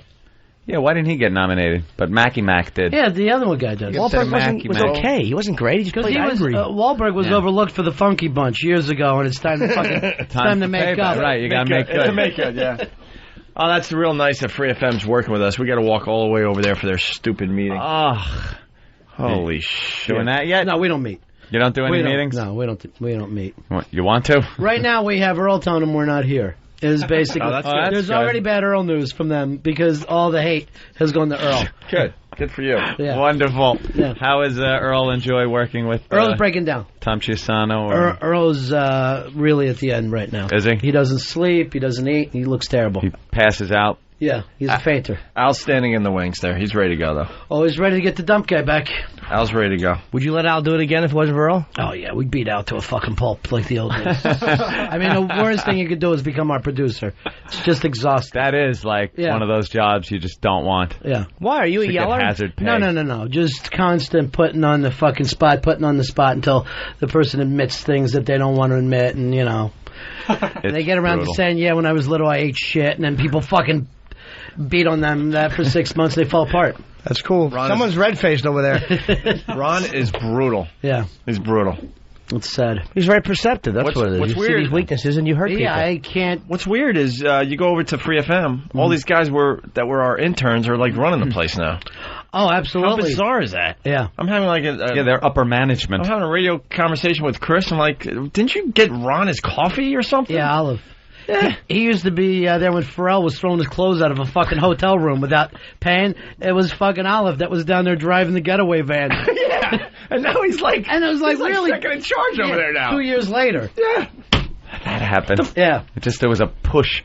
They have like power purges over there where they just. But you ever notice that all the guys that move up look the same? Like that's the good thing for Al Dukes. He looks like someone in management. Right. Yeah. You can hide that look. Yeah. All right, we got to get out of here. We got to go back over there. Who fucking thought Al Dukes would amount to anything? Yeah. In radio. He's unstoppable. After the yelling, drunken fucking rants on your show. Making out with guys, pushing over my foosball table. Yeah. Has he amounted to anything? He's the dump guy. Yeah, but that's just because they want to put somebody kind of up there in charge of job dump in bodies. the organization, yeah. Yeah, he's like kind of important. One of the guys over there. We got to get over there. So, Roland, it's always a pleasure. I don't know what to tell you. You were great, Roland. You're looking Thank good. you so much. Yeah. Great job by Ricky Gervais. Yep. How's the food poisoning? I like crap. Shitting solid yet? Or were you still in the pissing out your ass His phase? shit looks like something fucking Clint Eastwood spit out in the good, the bad, and the ugly. No, this morning was like the That's vomit bad. and the shits. At the same time? Yeah. From the same place? Hopefully. Yeah, he just opens his stomach and they both just come out. Any dry heaving yet from the butt? Not yet. That's when you know you've hit bottom. Can you shit through a screen without hitting it? Yeah, that's a bad one, man. When you're pissing out it feels like it's going to be solid, and then your ass starts that twitch move. Like, all right, just let it go. Fire hose. What about when it turns and it gives you a little hope? It's still water, but you get just one nugget out. Like, okay, it's coming back slowly. There's Audio nugget. There's a mixture starting up here. Yeah, I'm Can you starting shit to through a solidify. screen without hitting it? That's well, we know what the line of the day is. Jesus, Ron. That's it. Thank you. See you guys in 50 minutes. Get the fuck out of here. Thanks for blowing up our spot. Do we do line of the day today, or we give it to Ron? Give it to Ron. We got a meeting. Just post it on Whackbag. Yeah. Ron Bennington's line of the day. See you guys. Bye, Ron. Thank you, Ronnie. Be listening. All right, BowDogFight.com. We got a line of the day, runner-ups. What do we got? He's a funny All right, here's the he's fucking great, man. Jesus Christ. Here's the runner-up line of the day, thanks to BowDogFight.com. Oh boy, there's a problem. Somewhere like Voss behind her ear. Oh, right. We're thinking a lot She worse rubs, than that. No. Let's just say that. Are you implying that something might smell like a toilet full of sardine oil? Jimmy. Thank you for the honorable mention on that one. Ronnie's a great guy and shit, but it's a shame the two shows don't get along. Yeah. You know? The fucking one problem that won't go away. Mm-hmm. Oh, I think. Fuck them. I think the tryout worked much better than we thought. Mm-hmm. You know? Yeah, I know. I was really surprised. I was wondering about the dynamic and how that would work on a long-term basis, but I thought the tryout was good. Once the problem, as we call it, is gone, yep. I think the people will be happy. All right, BowDogFight.com sponsors the line of the day, and here it is. Here comes the line of the day, line of the day.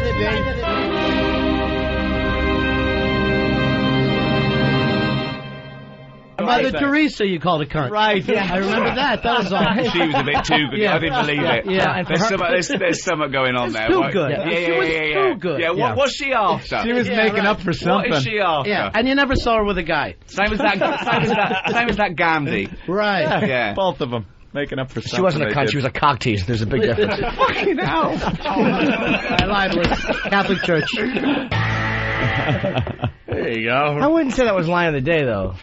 It was a conversation of the moment. Yeah, You got Ricky going, though, big time. He was enjoying the hell out of you today, Jimmy. I got a good laugh. I got like a 1 or 2 good laughs out. That made my day. All right, Yeah, it makes you feel HotMovies.com contest is back on. 3 prizes. Yes. All the info's up on OpieandAnthony.com. Yes. All right. Go there for the latest contest.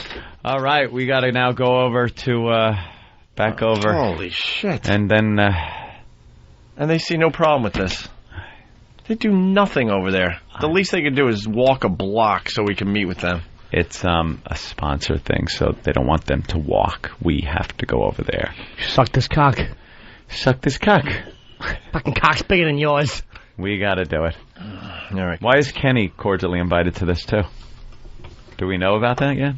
Oh my God! Yeah, why are you still here? He's. Didn't you read it, Kenny? You have to be at this, right? Yeah, I'm sure. Yeah. I'm sure this will be on the Club Soda Kenny invoice. it sure will. Here On it is. January 23rd, I sat and waited for the guys for 2 hours. My fee.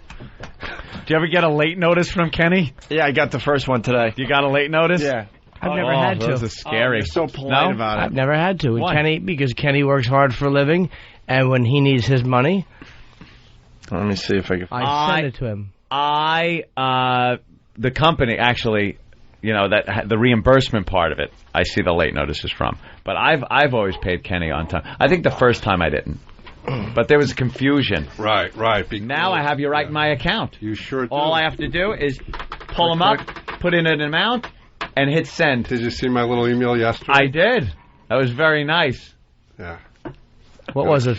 Oh, God. Not like he cut me a check, but the memo was incorrect. Yes. So I brought that to his intention so he could keep his... Sure. You brought that to his intention? Yeah, so he can keep his bookkeeping straight. Yeah, I wrote in the memo for Denver, and it was for Orlando. Right. And he told me that it was wrong, but he had to do it in his inimitable fashion. Right. So then in parentheses I put, in the stupid Kenny voice, you know, you got to keep your bookkeeping straight.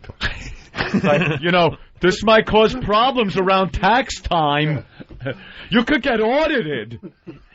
Here's the email from Club Soda Kenny. Subject, past due notice. Oh, no, you got a past due? Not for me personally, but I got break your legs. I got CC. This invoice was sent on December 18th, 06. Therefore, it is past due.